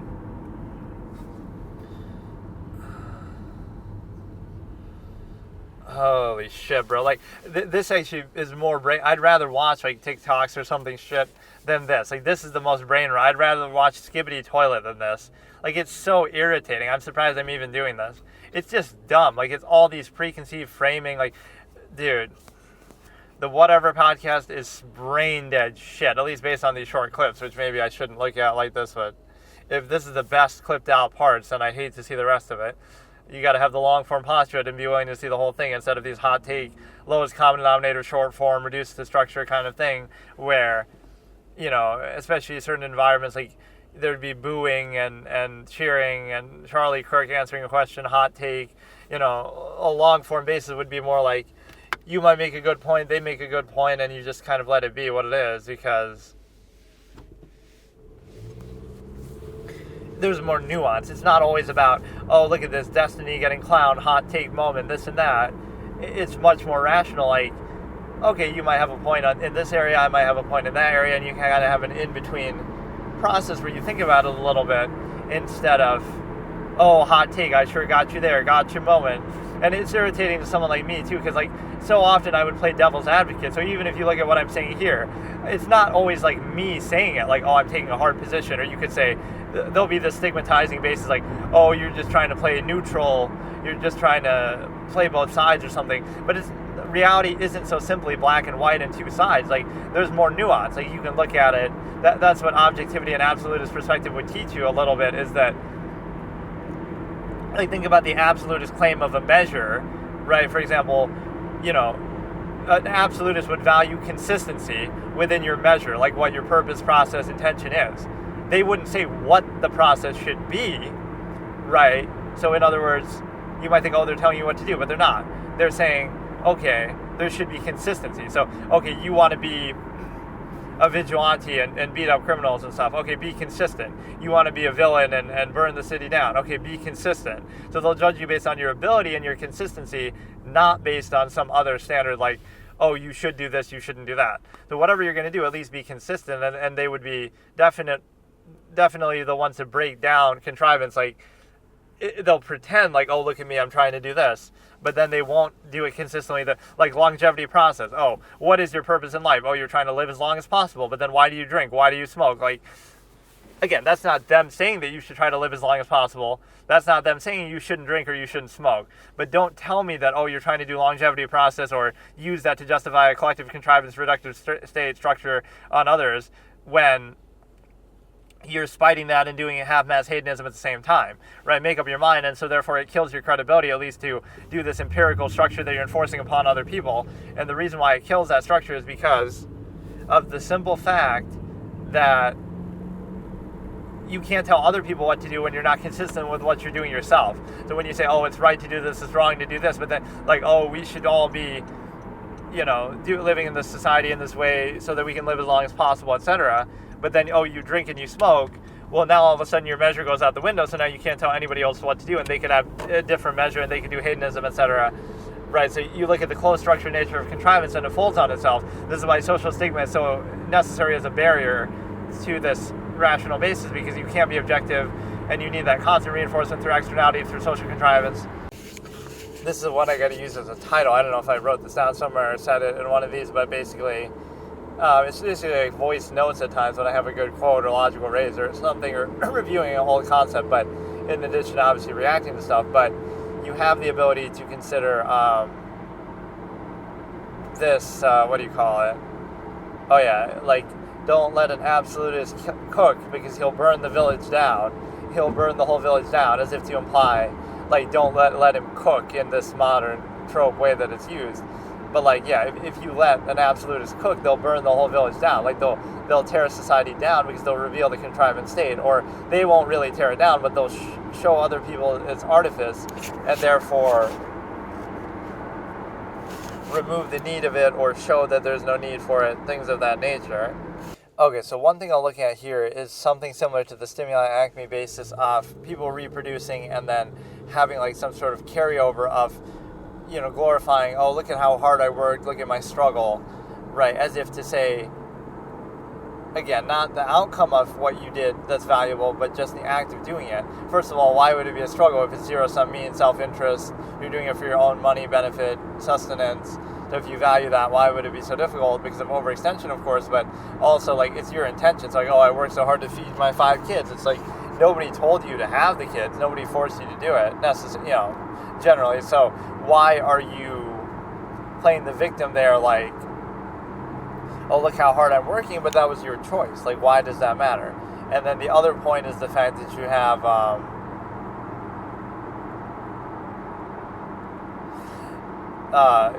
the fact of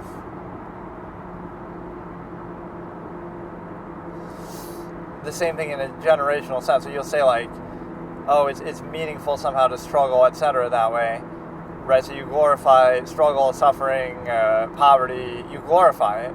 So let's perpetuate it in a collective contrivance state, the majority of people, right? But the reason why this mindset it's sort of just reactive is because you have the ability to consider that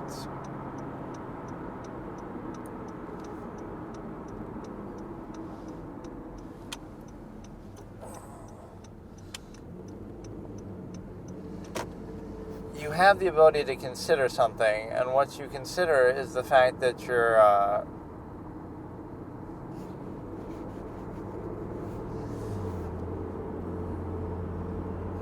let me try to explain it. You would say, oh, look, somebody has certain advantages that they got because their parents were successful. But isn't that the whole principle? Your parents worked so hard, and they complain about it or struggled, or they'll show off, look how much harder working we were in our day. But you did it for that reason. So now your kids will be more successful than you were, and then their kids will be more successful that way. So the point there is,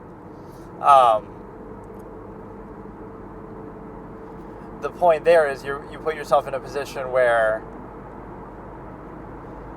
even by following your own advice, like, okay, glorify struggle and suffering and poverty, but then at some point you're going to work really hard and overcome it, and now you'll be successful yourself and your kids will have certain advantages. So now, if you follow your own advice for a certain amount of time, at some point that's no longer going to be the case. Not saying you'll be rich necessarily, but you'll be at least okay. And so what does that mean? Like, again, this glorification of a low standard just because you feel like people are supposed to do it or have to do it. And so in a generational sense, in a societal sense, the same fallacy exists. Like, oh, look, this person benefited potentially from their parents, but what about this? This person potentially benefited from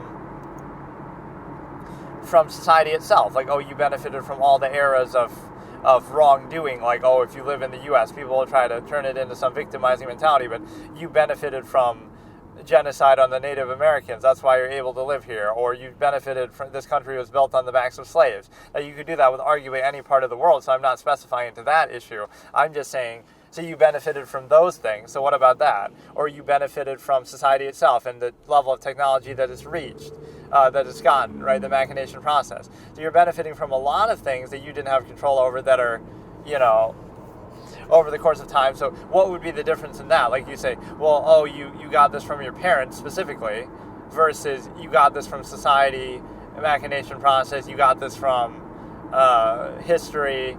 So, like, you're always benefiting from something, so it just makes it feel kind of like a farce that,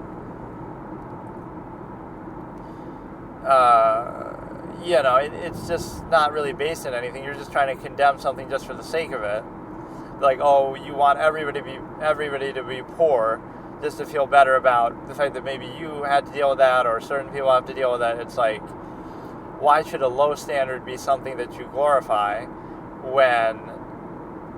No, like, ideally, let's say everybody would be fine. Not necessarily rich, or that would even defeat the purpose if they were. But why couldn't they just be, I don't know, like, you're having trouble defining your own measure or standard because you would glorify the process. You would glorify the process, but not the actual outcome, as in, you work really hard for zero-sum means, self-interest, etc., then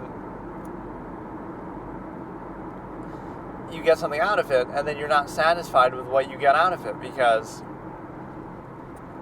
you're glorifying just the act of doing it, the state of doing it, not necessarily what it was done for. Okay, so last time I was looking at some of those brain rot, stupid, whatever podcast clips, and I'm not saying they're stupid just on account of the girls, like, oh, look at them, look at all these alpha male guys dunking on these OnlyFans girls, but really it's stupid on both sides. So I was kind of ridiculing the heavy-handed approach, like, again, let's cleanse that by looking at some absolutist philosophy here. So absolutist philosophy is something that I basically have created or had the foundational basis for because, yes, the word absolutist means something different than even how I apply it here, right? But I'm not saying these ideas have never been had before, but to organize it and collect it into one philosophy is sort of my doing. And so let's look at those from that perspective, and then let's look at something else from a similar perspective. Like, so what somebody would do in that case is they would not be telling you what to do. Like, again, if you live a promiscuous lifestyle, you sleep around, you're a hedonist, right? You're not assuming their intent or their measure. So it's like, that's the one thing you can never do. Maybe somebody wants to not have sex at all their whole life, and they're happy with that. Maybe somebody wants to have sex all the time with random people, right? They want to have orgies, they want to have threesomes. Or maybe somebody wants to be with one person and one person only, like society would would indoctrinate them to do, and then, and they're happy with that genuinely, or maybe they just think they want that because that's what society tells them to want, and it has a functional basis, family system. But rather than any of that, there could be the open-minded, objective person just saying, okay, do whatever you want, whichever of those things you want. But then you have the other side where it's like telling you, oh no, there's a one-size-fits-all for all 8 billion people in the world, that nobody could possibly want something different. And it's like a Bolshevik rhetoric, closed structure, contrivance, false duality, where, oh no, it's actually that everybody wants the same thing. You're projecting, you're assuming intent, right? You're saying one-size-fits-all.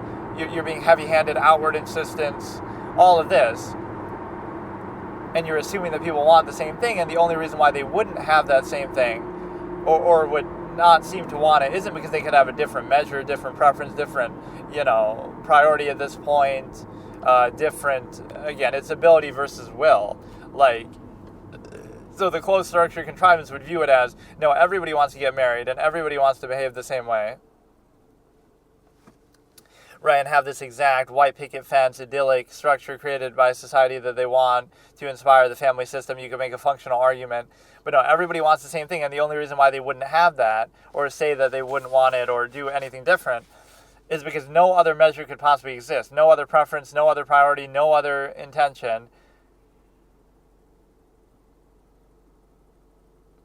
It's just that, it's a lack of ability. Oh, you're just saying that because you haven't found true love. Like the emperor has no clothes fallacy. Like, it's absolute. But if you don't consider it absolute or don't do it, it's not that it isn't absolute, as evidenced by someone's different preference or actions or ability to do something different. But no, it just means that, you just don't get it.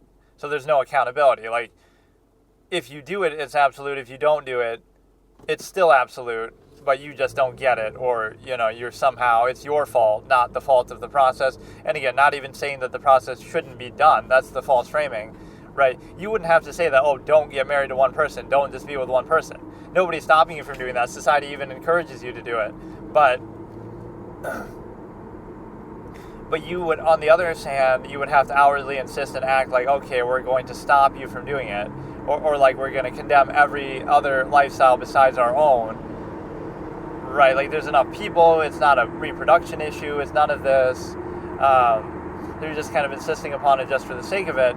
And the problem with doing that is it's a very narrow perspective, because, again, somebody in an open relationship doesn't need to condemn other relationships. They could just be happy and say, okay, I'm in one, I'm fine with it, I can handle it. I'm not telling anybody else what to do, whether to do it, whether not to do it. But people in single partner relationships, as indoctrinated by society, feel so insecure by the mere existence of anything, any other measure. It's like a cultish, ritualistic tendency. They feel so threatened by it, like, but look at how they're enjoying and happy with that. So now I feel threatened, like, why am I restricting myself? So now I'm going to outwardly insist and attack those just because I don't feel right in my own situation. Right, and outwardly insist that, no, everybody wants what I want, everybody should do what I'm doing. And if they say they're not, or if they do something different, that's just, they're just coping, or they're just in denial, something like that, because, my absolute measure cannot be anything different. That, again, it's one size fits all, everyone must do and want the same exact thing, which is utterly just a fallacy in itself, to think, a universal, absolute, non-accountable, false absolute. So the other point is the fact that you have, what was the other topic? I should have at least mentioned it so I wouldn't forget. It's the case where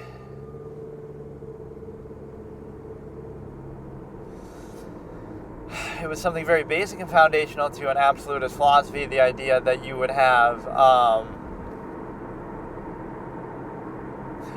you don't complain because your measure and intention is your own. So, if your process is so absolute and the contrivance that you actively self-create, everything is self-created by people, and it's realizing people's potential and how much impact they actually have, everything is self-created. So don't act like, you have to do this, you're on rails, structure reduce, etc. You create your contrivance state actively, you uphold it, you vouch for it, especially through the stimuli acme. So then when you're doing it, don't complain about it, or then don't do it and create, alternate measure and break from this kind of hive mind structure. So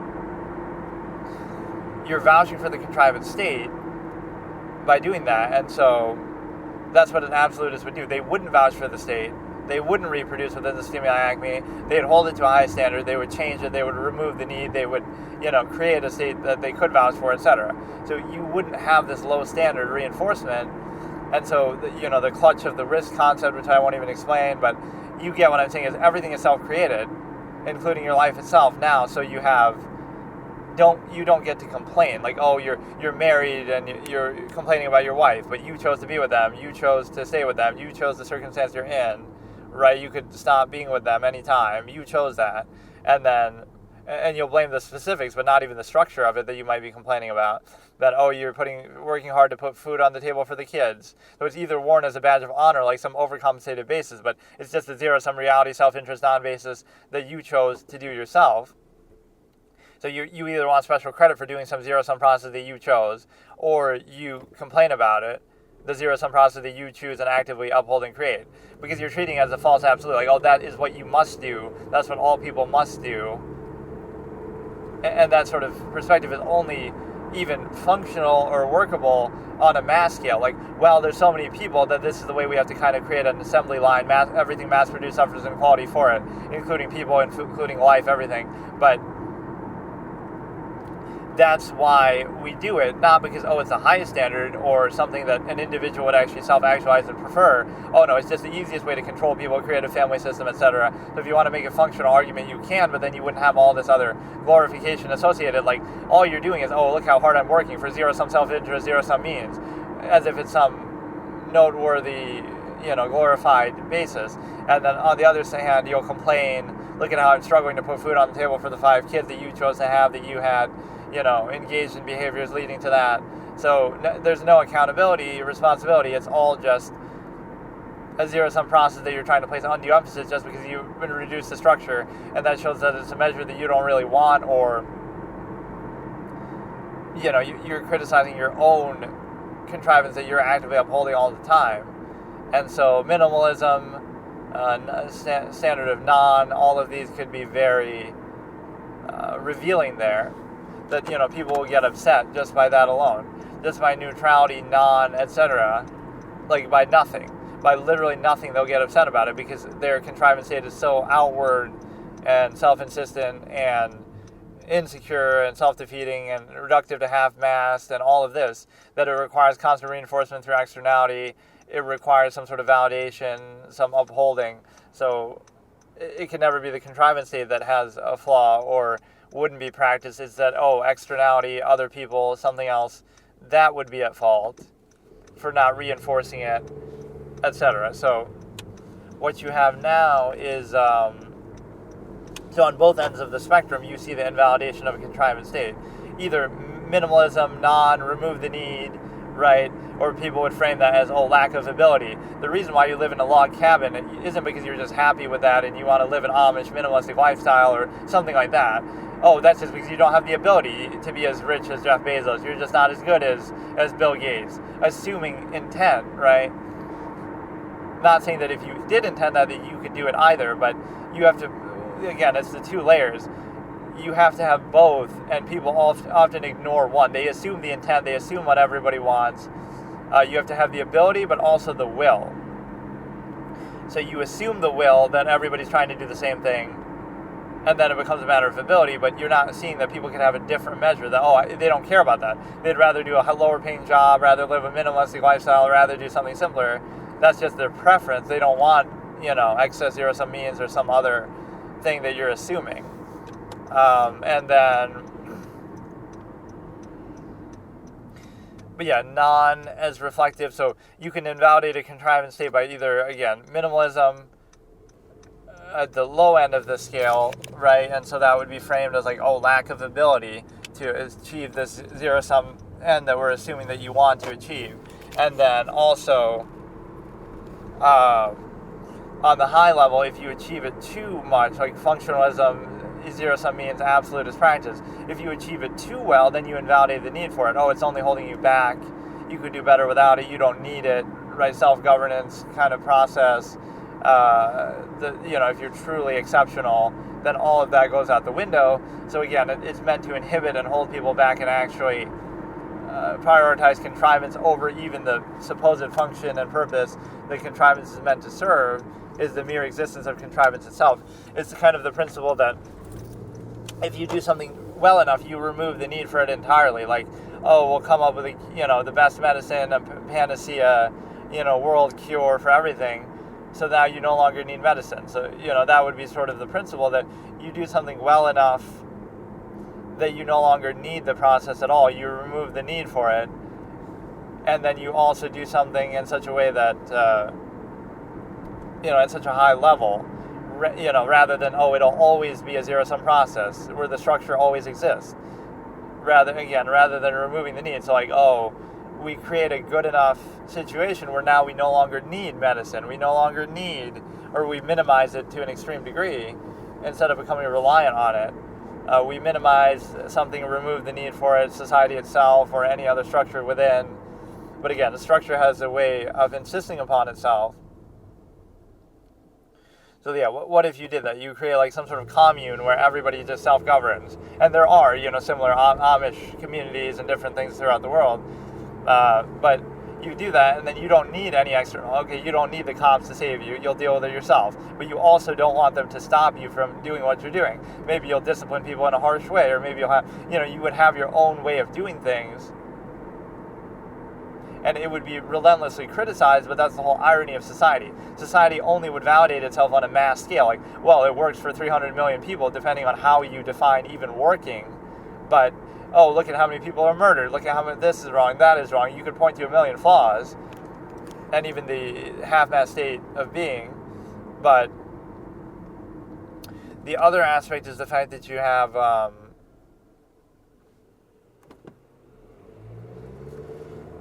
the fact that you have the ability to consider, it would be subjective. So, even the Seattle Autonomous Zone, it might seem silly, but the concept inherently behind something like that should be very, what if you just decide to do that? And society can be very rigid and restrictive in that way, that you would have, you need zero-sum means, overcompensation, things like that,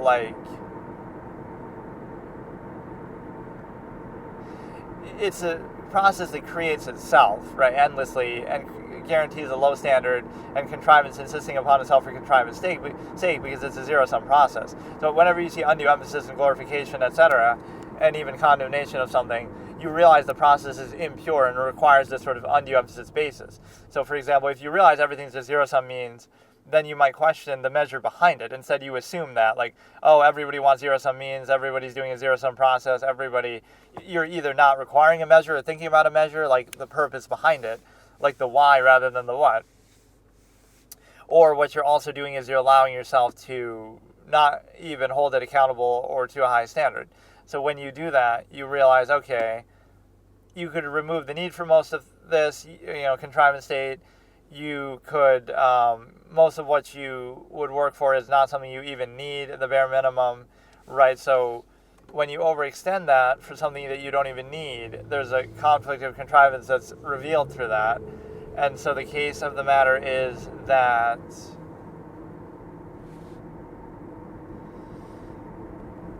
basically you're in a position where you don't even make that choice for yourself. So it'll insist upon itself,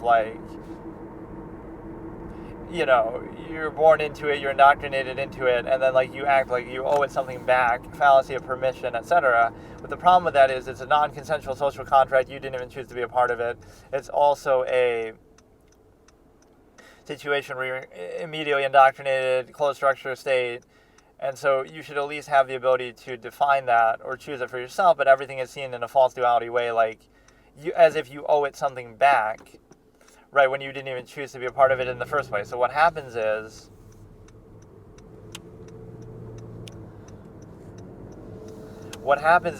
you basically, it sort of misframes in an RBO protocol also that you would have, you trickle down effect. You blame other people or, don't see the larger process at work, so you specify the conflict, creating an endless arbitrary basis instead of addressing the larger process itself, being aware of it. And so, awareness or thought or objectivity invalidates the process, so that just means condemn any of those things. Don't condemn the process. The process is absolute. Half-mass functionalism, absolute state.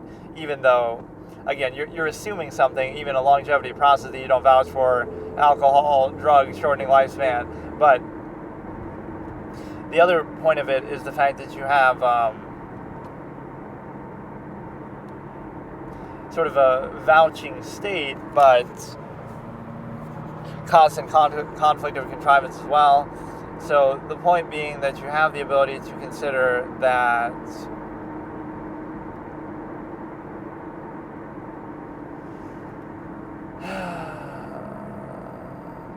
it's a state that'll keep re-insisting upon itself, but it doesn't, how can you explain it? Just, you'll never assess objectively the nature of the state outside of the state, because you're created by the process. You don't even choose to be a part of it. You're born into it. You're indoctrinated from a young age. And so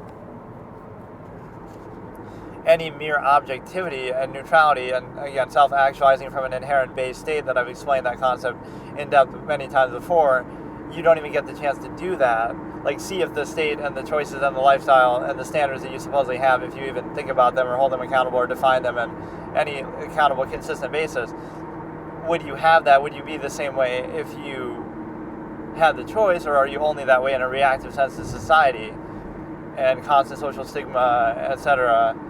And so the problem becomes that you have the ability to consider that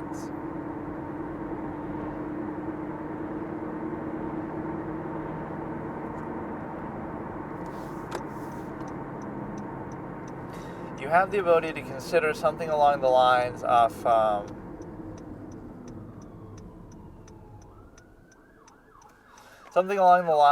being able to basically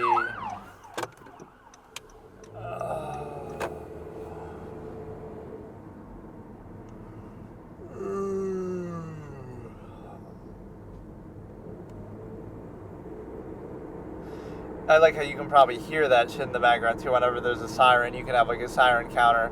Take a drink every time. Oh, whoops, you're driving anyway. Take a drink every time there's a siren in the background. Not for me, for you.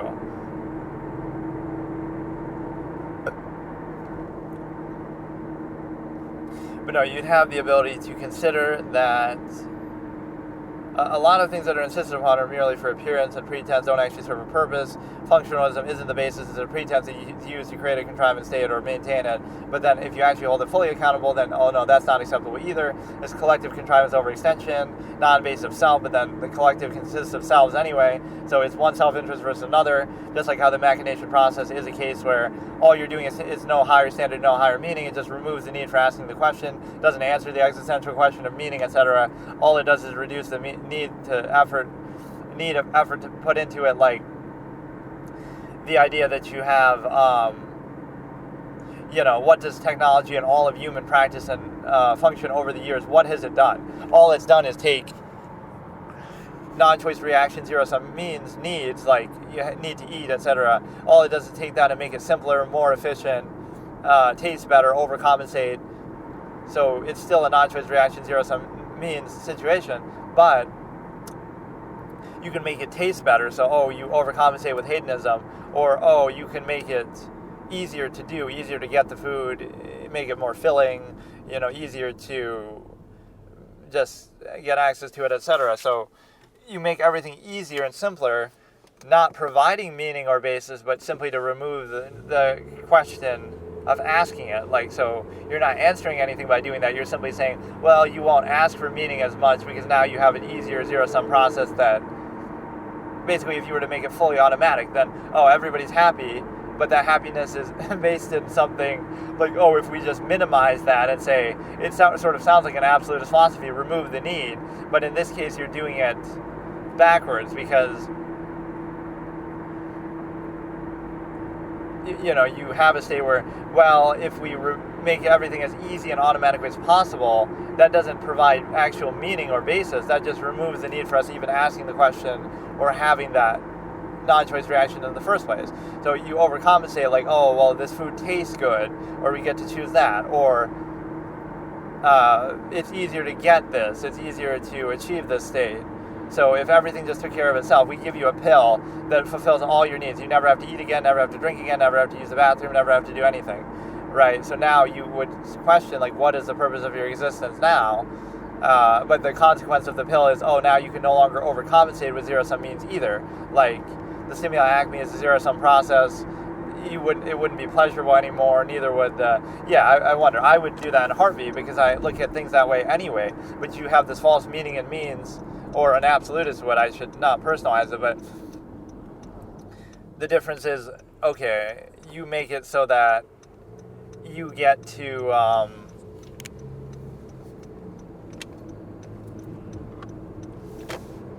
You take this pill, let's say, and it allows you to not have any of those needs, but you also, food doesn't taste good anymore, so you can't overcompensate for consuming it.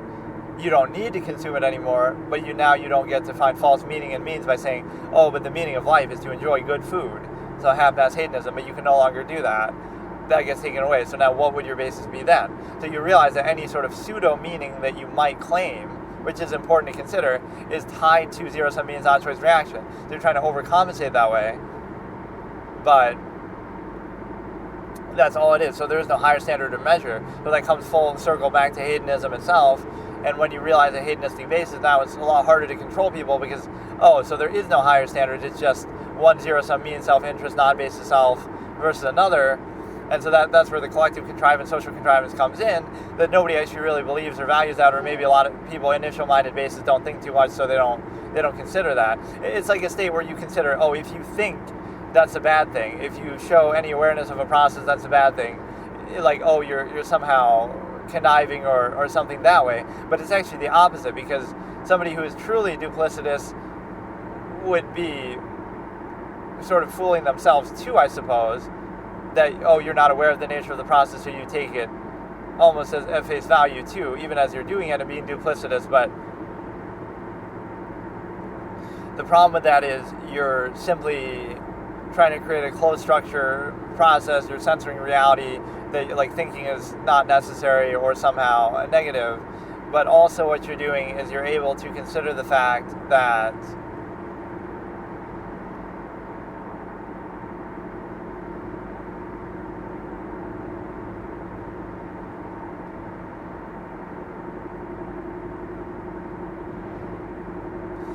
you're able to consider the fact that you're basically doing something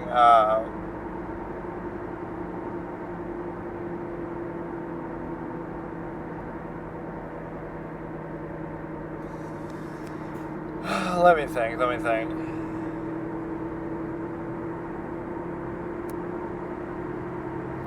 The zero-sum means basis is one to pose like that hypothetical, take away the false meaning and means, and then try to define standard measure for yourself. And then the other basis like that is go back to an inherent based state when you're old enough to think for yourself, and then decide what your behavior, standard, personality, presence, existence would be if not for this tied to indoctrinative structured basis. So again, it goes back to the false duality that if you simply observe something objectively, that's you being a contrarian, or that's you somehow being entitled, or that's you somehow, you're subverting fallacy permission that you need it from society or God or some other contrivance state, just by simply looking at it objectively from an inherent based state. And again, this idea that you owe something back to it in a zero-sum sense, to contrivance, to etc., when you didn't choose to be born in the first place, why can't you just look at it objectively and then decide on an inherent state of being, again, tied to even less zero-sum means, minimalism, remove the need, right? But the problem is that everything operates through a contrivance state that way, so you have to get its permission, or you have to do it in some way that adheres to contrivance standards that are nothing more than functional at best, and even overextended in that form that they're not truly functional.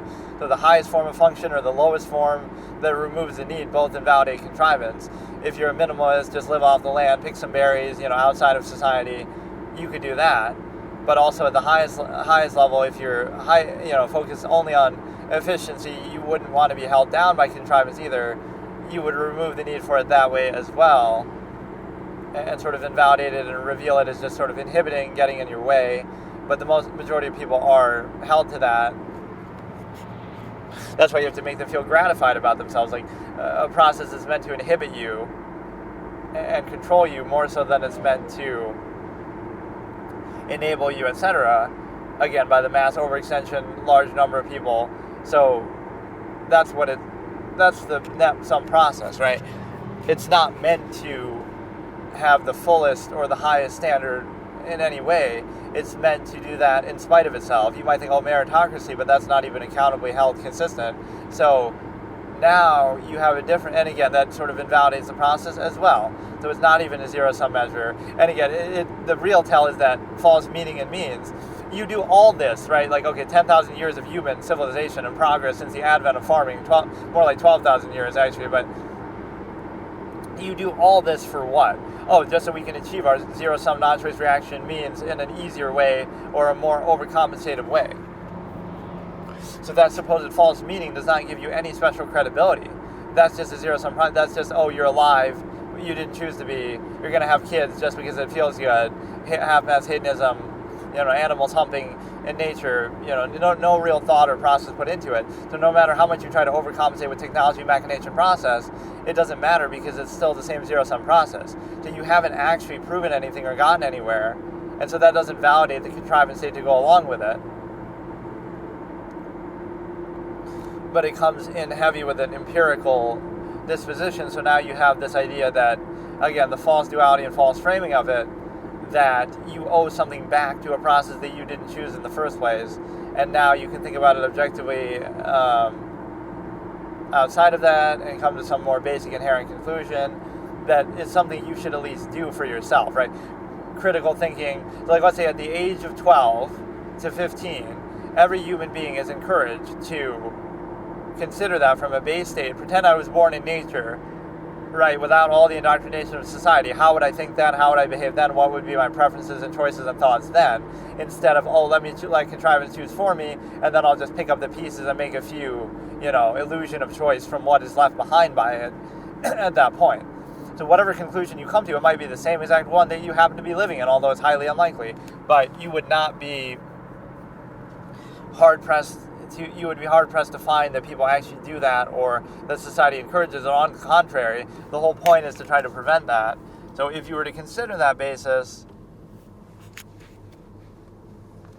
you might have a very different outcome. So being objective that way is not a bad thing necessarily, and even as you look at any sort of zero-sum process, you could still hold that objectivity through it because you have the ability to don't let a process undermine the one defining trait of humanity, which is the ability to think, rather than some other idyllic process used to control you and reduce you to a half-mass state, which would be in this, it's the heart, it's the something emotion, something like that. Emotion is merely irrational insistence upon the self. Even to best achieve that non-basic self-interest would be to be objective and then try to think how to best achieve it, rather than to just insist upon it. So even if you are adhering to that, emotion is objectively adverse, self-defeating in both cases. Either it's just you irrationally insisting upon your own self-interest and basis, or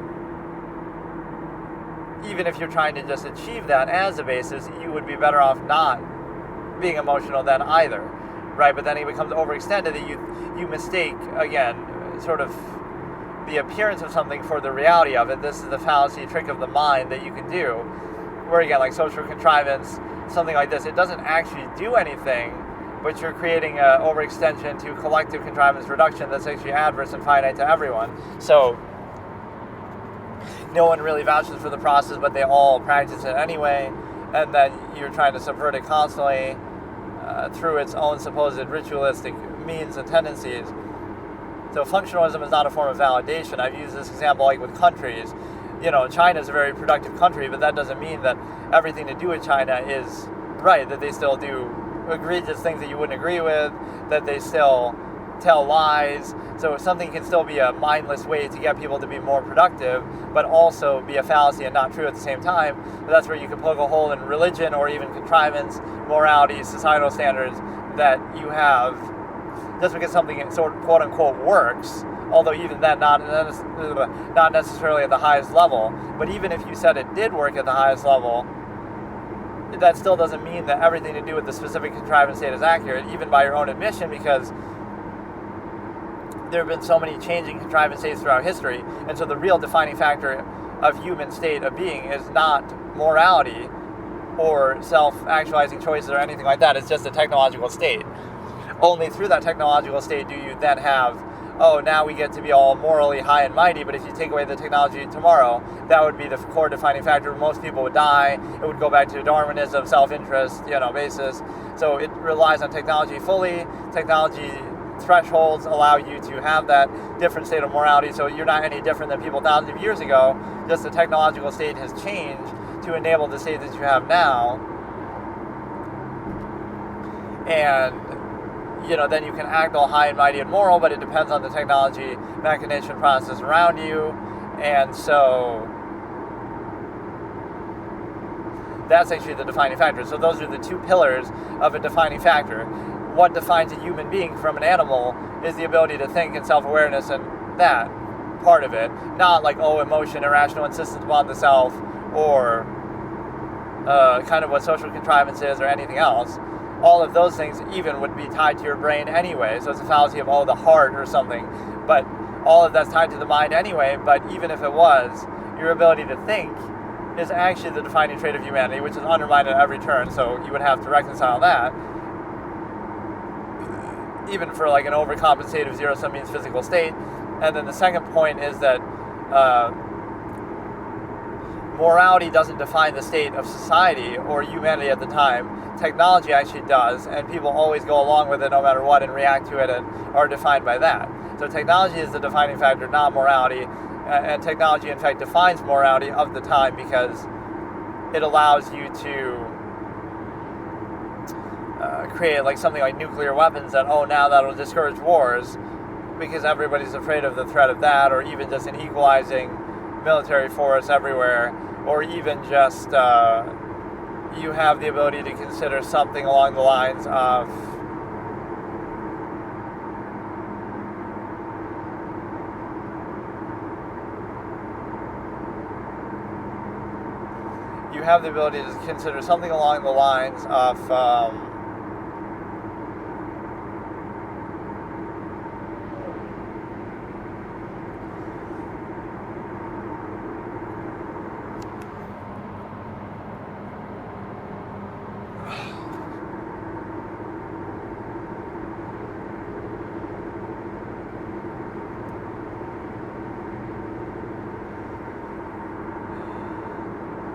like a historical basis. Again, everything is changed only by technology. So you mistake a lot of things for culture, like, why does a society prefer a certain type of food? Because they happen to live around an area in which that food is present, like seafood, because you're around the water. So it's a non-choice reaction insistence. Once again, irrational insistence upon the self, non-basis of self, special value, meaning just because you happen to be there, not inherent value, like, if you happen to live somewhere else, then you would take just as much pride in whatever arbitrary reactionary standard basis comes out of that. So basically, you're deconstructing this contrivance state, and you're also looking at the non-choice reaction basis. And so it's one thing to acknowledge, like, okay, we eat seafood because that's what we live around, and it's functionally convenient and practical. Okay, fine. But it's another thing to insist upon and take pride in it, like, no, that's our pride and joy and privilege and culture and nationality that way that you associate. So if you have the non-choice reaction basis there, and the emotional irrational insistence there, what you're left with is the ability to consider the fact that non-choice reaction is either your environment or, again, even the technology available at a time is what defines what people are doing. So you'll think, look at my preferences and my culture, and I take pride in my own interests, but your interests are secondary to the machination process at the time. So you're not truly choosing from an objective basis. You're simply choosing from the choices that are chosen for you in either exposure, what you're exposed to, mainstream kind of basis, or what's available to you, what you have access to. So those things come first. And again, the technology available at the time is defining as well, as in that's what defines culture. So you think about, oh, look at people doing all these different tendencies, but it's only because that's what's available to them at the time. So then their preferences and choices come second. So you're not making a true choice, even for what you are aware exists or is available. The choice comes secondary to means, or what's available, what's convenient, what's practical, nearness postulate, machination process available, what's available at the time defines your tendencies. So everything you do is merely secondary to that. You're not choosing, again, from a self-aware, actualized, inherent base state that would be more neutral or more considering of all things equally throughout existence, instead of, oh no, I'm just doing this because it happens to be the norm at the time. Also the fallacy of that things are the way they are because that's the way they should be, so you never question the current state, even though you're well aware throughout history, or you could be, of all the fallacies that people have fallen for. Like, how could people possibly believe in this mode of control at the time? Like, oh, the church. Forget about even religion or its persistence today. Just the fact that it could be used as a tool of control. Like, oh yeah, how could people be peasants working for promises of heaven and allow the rich clergy of the church to manipulate them for tributes and all this? How could people fall for various things throughout history that were used as a mode and method of control at the time that were only overcome because of some technological moment that you get enough technology and means of communication, etc., to be able to then reveal the state of control, only to fall victim to a next state of control that's also enabled by that same technological revolution and advancement.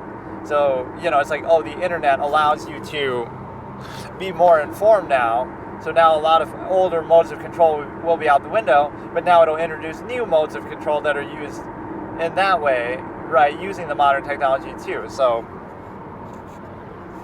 like, the 20th century of humanity was where the press was really getting into a more advanced state, and media, and so now, oh, you couldn't possibly control people in the ways that you had in the past because now you have a constant mode of communication and, free press and everything like this. But then as soon as you are freed from older contrivance states with this new technology, you're also enslaved by them in this era too, that, oh, now there'll be propaganda and there'll be one party state, the government takes control of it. So now, and they can control the talking point more so than even what you say about it. They'll control what you talk about, the topic, more so than what you say about it. So you're still being controlled in that way. And then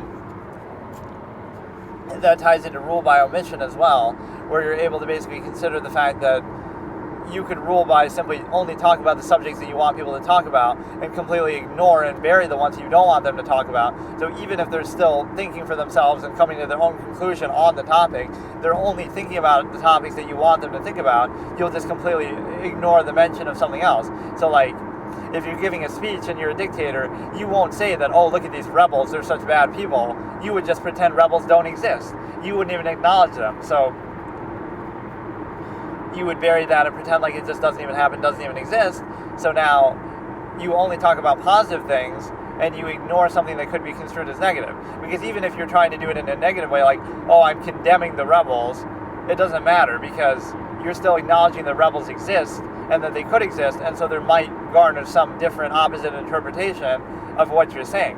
Whereas if you don't mention them at all, now nobody's even thinking about them. They're saying, oh, I like this policy that you're talking about, I don't like this policy. But then, you're still talking about things from a positive point of view that, okay, we'll just do a different policy, whatever. But it's not the same framing as you're simply omitting anything that could be seen as negative, right? Even if you're portraying it only in a negative way, but that would be part of closed structure contrivance as well. The fact that closed structure contrivance would either keep anything else out, or it would use it only to ridicule it. So, like, anything external to the contrivance state would either not be seen at all, you just keep it out, censor it, omit it, period. But also even whatever trickles in would be seen only as a means of ridicule, to make an example of it in a negative way, negative framing, so that you could use it to reinforce your contrivance state all the more, that, oh, look how much better we are than that external, that's why we stay happy with this closed structure contrivance state. You would never view it objectively or fairly or evenly. And there's a cognitive dissonance based with that too, because it's like, how could you do something that isn't the best? So if there's something else out there that's equal or different or better, then you feel inconsistent, like, oh, how can I believe this unless it's perfect and absolute? do you have the ability to consider that it is perfect and absolute just because it has to be, because you have to believe it that way, and you insist upon it and create that sort of narrow point of view. But if you were to look at it objectively, it's, there's plenty of other things out there. So your basis is just out of necessity, not actual logic and reason and standards. And then you also have the ability to consider that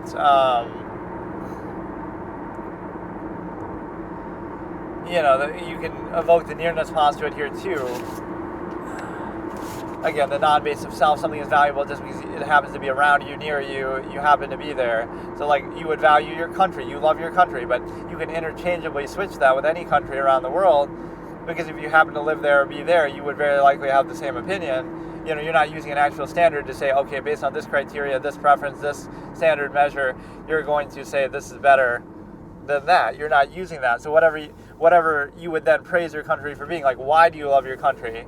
Oh, because of this, this, and this. But then you could measure that and say, well, other countries have those same things. Some of them might even have them in greater degrees and better form of the same measure. So that's like the non-basis that's revealed.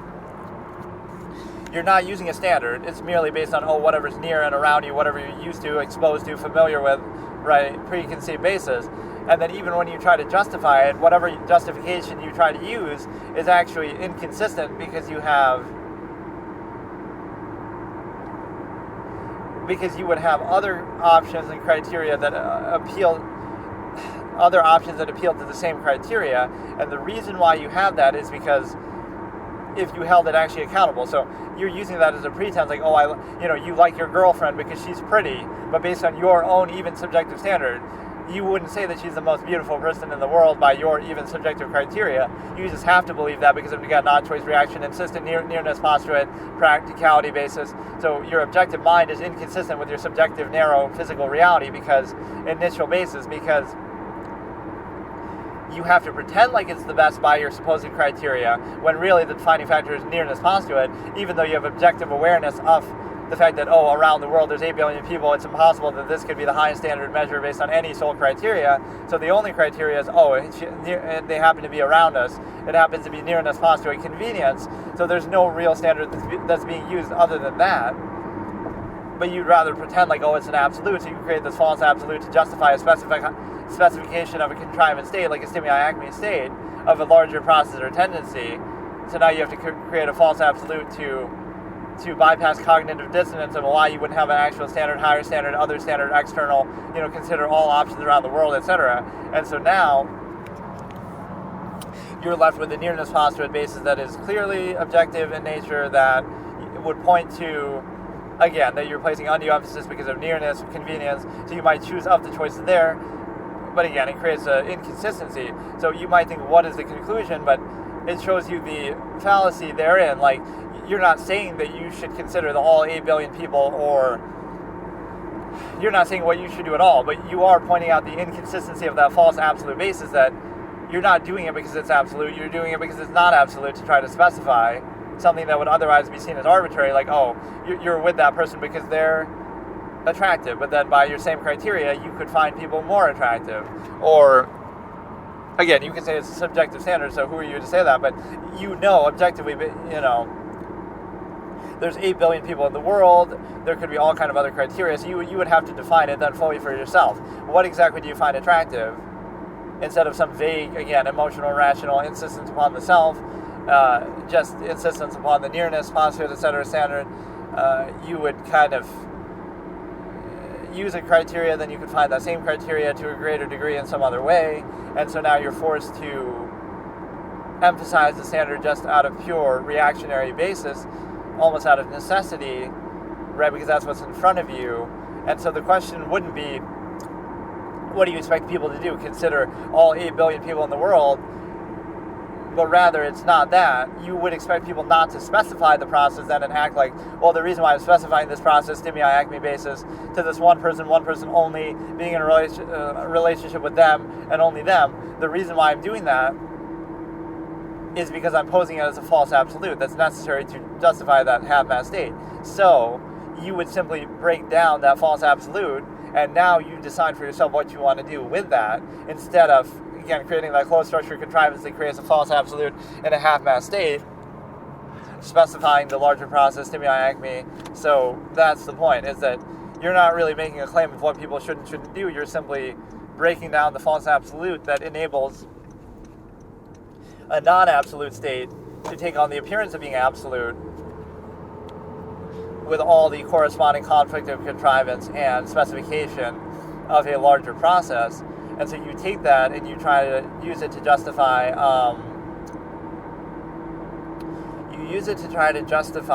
the fact that you have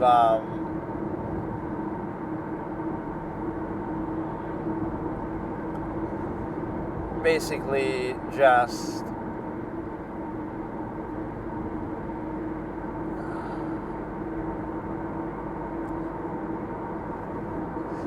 but whatever. Okay, let's go to another topic. Then, just the contrivance state in general is always trying to, again, personalize something, because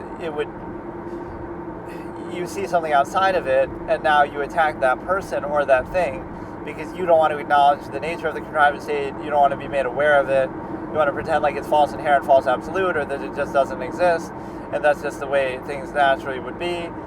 So anything that makes you aware of the process is going to be specified and personalized, like, oh, that's just that person's problem and fault, and you'll even use it to reinforce that contrivance state in a negative way, like you'll ridicule it to try to reinforce and make yourself feel better about your own state. But the deeper awareness, larger process awareness could be that, oh, you're actually considering that you would consider the larger process, and then you would make a decision for yourself, and you might have some conflict there.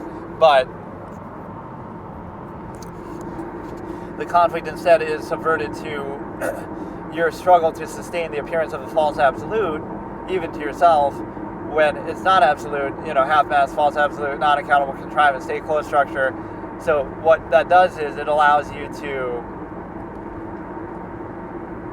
have a conflict in appearance rather than a conflict in reality, that you're trying to keep up this illusion of a contrivance state as a false absolute rather than realizing it's not absolute, and then having some more basic inherent conflict that would just be like more of the struggles to survive, like, okay, you need food to eat, etc. It wouldn't be like, oh, you need to keep up appearances in this overextended way to achieve through a contrivance state half-mass zero-sum means that overcompensate through machination process that allow you to have more than you even need to survive, etc. So you would have this in a way that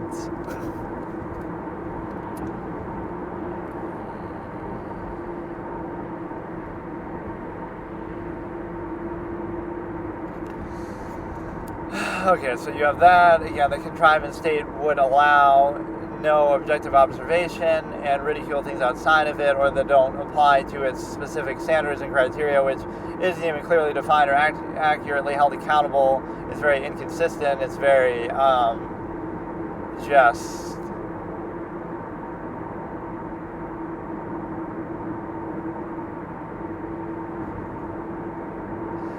you always get caught up in this personalization or specification, but that is one of the core tenets of objectivity or absolutist perspective, that's always arbitrary and interchangeable. So if you use some idiosyncratic basis or some subjective thing to discredit a person, you can do that with anybody ever, all the time, right? It's this concept of contrivance, like, oh, well, this person's appearances or performative aspects or specifics are slightly better than somebody else, and then it creates this endless process or cycle, at least when it comes to this objective basis. So anybody can make an observation, anybody can simply think objectively, right? So to personalize it and say, oh, you're only saying that because of blank, but that blank would apply potentially to anybody to varying degrees. So it's like, oh, you're only observing the objective nature of a contrivance state because, oh, you have some, like, it's like that term well-adjusted, like, oh, you're just not well-adjusted enough to it, or, oh, you're just trying to do this or that. But why can't you just look at it objectively, period? Like anybody. Or again, if you don't, and then you vouch for the contrivance state, then there shouldn't be any complaint. Your state should be perfect if contrivance is indeed absolute. Or you shouldn't suffer any conflict of contrivance that you then complain about. Or you shouldn't need to seek reinforcement through externality the way that even this conversation would suggest, that you're trying to shoot down or prevent objective observation of it by somebody else. You wouldn't need to feel insecure about your own state then if you're truly at peace with it, but you're neither at peace with the contrivance state, you treat it as a false absolute, false inherent, but you also do something else where you, which is why appearances are so important, within a contrivance state typically, but also you are not at peace with your own inherent nature, you are not aware of inherent man tendencies, etc. You're also not, again, at peace with that. So you're, instead of being in control of it, you're controlled by it, because you're treating it as something like external, or, again, you're posing a false inherent contrivance response state, which, like, your reaction to the inherent state or reality is treated as the inherent reality, which creates problems even with maintaining that, if that is your goal. So, to your own inherent state of human beings, etc. So, yeah, again, look at the larger process, because, again, the specification or personalization of it doesn't actually address it, because it's like an ad hominem or trying to disqualify, but all human beings are subjective and flawed and idiosyncratic and imperfect, and,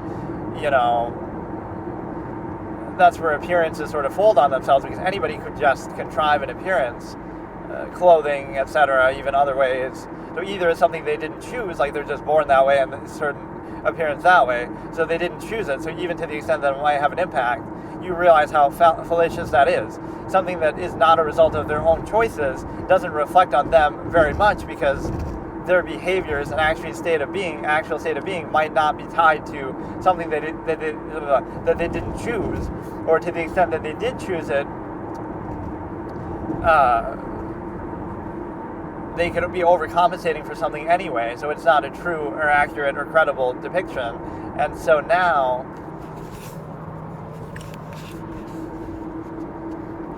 again, the way, or again, it could also be like a self-prophesizing into reality, preconceiving into reality that, well, because you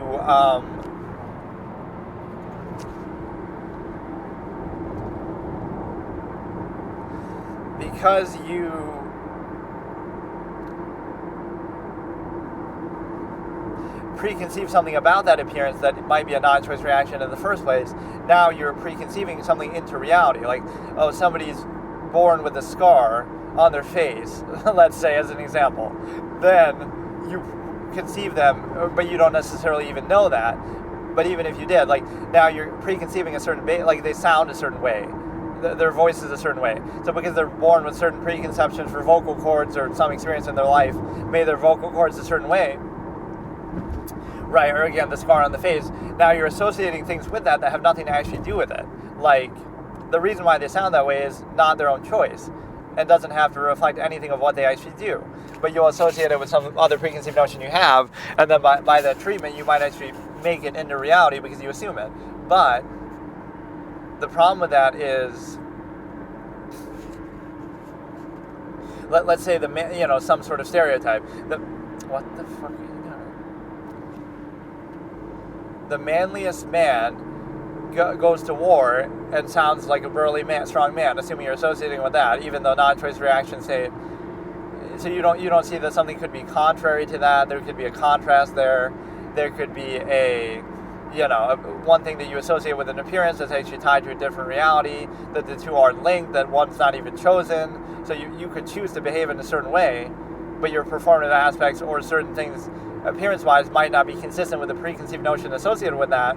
But then why does that matter? So you're letting one usurp the other, and you're again assuming too much. Like, so again, somebody, the manliest man ever with the manliest man voice, goes to the war and they're in the army and they're so tough and big and strong, and then they have a grenade blow up and that hurts their vocal cords in a way that you can't even see, right? But so now it makes them sound like, oh, that sounds like what a gay person would sound like, or a feminine voice, or whatever. So now, even though their reality might be the same, they might still go to war, they might still be the same strong manly man, because their vocal cords are blown up by a grenade or something, or damaged. Now they sound different. Now you have a different preconceived notion. So like, it has nothing to do with the inherent reality of what they are like. In fact, it's in contrast to that preconception, but you just have your own closed structure worldview of like, it's not, you're not realizing it's sort of self-fulfilling. Right? Somebody's born with a scar on their face, that you think, oh, this must be a rough and rugged guy, or maybe a dangerous guy, when they were literally born that way. Or, so again, it's not about some sort of, oh, you should be treat everybody a certain way, some idyllic standard like that. It's more just objective. It doesn't even have a functional basis. You're trying to come to a credible, logical conclusion, but how can you use something like that that's not tied to their behavior? It has more to do with how they are treated than how they behave, like how they actually are. How other people would treat them would be determined by their non-choice reaction, appearance, etc., not the way that they behave. The fact that you have a scar on your face doesn't matter to you. It doesn't mean that you're going to behave in a way that would be associated with whatever preconception is present there, but it does determine how other people might behave towards you. So, the same thing like with other things like race. There might be certain preconceived notions that even you have, like, oh, your culture and race are homogenized in a certain way, but it doesn't have to be that way. So again, preconceptions create reality if you allow them to, so none of those things are inherent to anything, and you realize how arbitrary they are in the annals of history. Like, thousands of years ago, people behaved this a certain way, and now, thousands of years from now, they'll behave a different way. So it's merely a self-created stereotype. It's not a real thing based in inherent reality.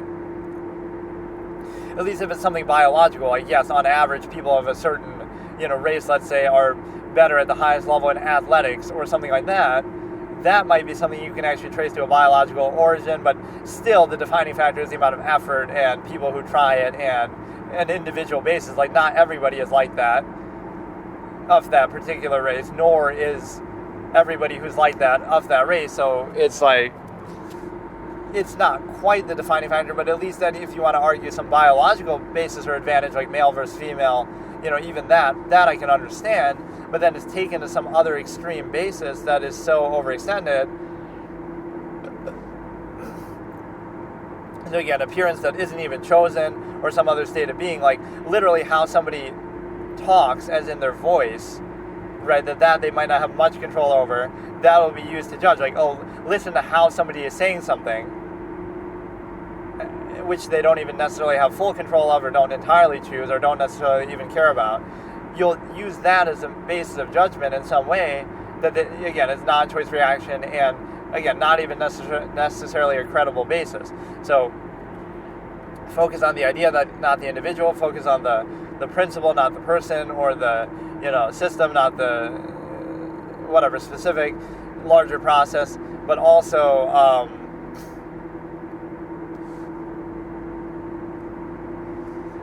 focus on the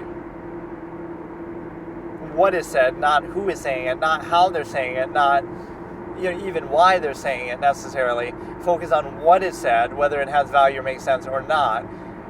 Right? So again, focus on what is said, because then you can be controlled. Like, somebody says something of value, however you want to subjectively define it, or two people can say the same exact thing. So, in other words, the value is not on what's being said, it's on the performative aspects of how you dress it up and try to overcompensate for it. So somebody could say something that isn't true, but they were convincing, so you believe them. Or somebody says something that is true, but they weren't convincing, so you don't believe them. Or somebody says something of value, however you define it, but it's ignored because, they don't performatively overcompensate. Somebody says something that isn't of value, but you value it anyway because, look at their performative aspects. You see how that wouldn't be a very credible basis either. So something is valuable if it's valuable, something is true if it's true, but you're trying to personalize and specify all of existence and reality and objective thought and observation and truths and everything. You're trying to personalize that in a way that isn't even productive. Okay, let me come up with a few expressions here that I use to do with belief systems. Like, just because you want something to be true doesn't mean it is. And even the best way to make it true would be to realize it's not, and then figure out how you can best achieve it, like false inherent morality and stuff. But the point is that you're in a position where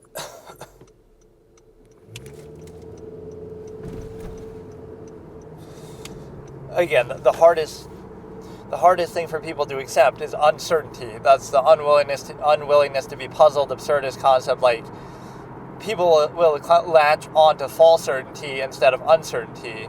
People will, especially in historical context, people will be superstitious and, we're going to pray to God for the crops, to give us a good harvest. All this kind of stuff. And so what that tells you is, again, people will latch on to literally anything. And that's where a lot of faith and religion comes from. They're trying to do superstition and explain their environment, often inspired by their environment. Like, there's a lot of cows around, so you start to worship cows, and there's a cow god. Or there's a lot of elephants around, so you make Ganesha, the Hindu god. So everything is around in your environment. That's one of the best proofs, actually, of where do religions come from if they're not true? Or it could just be similar to fiction, like people have imaginations, they come up with these ideas, they base them around their immediate environment and circumstances. Why wasn't there an elephant god in a place where there were no elephants? Because, they have to base it on something. And it reinforces, human morality and things like that.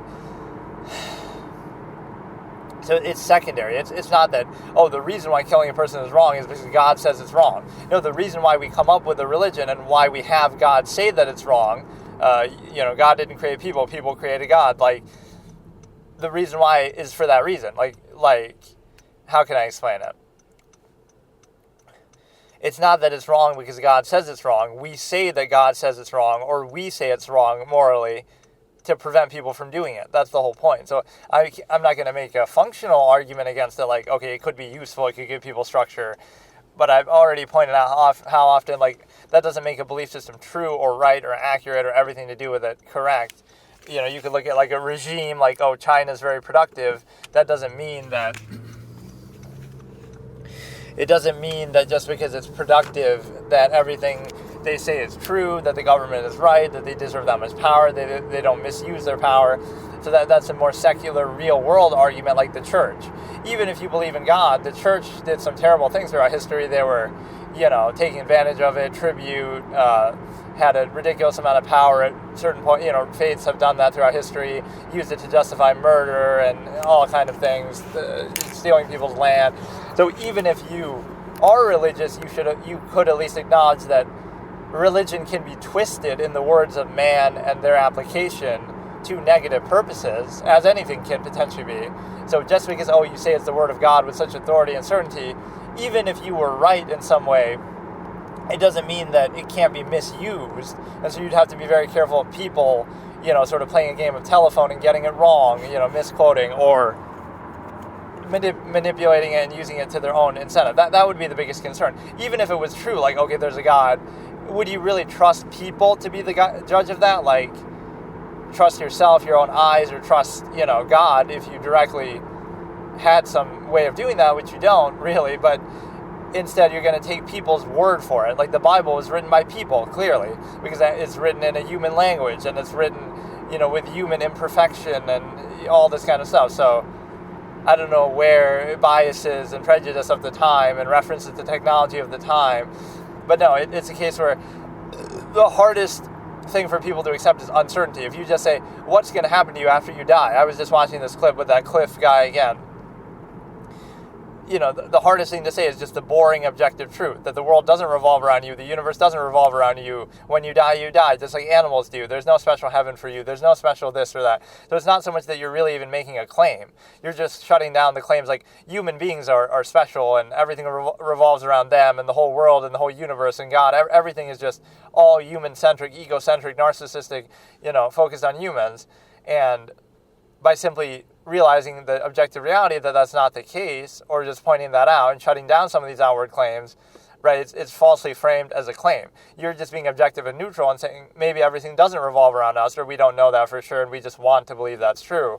So it's a lot easier to make that argument, like, yeah, when you die, there'll be this perfect place and heaven and peace of mind, and it helps justify your contrivance state. Like, sure, that might be nice to believe, right? So it's really hard to argue against what people want to believe. You cannot dissuade with the reason why it came about by desire, is one of my big logical razors. But my point is ultimately this.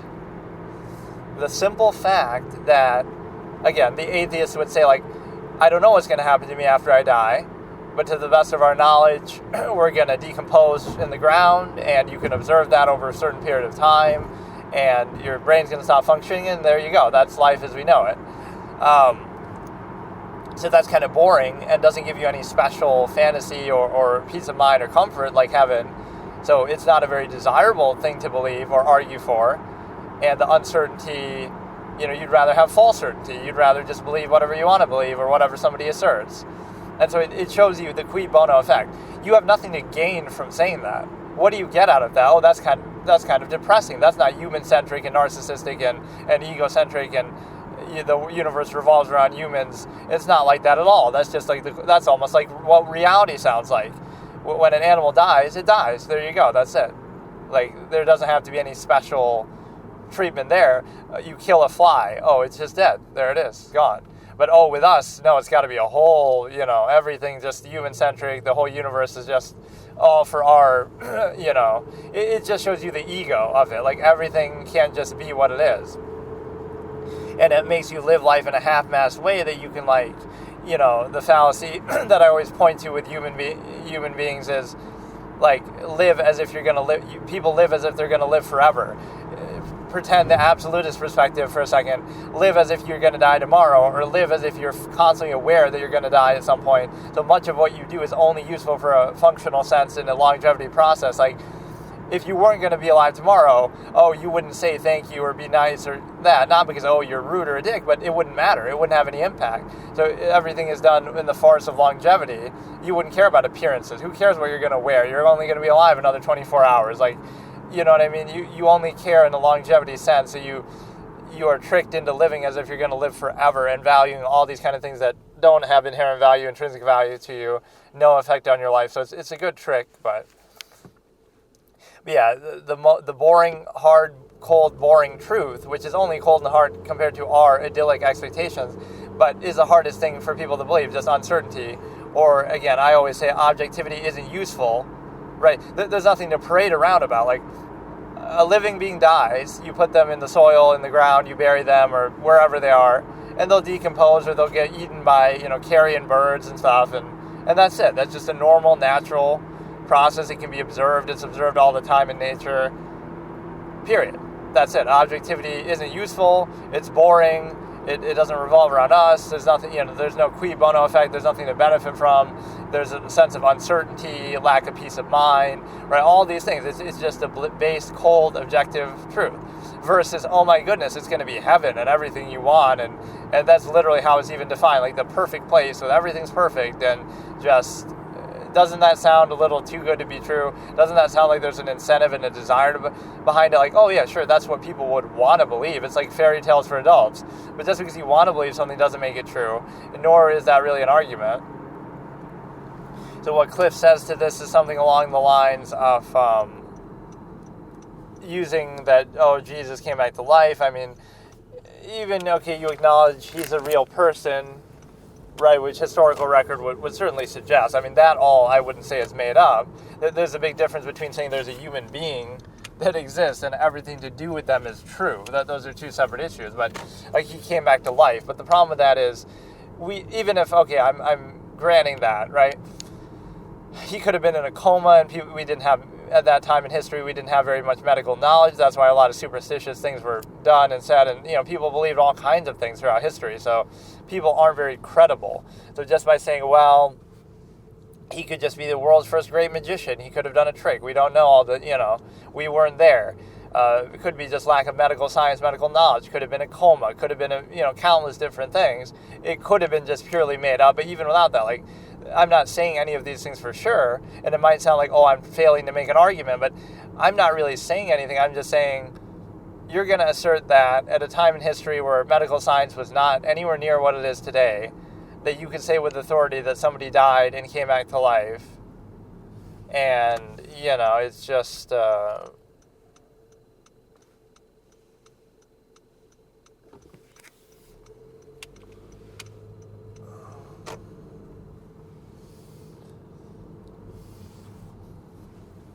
And then even to use that as a basis, then that justifies like all your corresponding dogma, which even that isn't necessarily tied to it. Like,